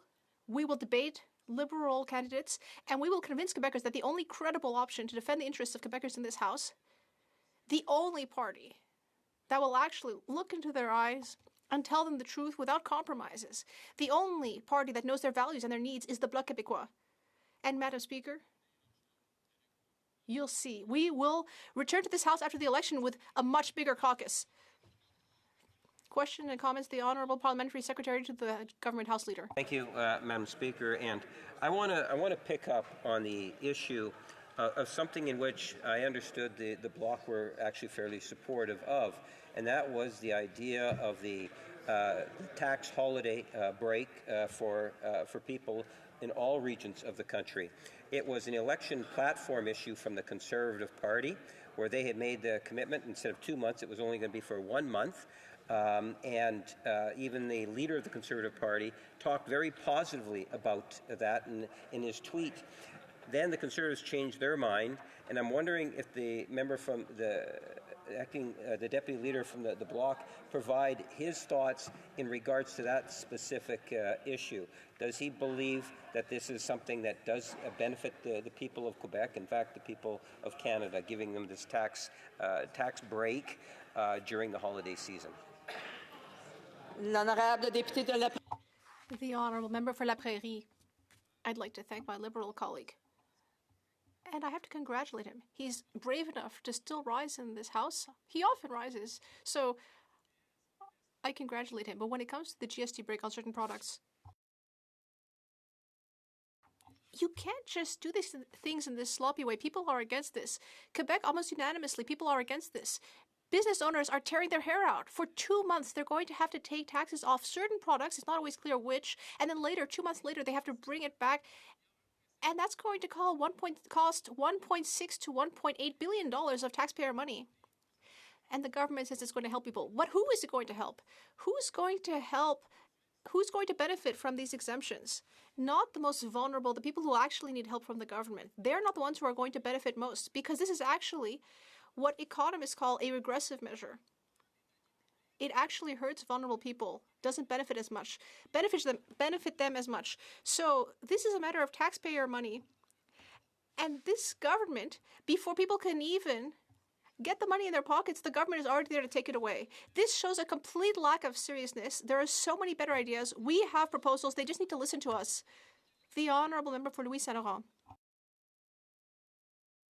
Well, Madam Speaker, I love hearing my Bloc Québécois colleagues speak. In fact, I had the honor of sitting on the National Assembly of Quebec with him in the old days. Now, my colleague has brought up this ridiculous and humiliating situation. All Quebecers and Canadians are embarrassed about what's happening here. The number 2 in this government stepped down, and she slammed the door behind her. And today, a few of them just showed up in a hurry, quickly threw the paper on the table, and refused to have the debate. My colleague has raised the issues, the real issues with the GST break. This is the first time that this government is doing a so-called tax decrease, and this is what we got. What a mess. It's ridiculous in a so-called democracy. And yet, on more than 190 occasions over the last few years, the Bloc Québécois has voted in favor of this government and its inflationary deficits. In fact, even last week, wait, I will just ask the honourable member for La Prairie to answer the question, because there's not that much time. The honourable member for La Prairie. Well, Madam Speaker, my colleague was so flattering that I felt that he might even come do some canvassing for me in my riding. We would have had a great time together, Madam Speaker. But listen, I'm going to challenge my colleague. It's a very simple challenge. Every time the Bloc Québécois voted, it always voted in the interest of Quebec and only in the interest of Quebec. No. My colleague is mad because he knows I'm right. Look at any Bloc Québécois vote at any given time. If you go look at the bill, and if you think about the interests of Quebec, then you'll see that the Bloc Québécois has always voted in the interests of Quebec and only in the interests of Quebec. We are always standing up for Quebec. Let my colleague find a single piece of legislation that I voted on, and I would never be ashamed of any of those things. Any of my colleagues. I would look people straight in the eye and tell them, the Bloc Québécois is here for you. We won't compromise. We are upright, and we're proud of how we voted.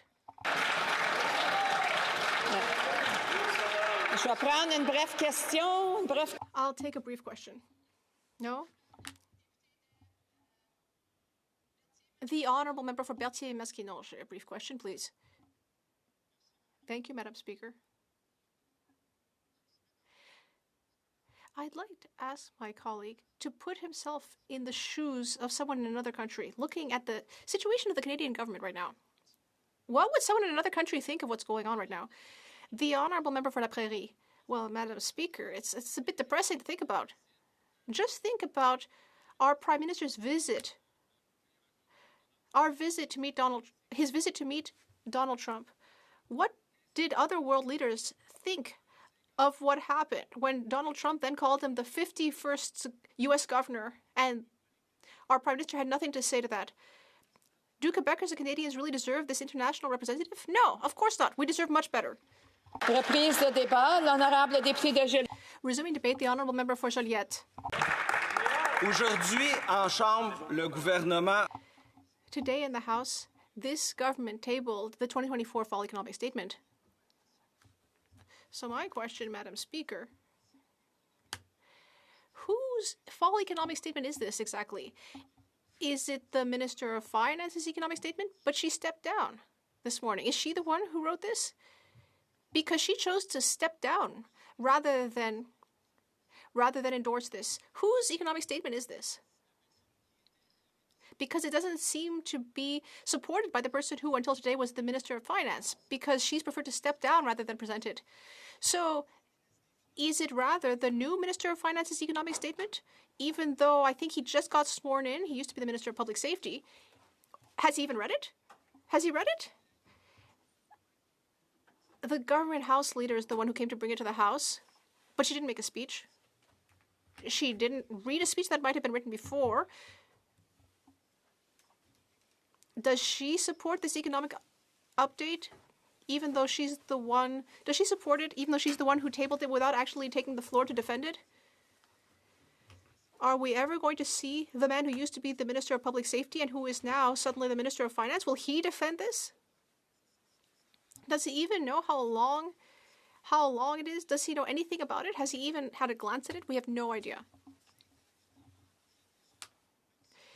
Besides, this economic statement is very disappointing. We don't know whose it is, first of all, perhaps the Prime Minister's, but we don't know. But what's very clear is that we have learned very little from this economic statement, because this is a government that is out of energy, without direction or vision. It's basically like a ship with a torn sail that is floating rudderless in the doldrums. And this government seems to think that just by wishing on a star that it's going to finally get somewhere in this broken down old boat. But we have no idea who's here to defend this statement, because currently no one is standing up to defend it. There are two interesting numbers in this statement. The deficits, the one for this year, but even more so in this fall statement, which is rather kind of a Christmas update. A sad Christmas, this Grinch-like government's Christmas. We also learn the number for last fiscal, the deficit from last fiscal, and that's very interesting. The Minister of Finance, trying to reassure English-speaking Canada's financial class, has said, I'm going to make a fiscal anchor. I'm going to set a fiscal anchor. And since 2015, of course, none of these deficits have actually ever respected the anchors. But she said, you have my word, it'll be $40 billion. But instead, it's actually $61.9 billion. And we're learning this right before the holidays in a document that was tabled at the very last minute, where we don't even know who would stand up on the government side to defend it. And this government still hasn't tabled the public accounts. Normally, it would do so in September, but I think now we won't even get them by the end of the year. It will end up happening next year. They could, however, table them tomorrow. Now, $61.9 billion. The former finance minister said, hand on heart, it will not be more than $40 billion. I promise we will stop spending all over the place.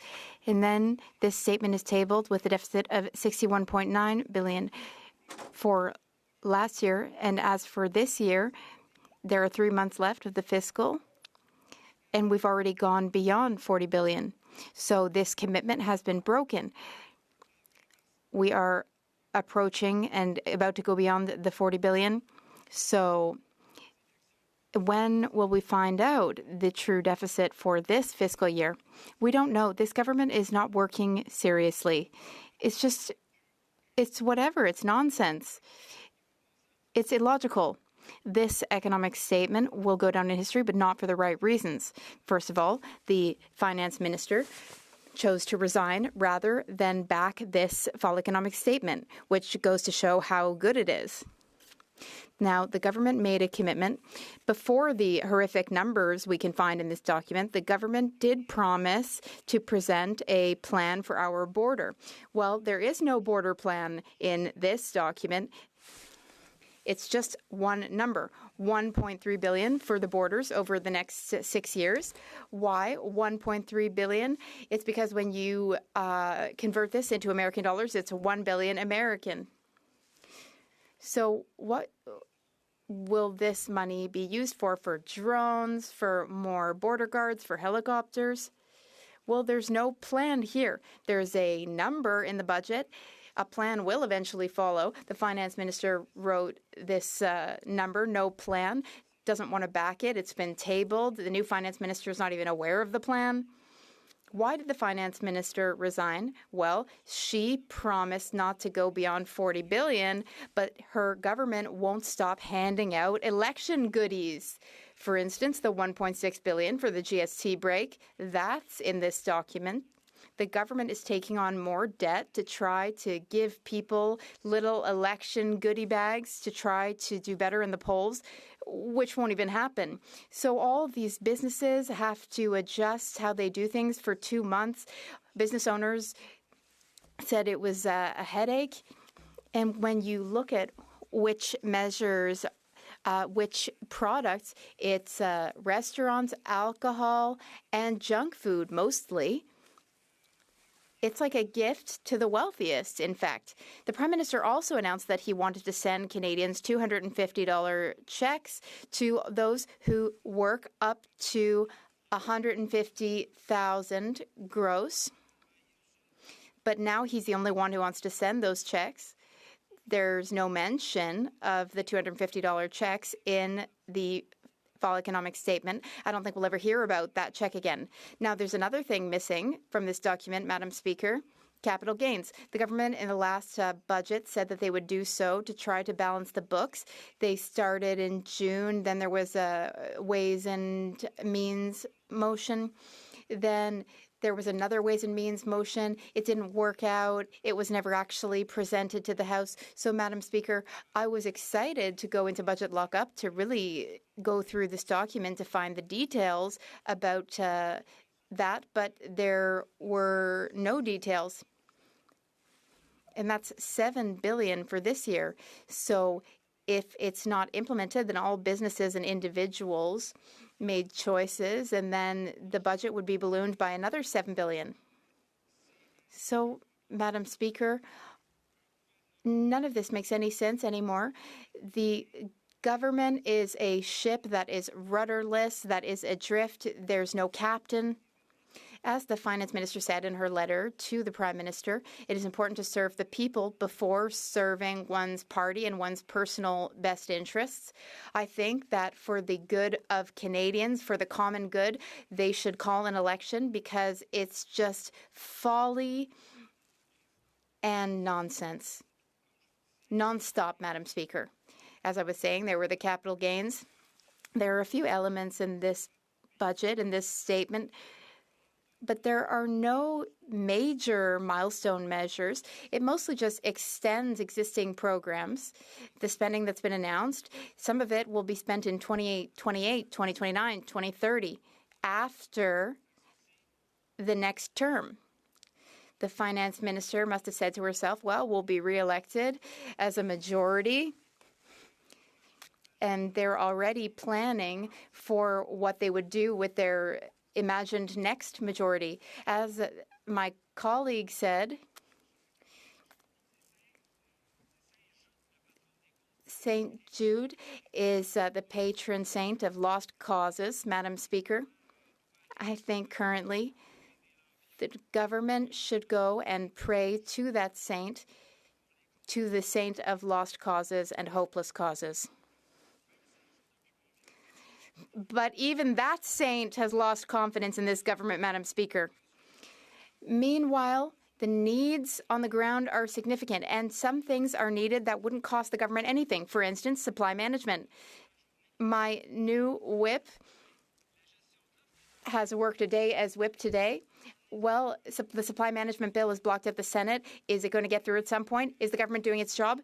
No, it isn't. And what about the religious exemption for hate speech? We need to get rid of it. That wouldn't cost a penny. And it's awful. It's abhorrent that that exists and the government's not doing anything. And what about 65 to 74-year-olds? Half of the election goodies for seniors might have actually helped seniors, but we need to help seniors. There's nothing done for housing. We thought that there'd be a plan in this document to protect our borders. There's nothing. As for all the current challenges with Canada-U.S. relations and EI reform, there's nothing about that. There are so many ongoing problems, and the government has just completely failed to mention or address them. The Honourable Parliamentary Secretary, the Government House Leader. Yes, thank you, Madam Speaker. Interesting. We've known for years now in terms of the Conservative Party's approach to the minority government, and that is that they've been wanting and calling for an election for well over 2 years now.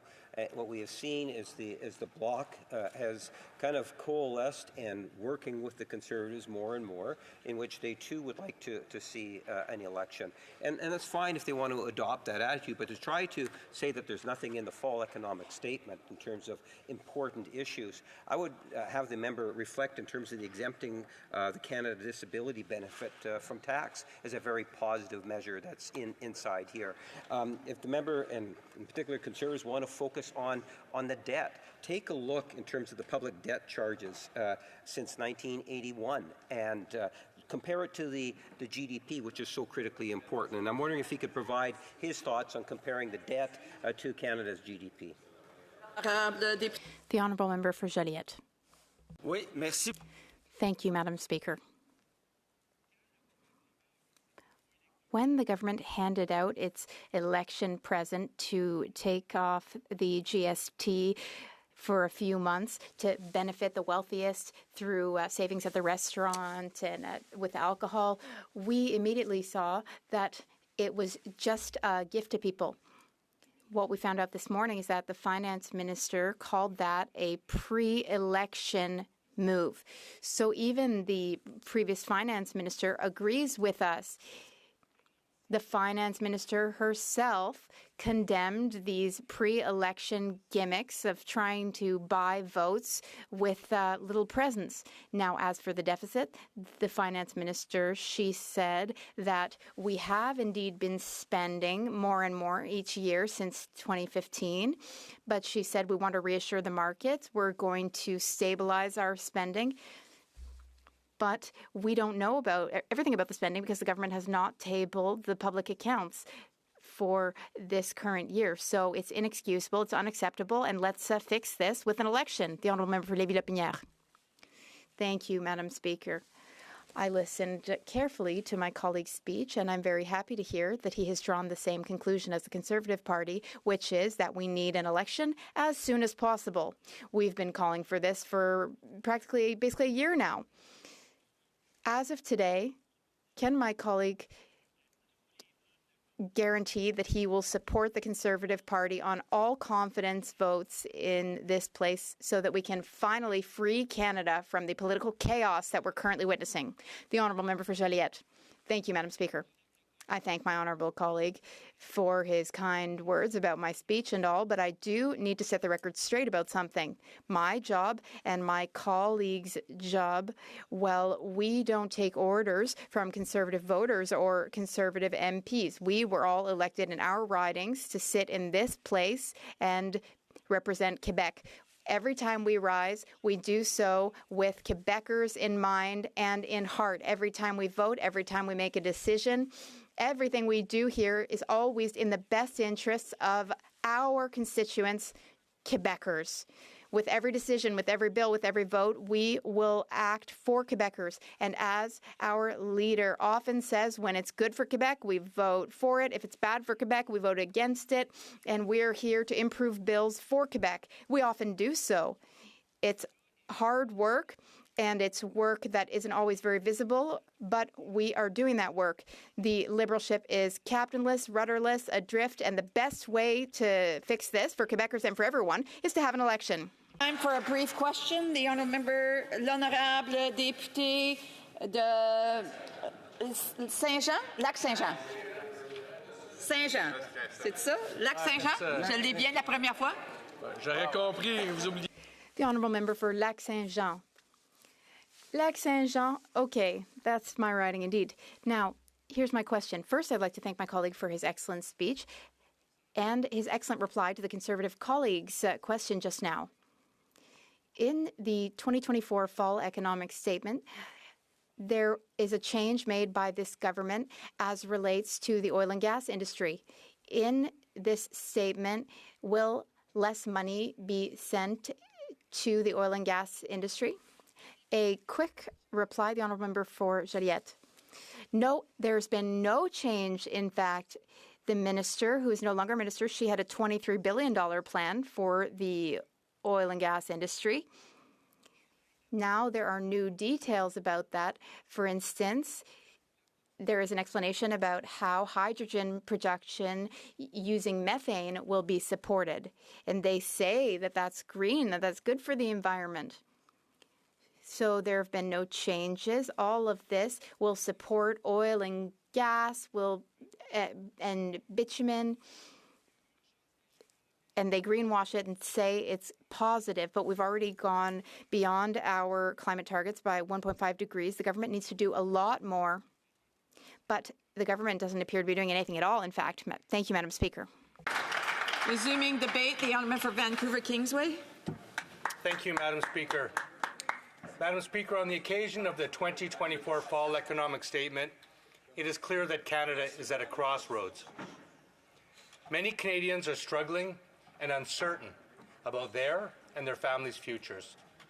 We are facing multiple, overlapping crises that require immediate and decisive action from the federal government. Yet, we are watching a Liberal government in complete disarray, out of ideas, flailing with gimmickry, and unable to implement a coherent, effective plan to address these challenges. And we are seeing a Conservative opposition who has reduced these complex issues to nursery rhymes, able only to muster bumper sticker slogans to the most challenging problems facing Canadians. That's right. They are proposing outdated policies, not only that won't work, but that caused many of the structural problems we are seeing today in the first place. Right. They will cut the services Canadians need, reward their corporate backers, and create untold damage to working and middle-class Canadians. Let's review the major crises facing Canadians as a result of successive Conservative and Liberal governments. The cost of living crisis continues to escalate, with millions of people struggling to make ends meet. The cost of essentials such as rent and food have increased by over 20 and 21% over the last 3 years.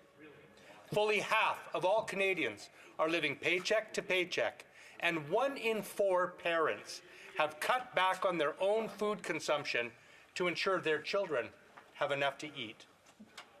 The rising costs of staples such as home heating, telecommunications, and transportation are straining household budgets, making it virtually impossible for families to save for the future or handle unexpected expenses. 80% of Canadians now believe that owning a home in Canada is only for the rich. Among those who do not own a home, over 70% have given up on ever owning one. In major cities across Canada, tenants are regularly paying over 50% of their income on shelter, a crippling and unsustainable burden. Yep. Income inequality in Canada has hit the highest level ever recorded. The top 20% of Canadians hold more than 2/3 of the country's wealth, averaging $3.4 million per household.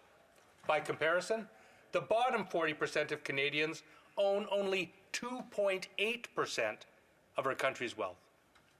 At the same time, the top 5% of income earners paid a lower overall tax rate in 2022 than the bottom 95%, with the top 1% paying an even lower rate. Welcome to Conservative and Liberal tax policy, Madam Speaker. After decades of federal underfunding, Canada's healthcare system is under serious strain, with long wait times, inadequate access to essential services, and high levels of burnout among healthcare workers. Millions of Canadians do not have a family doctor, critical to accessing our healthcare system. Madam Speaker, I remember in 2008 campaigning with Jack Layton when he pointed out then that 5 million Canadians had no family doctor. We then saw for the next 7 years Conservative government under Stephen Harper. And here we are 9 years after that under the current Prime Minister, and there's more Canadians today that do not have a family doctor after those decades of Conservative and Liberal government in this country. Shame. Thousands of Canadians continue to be harmed by the toxic drug crisis without timely access to publicly funded treatment facilities and other life-saving services.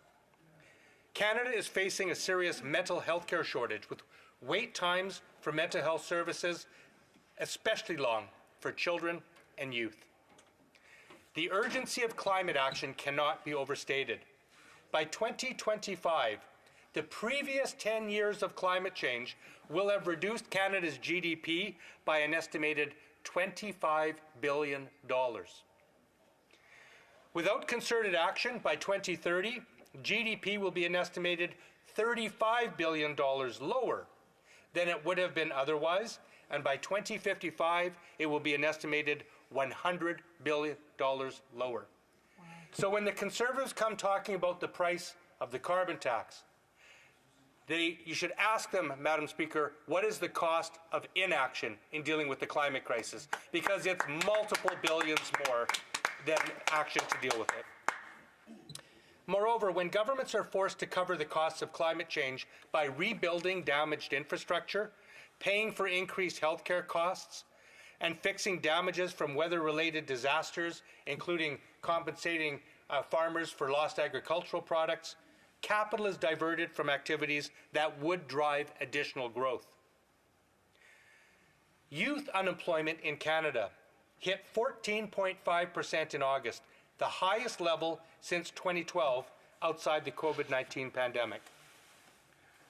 Madam Speaker, some 1 million Canadians under 29 are without jobs or training today as we speak, an issue of intergenerational inequity that Deloitte estimates will cost our economy $18.5 billion over the next decade. Never mind the cost in broken dreams and shattered lives. Enhancing productivity is vital for economic growth and competitiveness. However, spending on machinery and equipment by businesses and on research, development, and innovation and training has been falling as a share of Canada's GDP for decades. Actually, Madam Speaker, since 2000, despite the large corporate tax cuts introduced at the turn of the century and promoted by both Conservative and Liberal governments. With rapid job creation and population growth, business capital investment has not kept up. Despite its commitments, the federal government is failing to achieve reconciliation with Indigenous peoples. Indigenous housing, water, and infrastructure are in perilous conditions. The lack of progress on nation-to-nation governance and the stripping of wealth from Indigenous territories have resulted in poverty rates and incarceration levels among Indigenous people that are nothing short of shameful. This government has failed to fully implement the Truth and Reconciliation Commission's calls for action, nor the National Inquiry into Missing and Murdered Indigenous Women and Girls calls for justice. New Democrats believe that these crises and other priorities demand urgent and comprehensive action to ensure a prosperous, fair, and sustainable future for all Canadians. However, this fall's economic statement has demonstrated once again that the Liberals are out of touch and unable to respond to the realities that Canadians are experiencing. What they have offered today is totally unresponsive to the crises facing our country. They are simply too weak, too self-interested, too full of infighting, and too beholden to corporate interests to fight for people. On the other hand, the Conservatives offer no solutions, only a discredited agenda of cuts to services people rely on and tax breaks for their friends and ultra-wealthy. They're happy to reinforce disingenuous and insulting characterizations of our country from foreign leaders like Donald Trump, while ignoring the real needs and challenges faced by Canadians. The Conservative approach undermines our values and fails to provide the support and investment required to build a fairer, more prosperous society. Madam Speaker, when he was Senator, Joe Biden famously said, "Don't tell me your values, show me your budget, and I'll tell you your values." Well, Liberal and Conservative values are very clear to Canadians who've been paying attention to the federal government for the last 25 years. They continually, consistently prioritize the interests of the wealthy and corporate sector over the interests of working and middle-class Canadians. And New Democrats say that's wrong and there's a better way.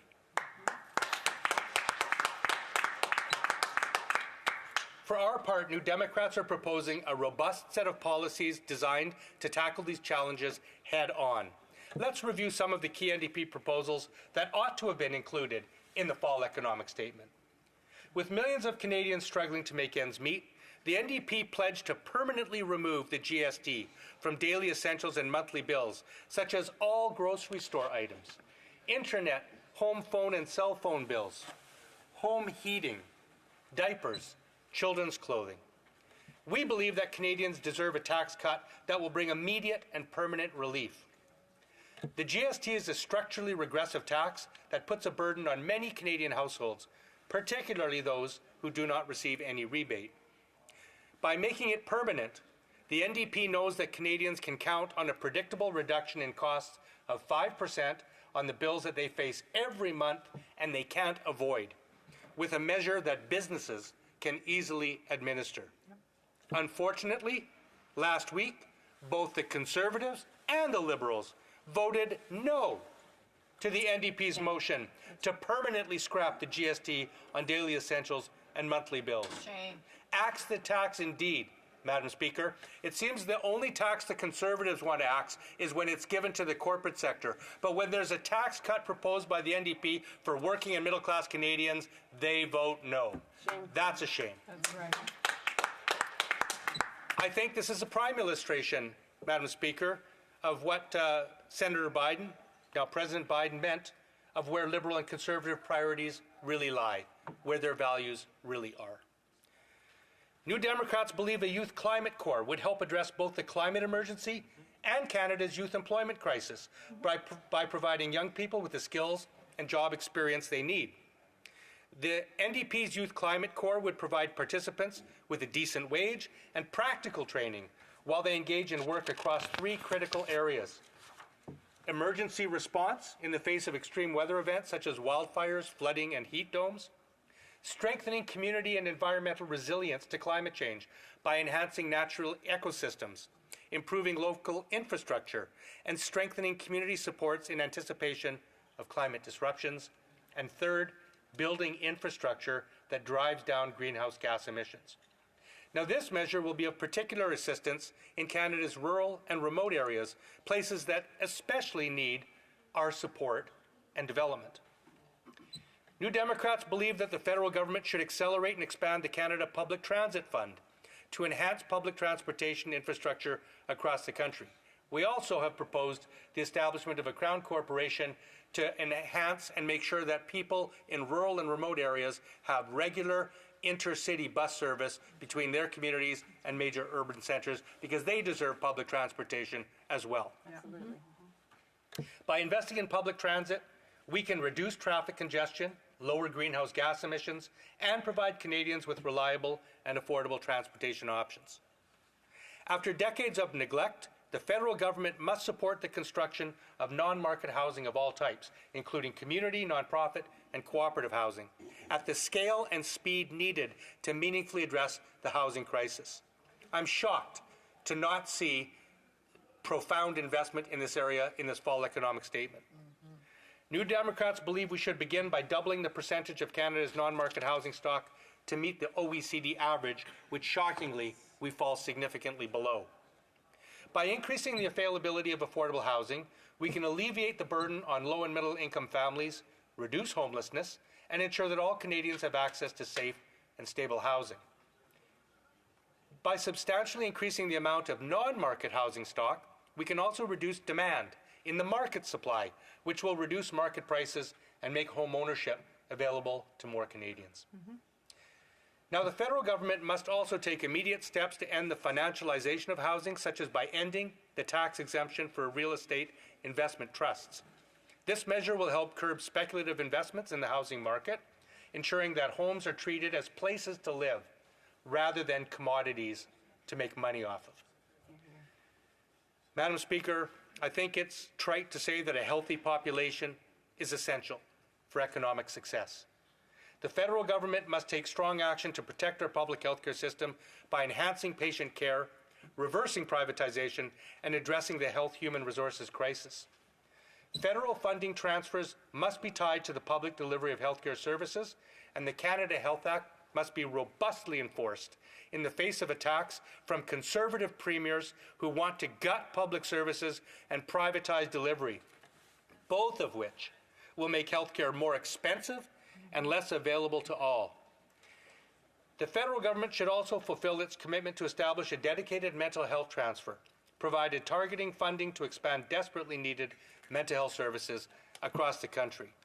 Madam Speaker, mental health is as vital as is physical health. It is essential to expand access to public addictions treatment and other life-saving services addressing the urgent needs of those affected by the toxic drug crisis and other substance use disorders. On the revenue side, Madam Speaker, New Democrats believe that fair taxation is essential to provide revenue for the services Canadians depend on and to ensure a sustainable fiscal framework. We note that the former finance minister blew through 2 of her 3 so-called financial guardrails, both last year and this year, and likely next year as well. And that's because they refuse to address fair taxation in this country. A key component of this is an excess profits tax on large corporations who have abused their monopoly positions in the marketplace and taken advantage of Canadians. Since 2021, increased corporate profit margins have significantly contributed to high levels of inflation and growing income inequality across the country. Despite the normalization of supply chains and easing of shortages today, Canadian corporations have maintained stratospheric profit levels and sky-high prices from everything from food to energy to rent. To add insult to injury, inflated profits have not translated into increased investment in the Canadian economy.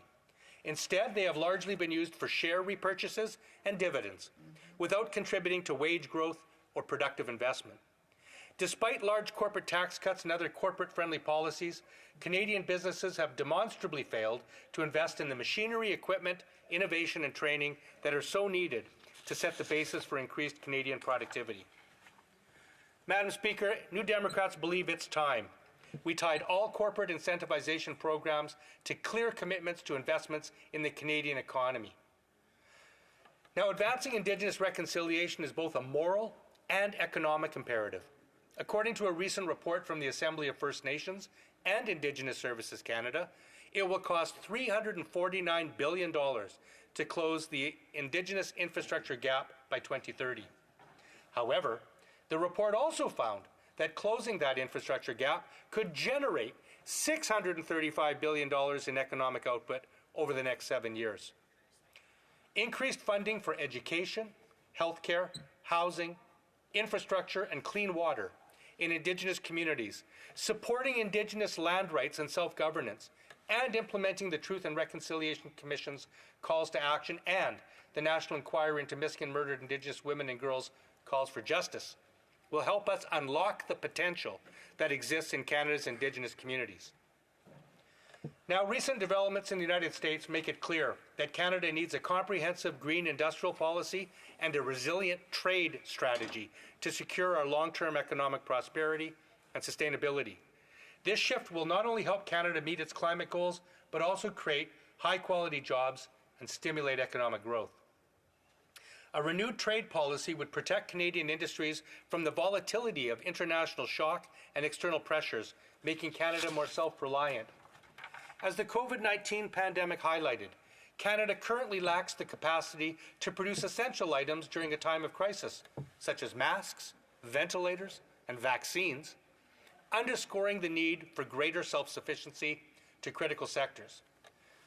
The recent comments from the President-elect south of the border provide us with an historical opportunity to diversify our trade markets, including in Europe and Asia-Pacific, taking better advantage of CETA and trade agreements that include Asian tigers like Japan and South Korea.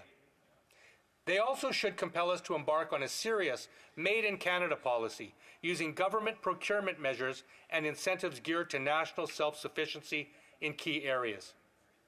If the United States can have a Buy America program, so should Canada have a Buy Canadian program, Madam Speaker. Madam Speaker, the crises we face are daunting, but they are not insurmountable. With bold, progressive, and forward-thinking policies, we can build a stronger, fairer economy that benefits all Canadians. New Democrats believe in a Canada where everyone can thrive, where science and compassion are at the heart of our policies, and where we invest in our future to build an equitable, sustainable society.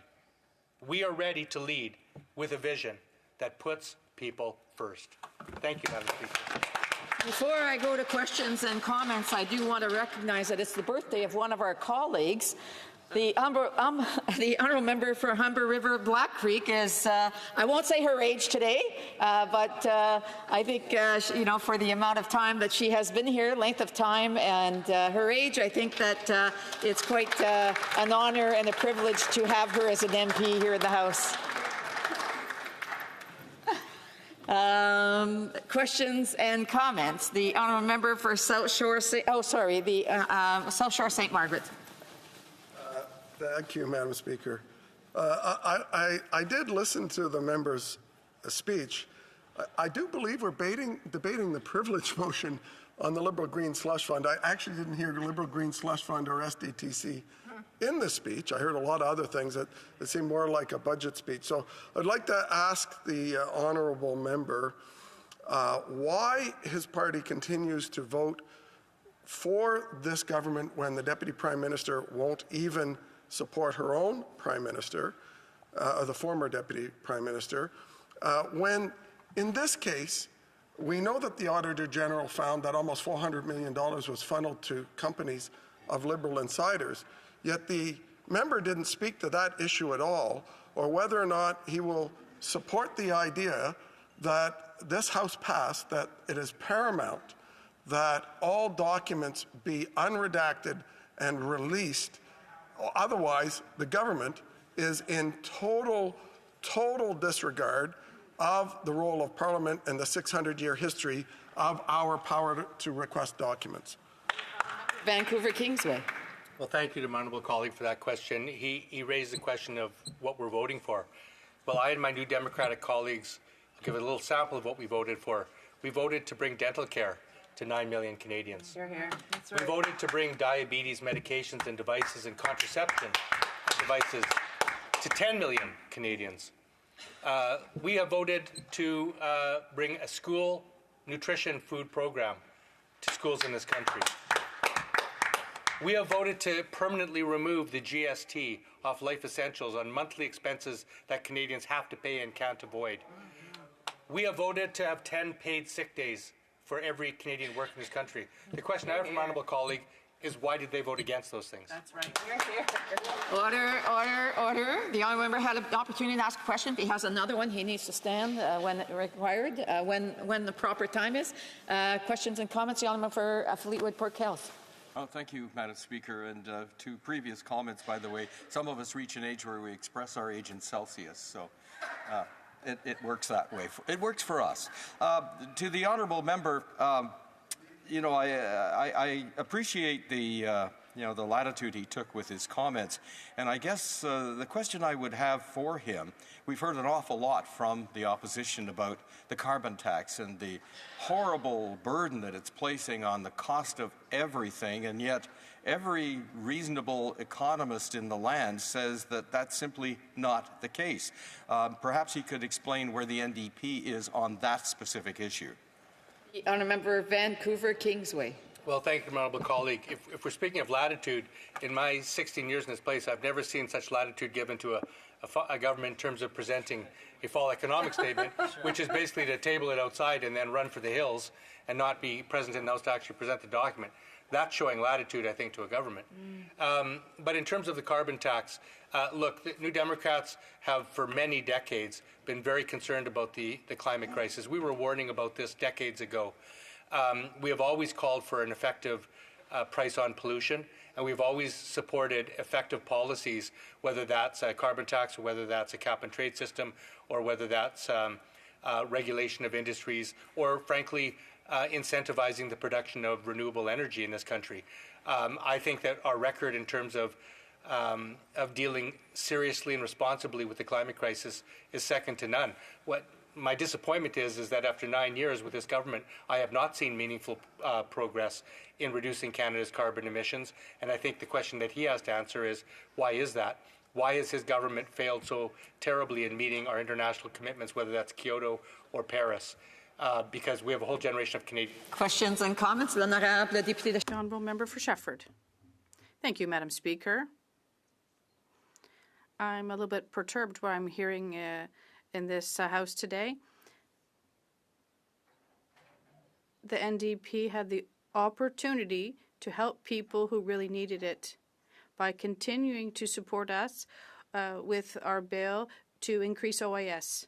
But instead of this, they continued to prop up this government that spent way too much with measures that aren't really helping people. And our leader said this at one point. This is a difficult marriage. And the finance minister found this relationship with the NDP a little bit heavy at one point. So now we are in an impasse. We want to help people. We have a measure that could have cost much less than the affordability one. And when it comes to dental care, even last Friday, there were people at my office that were criticizing this. Well, Madam Speaker, why we're continuing to support a fully dysfunctional government, we should be asking the Prime Minister to resign. This doesn't make sense. The Honourable Member for Vancouver Kingsway. Apologize for that question. I will join issue with her on one thing, and that is we also believe that this Prime Minister should resign. And our leader has called for that very thing today. You know, New Democrats have 25 MPs in this House. My honourable colleague is a member of the Bloc Québécois. They have, I think, 33 seats. They have more seats than we do. And what have the New Democrats accomplished in this Parliament since 2021? Well, again, today, as of today, 3 million Canadians have signed up and are receiving dental care in this country because of the efforts of the NDP. Agreements with British Columbia, Manitoba, and I understand almost every other province are well underway to ensure that people can walk into a pharmacy and walk out with the contraception and diabetes medications that they believe. That's what the NDP did. We worked to obtain $1 billion to help kids across this country get access to a nutritious school meal every day. That makes a difference. My honourable colleague, after we withdrew from our confidence and supply agreement, the Bloc Québécois attempted to make a deal with this government. They failed. So they've achieved nothing in this Parliament for anybody. So I would stack the New Democrats' record of accomplishment and achievement in this House, in this Parliament, against anybody. We have helped millions of Canadians in a practical and pragmatic way, including millions of people in Quebec. Questions and comments? The honourable member for Kitchener Centre. Sure. I want to start by saying thank you to the member for Vancouver Kingsway for the amount of his speech that he dedicated to addressing the housing crisis. It's clear that he and the NDP are serious when it comes to addressing the housing crisis. He talked about the need to double social housing across the country. He likely knows that one of the reasons this government has been unable to do so is that they have, or CMHC, has a definition for housing that isn't actually being used in the various programs it operates. In fact, in today's fall economic statement, there is accelerated funds for a program that only 3% of which actually delivers anything that helps those who are in core housing need.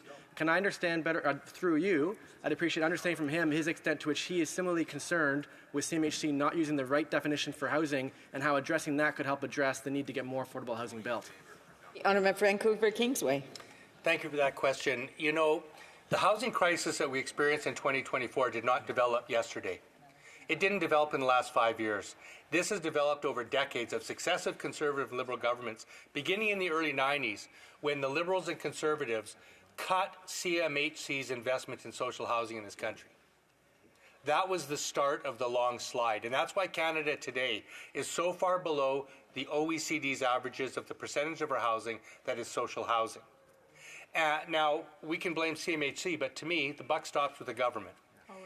The policies of the government are the ones that should be driving CMHC. The Canada Mortgage and Housing Corporation is a Crown corporation that should be fully driven towards producing a house for every single Canadian in this country that needs one. You know, we all represent ridings in this country. We deal with thousands of issues, but some are foundational. And in my view, housing is a foundational issue. It anchors you in community. It's what makes your ability to work and access schools and connect with community possible. And when you don't have access to a secure, affordable, decent house, your rights as a citizen are seriously abridged. And only New Democrats, I believe, are capable of making sure that CMHC... Sorry, I just want to add one more question here. Questions and comments. The Honourable for Port Moody, Coquitlam. Thank you so much, Madam Speaker. I just want... Thank you so much, Madam Speaker, and I just want to thank my colleague from Vancouver Kingsway for really sharing to this House all of the fantastic work that the NDP did for Canadians, all of those programs for Canadians. I wonder if the member wouldn't mind letting Canadians know what the Conservatives have not delivered in this House in 3 years. The Honourable Member for Vancouver Kingsway, a brief answer. Thank you. I'd like to thank my honourable colleague for all of her work. She has been a crusading force in this House for fighting for people with disabilities, including getting a meaningful Canada disability benefit, and she continues to fight for that. In a word, I guess the shorter list is to explain what the Conservative opposition has obtained for Canadians in this House, this Parliament, and the answer to that would be nothing. Resuming debate, the Honourable Member for Saanich Gulf Islands. Thank you, Madam Speaker. It's an honour to rise at this moment in debate and the ongoing motion of privilege. I want to start by letting you know, Madam Speaker, that I'll be splitting my time with the Honourable Member for Kitchener Centre. I'm aware that as I begin this, being a stickler for the rules, today seems to be a day that all the rules are going right out the window. I noticed the Honourable Member for South Shore St. Margaret noted that the member for Vancouver Kingsway had not spoken to the motion that is before us.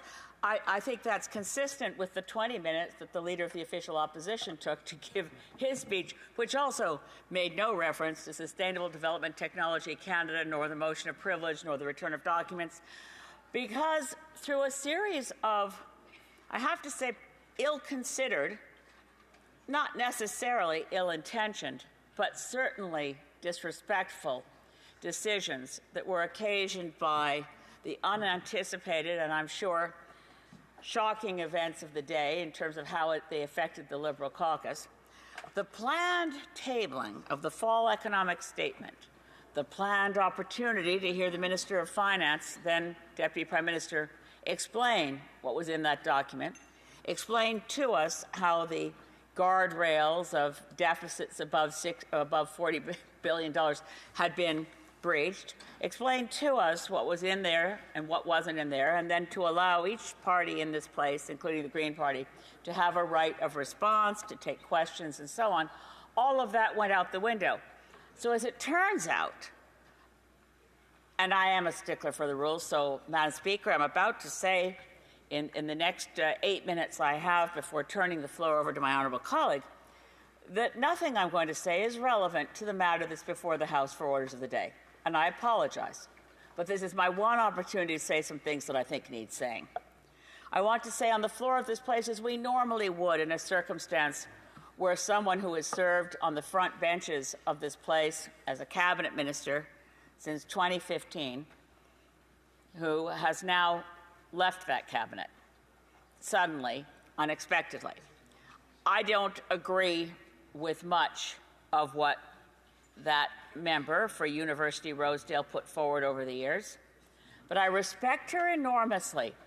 And it is a really lousy thing. I don't know what word. It's graceless, it's crass, it's unbecoming to our tradition as parliamentarians that someone as fine as a member for University Rosedale would leave the cabinet, leave being Deputy Prime Minister, leave being Minister of Finance, having previously been Minister of International Trade, having played a really large role in getting this country through our first encounter with a Trump presidency, having played a rather large role in negotiating and renegotiating NAFTA, now CUSMA, so that Canada ended up whole.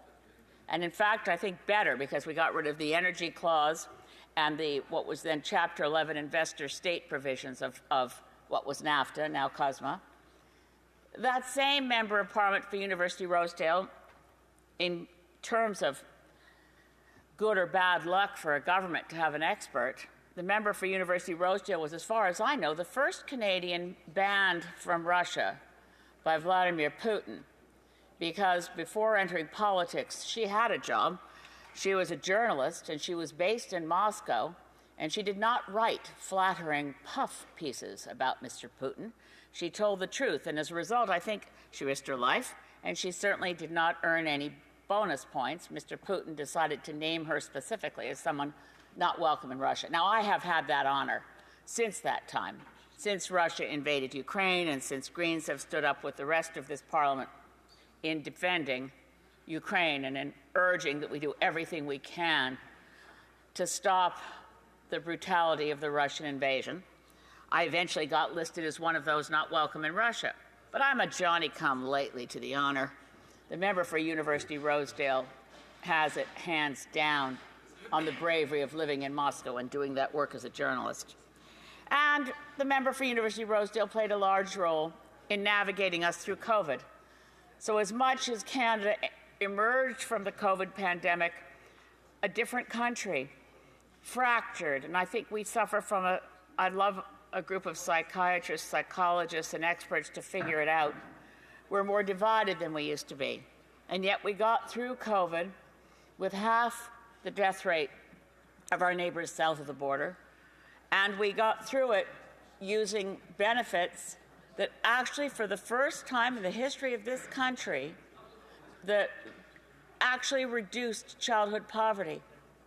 There is much to be said about the honourable member for University Rosedale, and I just wanted to say publicly in this place, thank you to the honourable member. I argued with her many times about climate policy, but there's a fine public servant there sitting as the Member of Parliament for University Rosedale, and today was not a good day for any kind of gracious acknowledgement of a role that somebody played across the aisles.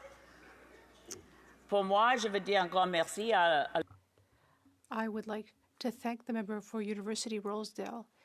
She did a remarkable job during very difficult times, during crises like the war that the Russians brought on Ukraine and the pandemic. It was not a good day for us in this place because I think it was a contempt.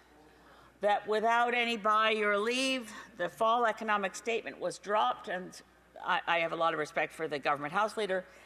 She wasn't prepared to deliver a speech nor to take questions, but I think it was, again, classless and disrespectful that we weren't allowed to give a round of speeches on what we thought of the document, having been briefly exposed to it in the shortest lockup in history over any budgetary document. Usually we're given the better part of a day and time to ask questions.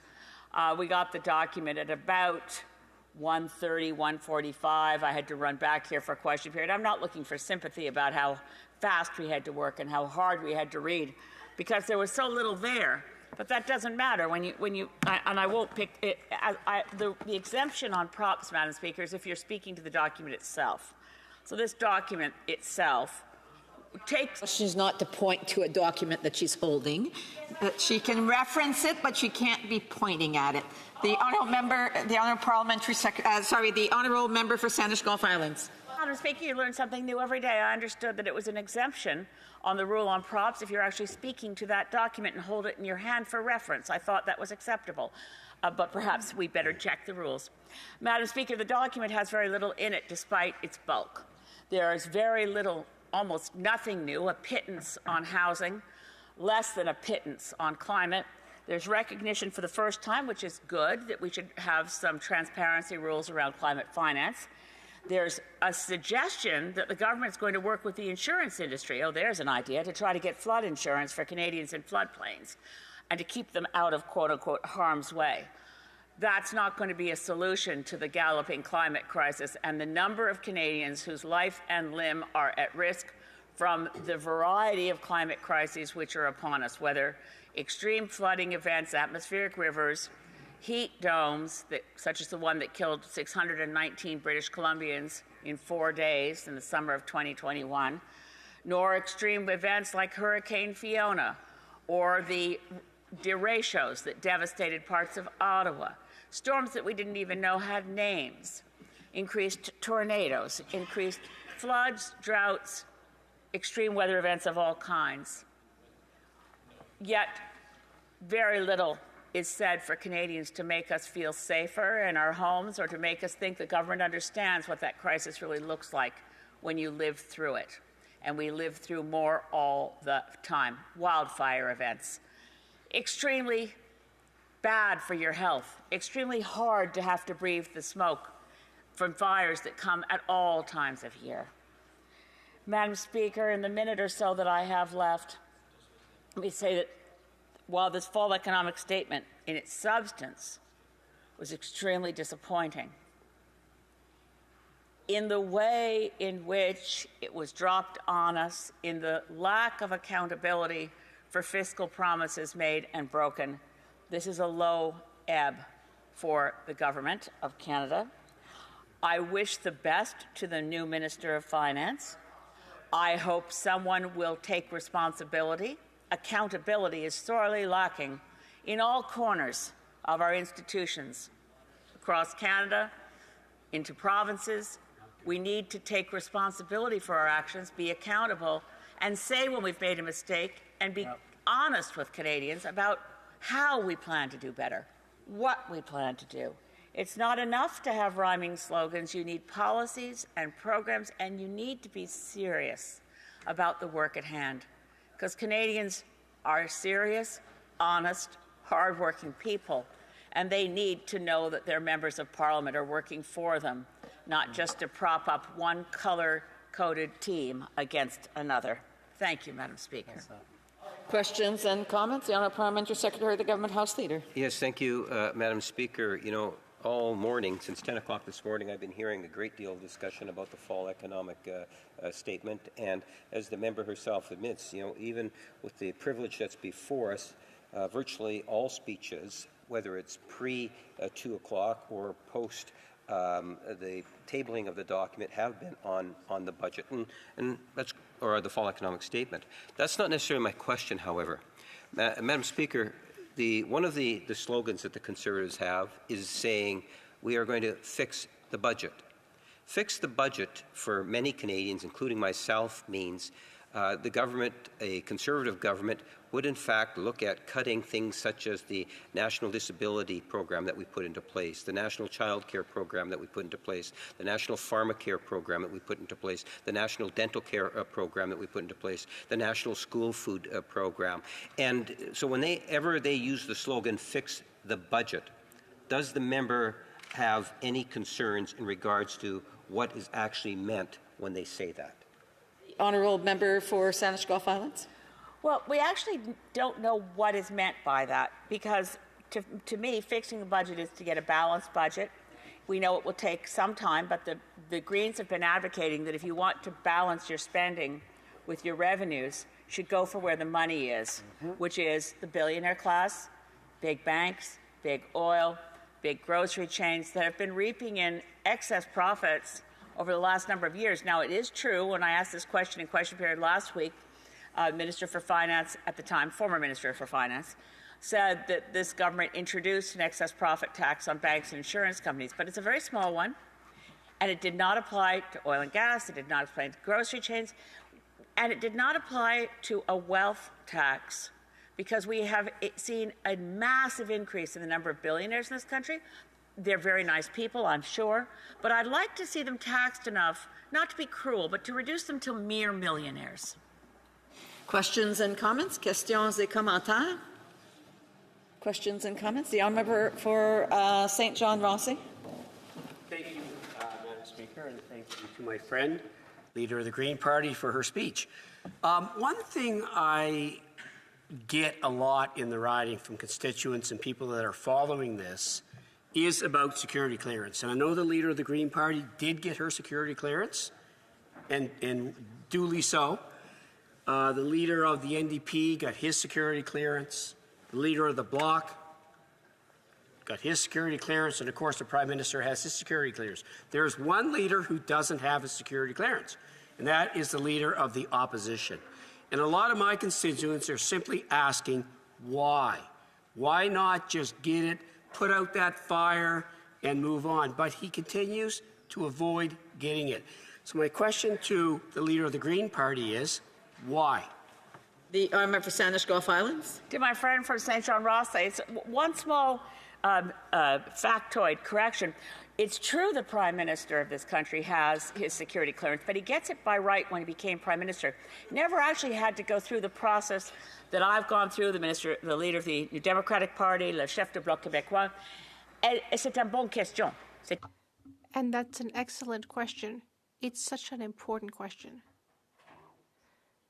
Why the leader of the official opposition has refused to ask for the process to start. Can think of is that he's worried he won't get it because you don't get it by right. And I urge the leader of the official opposition to remove the doubt for Canadians that there's something about his history, potentially with foreign interference or something else, that means he worries he won't get top secret security clearance if he were to ask for it. Brief question, the honourable member for Kitchener Centre. Thank you, Madam Speaker. In the member from Sandwich Gulf Islands speech, she talked about what we could be doing if we were to really tax the wealthiest. And I know she believes one of the things we could be doing is lift folks with disabilities out of poverty. I used to say this government was going to do this vote buying scheme, and maybe it's just the Prime Minister who is planning on doing it. That vote buying scheme left out folks with disabilities, just as this fall economic statement did. Can she comment on how important it is to lift folks with disabilities out of poverty and how this statement could have been a place to do it? Brief answer from the honourable member for Sandwich Gulf Islands. We're a rich country, Madam Speaker. Thanks to my honourable friend for Kitchener Centre for reminding us that we have an obligation as a country to have essential fairness. The people with disabilities have a disproportionate rate of poverty. But why do we have people living in tent cities? Why are we allowing people to live in conditions that are inhumane in a country that could afford a guaranteed livable income for all? And I want to correct my record on that one, on the previous point that I brought forward about the document. So I did check on that, and Speaker Milliken had ruled on this in the past, where if it's a document that had just been tabled in the House, it could be referenced and have it in hand while referencing. The honourable member for Kitchener Centre resuming debate.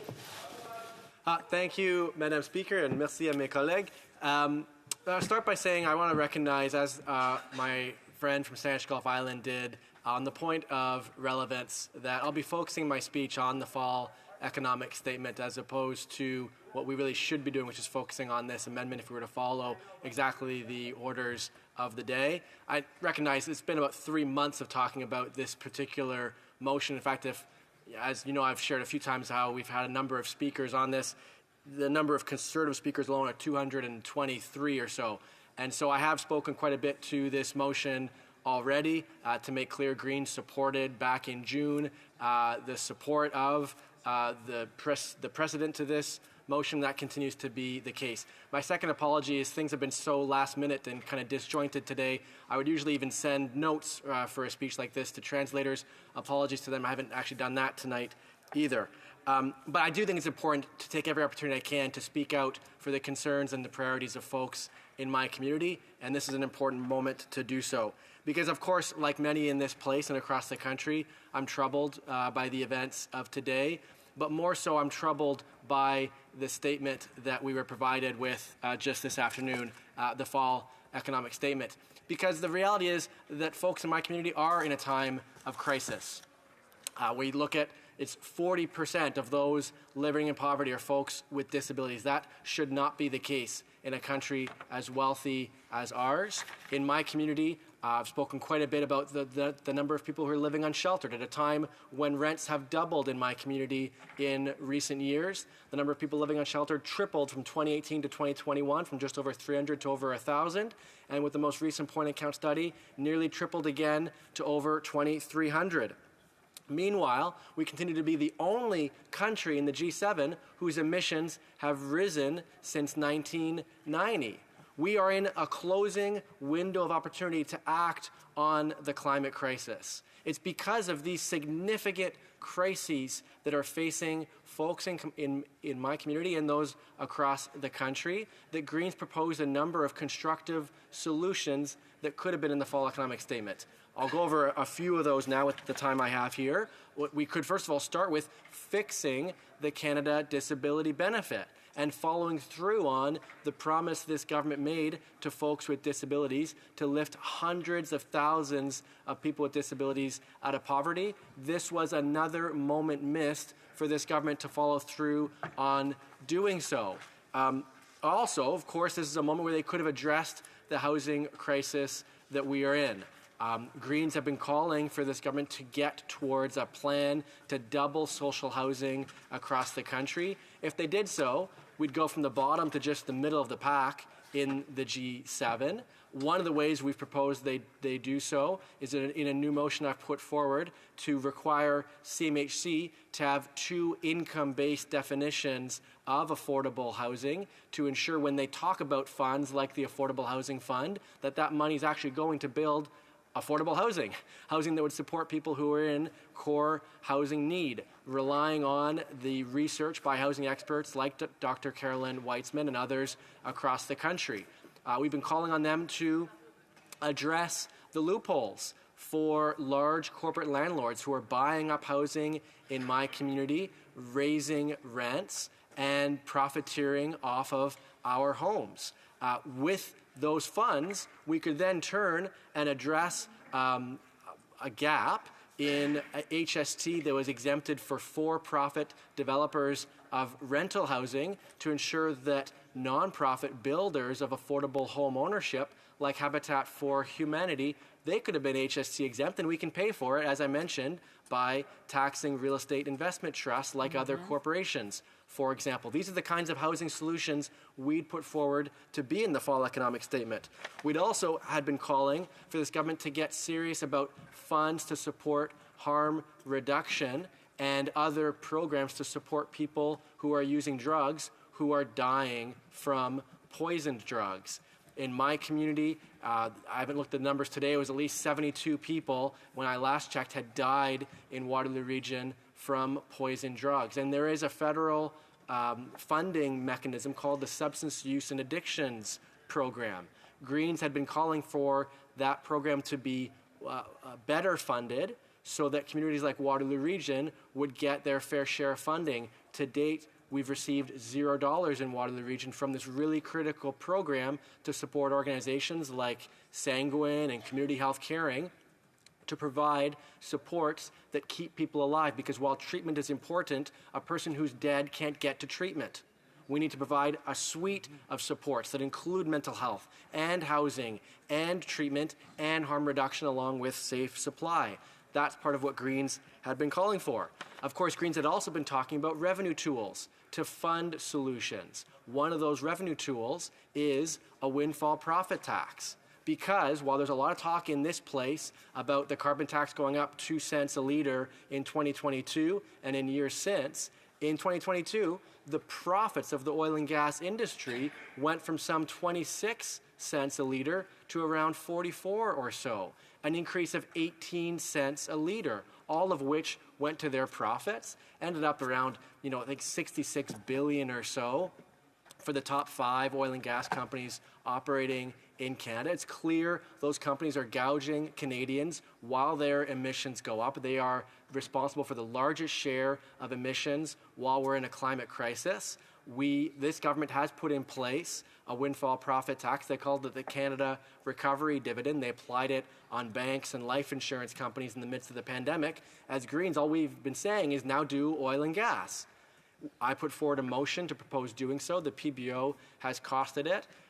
With a windfall profit tax on profits above $1 billion, even just a 15% tax on profits above $1 billion, this government could generate $4.2 billion a year. Those are the funds that could be used to invest in public transit, for example, rather than seeing local councils like the region of Waterloo talking about cutting public transit routes or increasing fares. The federal government could be showing up with the dollars to help them make sure that high school students, for example, could get lower or no fares. We could also see the federal government step up for the Permanent Public Transit Fund to be put in place sooner than 2026, after the next election, to provide not only infrastructure, but also maintenance, money for mechanics, for example.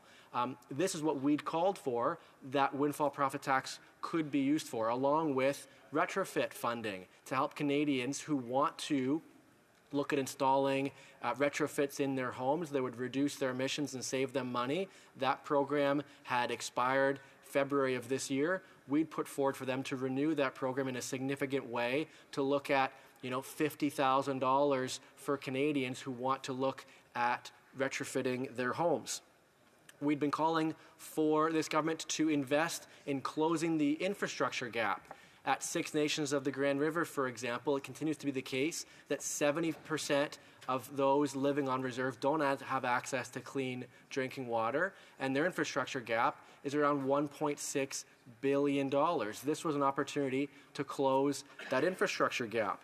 Of course, we've also been calling for more equity in federal arts funding, because in communities like mine and many others across the country, while the Canada Council for the Arts has lost funding since the pandemic, about $140 million lost, communities like mine have continued to be historically underfunded. We get about $3 a person, whereas places like Montreal, Vancouver, Winnipeg average around $18 a person or so. Greens had been calling for this fall economic statement to provide a new mechanism to ensure funding is more equitable across the country, and that those funds would be restored to previous levels. What do we get instead after all these calls had been made? Well, when it comes to home retrofits, rather than actually delivering funds, they talk about interest-free loans. Apparently all the money was gone to the billions they're sending to carbon capture, the tens of billions, so much that I can't even keep track. Environmental Defense has been doing their best to do so. They know it's about $18 billion or so in fossil fuel subsidies. Certainly not always the case that they get loans. But when it comes to Canadians who want to retrofit their homes, I guess loans are going to have to continue to do. On housing, they're actually talking about accelerating more funds into the apartment construction loan program. This is a program that only 3% of funds are actually going to those in core housing need. Again, if they don't actually address the underlying definitions of these funds, accelerating more dollars to them isn't going to help address the housing crisis in a substantial way. And when it comes to the Canada Disability Benefit, rather than actually addressing the core issue, they're talking about ensuring it's tax-free, which for many was the assumption would always be the case. What we need is to see this government recognize that for so many across the country, folks are feeling in my community like the promise of what Canada could be is being lost. And they need to step up to restore hope and a sense that we can get back to that sense of what's possible for young Canadians and others across the country. The honourable member will have 5 minutes of questions and comments the next time this matter is before the House. Alors, à ce moment-ci, conformément... Pursuant to Standing Order 38, a motion to adjourn the House is deemed to have been made and seconded at this time. Therefore, the question is that this House do now adjourn. The honourable member... Oh, there he is. Okay, the honourable member for Bow River. Thank you, Madam Speaker. Sorry to be invisible to you tonight. Not often the case. You're not invisible, Mark. Thank you. Appreciate the opportunity to speak again on an important, very important topic, carbon tax and the policies that affect agriculture. Carbon tax is a huge one the capital gains, which was supposedly for some kind of elite businesses, but it really does affect the businesses, the family farm businesses, the capital gains tax, which is another one that's a very significant challenge. It just goes along with like the GST tax break that they found is not getting them any bump because it isn't one that works either. But there's some information on the carbon tax. The average 5,000 acre farm in Canada will be paying about $150,000 every single year in carbon taxes. If you're an irrigation country, that multiplies at least to another 100,000. I know my colleague will suggest other forms of energy, but natural gas and propane, natural gas in particular that creates power, is what's used in our part of the world. For greenhouses, which I have significant ones in tomatoes, green peppers, lettuce, strawberries, they are facing huge costs, $22 million a year in carbon tax, and by 2030, it'll be 82 to 100 million. That's a huge cost on greenhouse produce of vegetables in our country. We have 44% of fresh fruit and vegetable growers already telling us they're selling at a loss, and their statements show it.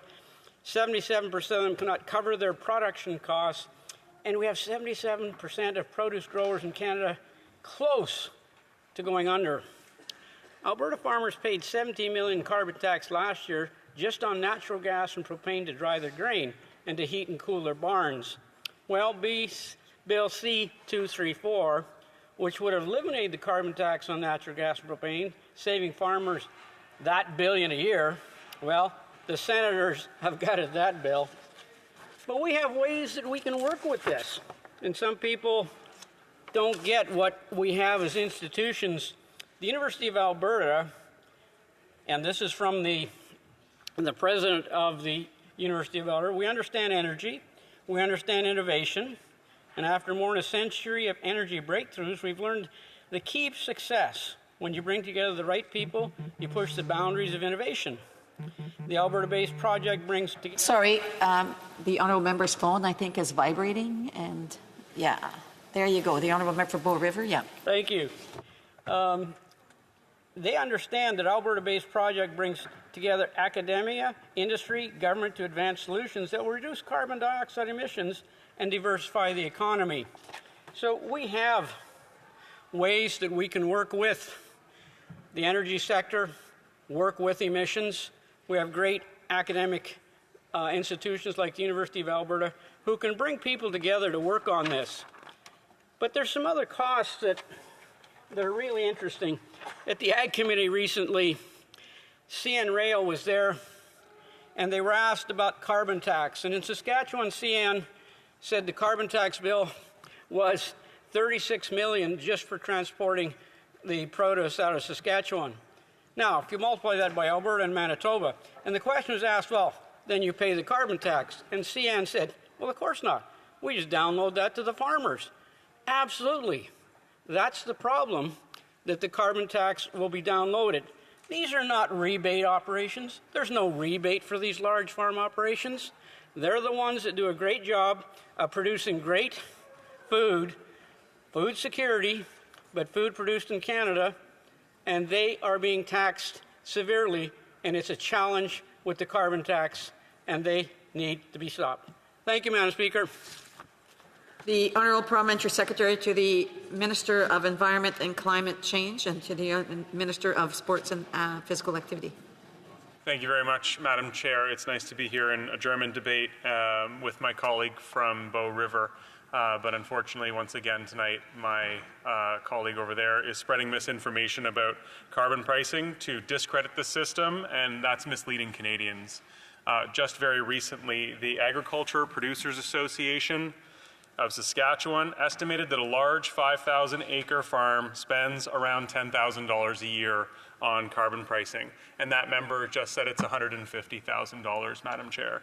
They go on to suggest that these costs can be mitigated with changes to some of the fuels that they use, because as they know, the vast majority, about 90% of our on-farm fuels are exempt from carbon pricing, Madam Chair. I come from a family of apple farmers. Obviously, there's no grain drying involved in apple farming, but I am the Member of Parliament for a semi-rural riding. We have poultry farms, we have a mushroom farm, 2 mushroom farms in fact. We have very large ag operations. We have beef farms, we have cattle, we have equine facilities, a huge horse community. Actually, Milton, only just 25 years ago, had more horses than humans. But Madam Chair, the numbers, the raw data that the member was sharing is starkly in contrast to what the Agriculture Producers Association of Saskatchewan said. In fact, the number that he used was more than 15 times more than these farmers stated the costs were around. And those farmers also very clearly said, every farmer's goal, doesn't matter your political stripe or your commodity, is to leave the land that we all have in a better condition for the next generation. And he also added, we are not anti-carbon tax by any means. Madam Chair, we have a collective responsibility and obligation to ensure that food is affordable in Canada, and every time those Conservatives stand up in this House and blame carbon pricing for elevated food costs, they are straight up lying to Canadians. The evidence is very, very clear. Time after time, we see the facts come out that if we were to eliminate carbon pricing entirely in Canada, what we would see is less money in the pockets of lower and middle income Canadians, and we might see a grocery cart valued at $100 come down in cost by 50 cents. Madam Chair, it is not the cause of the affordability crisis that Canadians are experiencing. In fact, the #1 cause that scientists, economists, and farmers have collectively identified as the cause for elevated food prices is climate change itself. The impacts of climate change and extreme weather, through floods, through wildfires, through drought, and through all of the challenges that we're facing as we continue to burn more and more fossil fuels and emit more greenhouse gases into our atmosphere, which is causing extreme weather. And 2024 was once again the hottest year on record. The year that it broke was 2023. The year that 2023 broke was 2022. Wheat yields in Canada went down last year, and the #1 cause was climate change, not carbon pricing.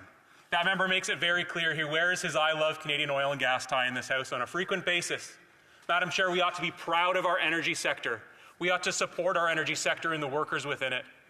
It has enhanced the wealth of our country, and that is a very, very important thing. But at the same time, we need to make sure that our oil and gas sector and our energy workers are innovating and providing solutions, lowering their emissions so that we're not contributing to climate change. And Madam Chair, I'd ask once again, the member opposite should cut with the misinformation. The #1 cause of food inflation in the world is climate change, not carbon pricing, and carbon pricing is one of the best solutions for it. The honourable member for Bow River. Thank you, Madam Speaker. At this time, I'd like to take the opportunity to thank all those people in my riding who have supported me over the years. Really appreciate it. But it's the Christmas season, and I would like to wish all of those families, as they celebrate together, gather in communities, a very Merry Christmas and a Happy New Year. Thank you, Madam Speaker. The honourable member, Parliamentary Secretary. Thank you very much, Madam Chair. I'd also like to wish my colleague and friend from Bow River, who used to be a teacher and taught one of my former colleagues, my friend Shireen, school, and she always asks me how that member is doing, and I tell her we have lively debates into the wee hours sometimes, but I do genuinely appreciate the opportunity. I appreciate the opportunity to say Merry Christmas to my friend and to everybody in Calgary and around the Bow River area, of course. I'd also like to wish everybody in Canada a Merry Christmas at this time. I know that times can be tough, but we got solutions in Canada, and the member from Bow River and I can agree to disagree, but we're still friends. And, you know, as we gather around tables and have dinners and meals and celebrate together, let's put our differences aside, enjoy one another's company, and realize that we're better together than we are apart. Thank you, Madam Chair. Resuming debate, the honourable member for St. Albert, Edmonton. Madam Speaker, for 54 days, the then Minister of Public Safety and current Minister of National Defence slow-walked a CSIS warrant. The subject of the warrant was none other than a former Ontario Liberal Cabinet Minister and top organizer and fundraiser for the Prime Minister in the GTA. This same former Liberal Cabinet Minister is also been someone long suspected of being involved in Beijing's interference activities on Canadian soil. At the public inquiry, national security officials testified that warrants of this kind are typically signed off by the minister between 4 and 10 days. Consistent with that, during the same time of this warrant, the minister signed off on 2 other warrants within 4 to 8 days. But when it came to a warrant involving a former Liberal cabinet minister and top organizer and fundraiser for the Prime Minister, it took 54 long days. Now, we know, based upon the evidence at the inquiry, that this was no accident. It's not as though the warrant application fell through the cracks on the minister's desk, which in and of itself would raise serious questions about the minister's competence. What happened was much more serious. There was a concerted effort within this government to slow walk the warrant into a Liberal kingpin. Here are the facts. The minister's chief of staff was given notice by CSIS that they intended to bring forward the warrant application in respect of the former Ontario Liberal minister. 2 weeks after the warrant sat on the minister's desk, CSIS followed up with the minister's chief of staff. The warrant continued to languish on the minister's desk for 30 more days. Indeed, it was not until the director of CSIS personally intervened did the minister finally sign off on the warrant. The question is why? What took so long? When I raised this question in the House during question period, I received a non-answer from the minister. The minister and his chief of staff testified at the public inquiry. At the inquiry, they provided no credible explanation for the delay. Canadians deserve answers about why it took 54 days in which national security may have been compromised. So I put it to the government, what is the explanation? The Honourable Parliamentary Secretary to the Minister of Rural Economic Development and the Minister responsible for the Atlantic Canada Opportunities Agency. Thank you, Madam Speaker. It's a pleasure for me to rise today and to speak about the important issue of combating foreign interference in our democratic institutions. It's a little ironic for my colleague to talk about political interests in matters of national security when his leader still will not take his security clearance to learn more about foreign interference taking place in his party. Madam Speaker, since coming to office, our government has taken a range of measures to address the threats of foreign interference, such as amending the Canada Election Act in 2018, creating both the National Security and Intelligence Review Agency as well as the National Security and Intelligence Committee of Parliamentarians, standing up to a range of initiatives to strengthen our electoral system against cyber and other threats through the plan to protect Canada's democracy in advance of the 2019 election, and building upon and further strengthening that plan to advance, of course, in the advance of the 2021 election. Ensure that key protections against foreign interference are not limited to the election period, banning intentionally false and misleading statements about election activities or the voting process to disrupt an election or its results, prohibiting contributions through money orders, prepaid gift cards, or crypto assets whose source can be difficult to trace. Introduce new third-party contribution rules to increase transparency and mitigate the so-called dark or foreign funds from entering the system. Madam Speaker, if passed, these amendments would continue the cycle of continuous improvements to Canada's electoral process. The members will have a chance to study, of course, the amendments proposed in C65, and we look forward to the discussion that will follow. Thank you, Madam Speaker. The honourable for St. Albert Edmonton. The parliamentary secretary acts as if the Liberals are bystanders, and yet we're talking about a specific warrant that sat on the minister's desk for 54 days, despite repeated attempts by CSIS to have the minister sign off on the warrant. And I simply asked for an explanation. Why did it happen?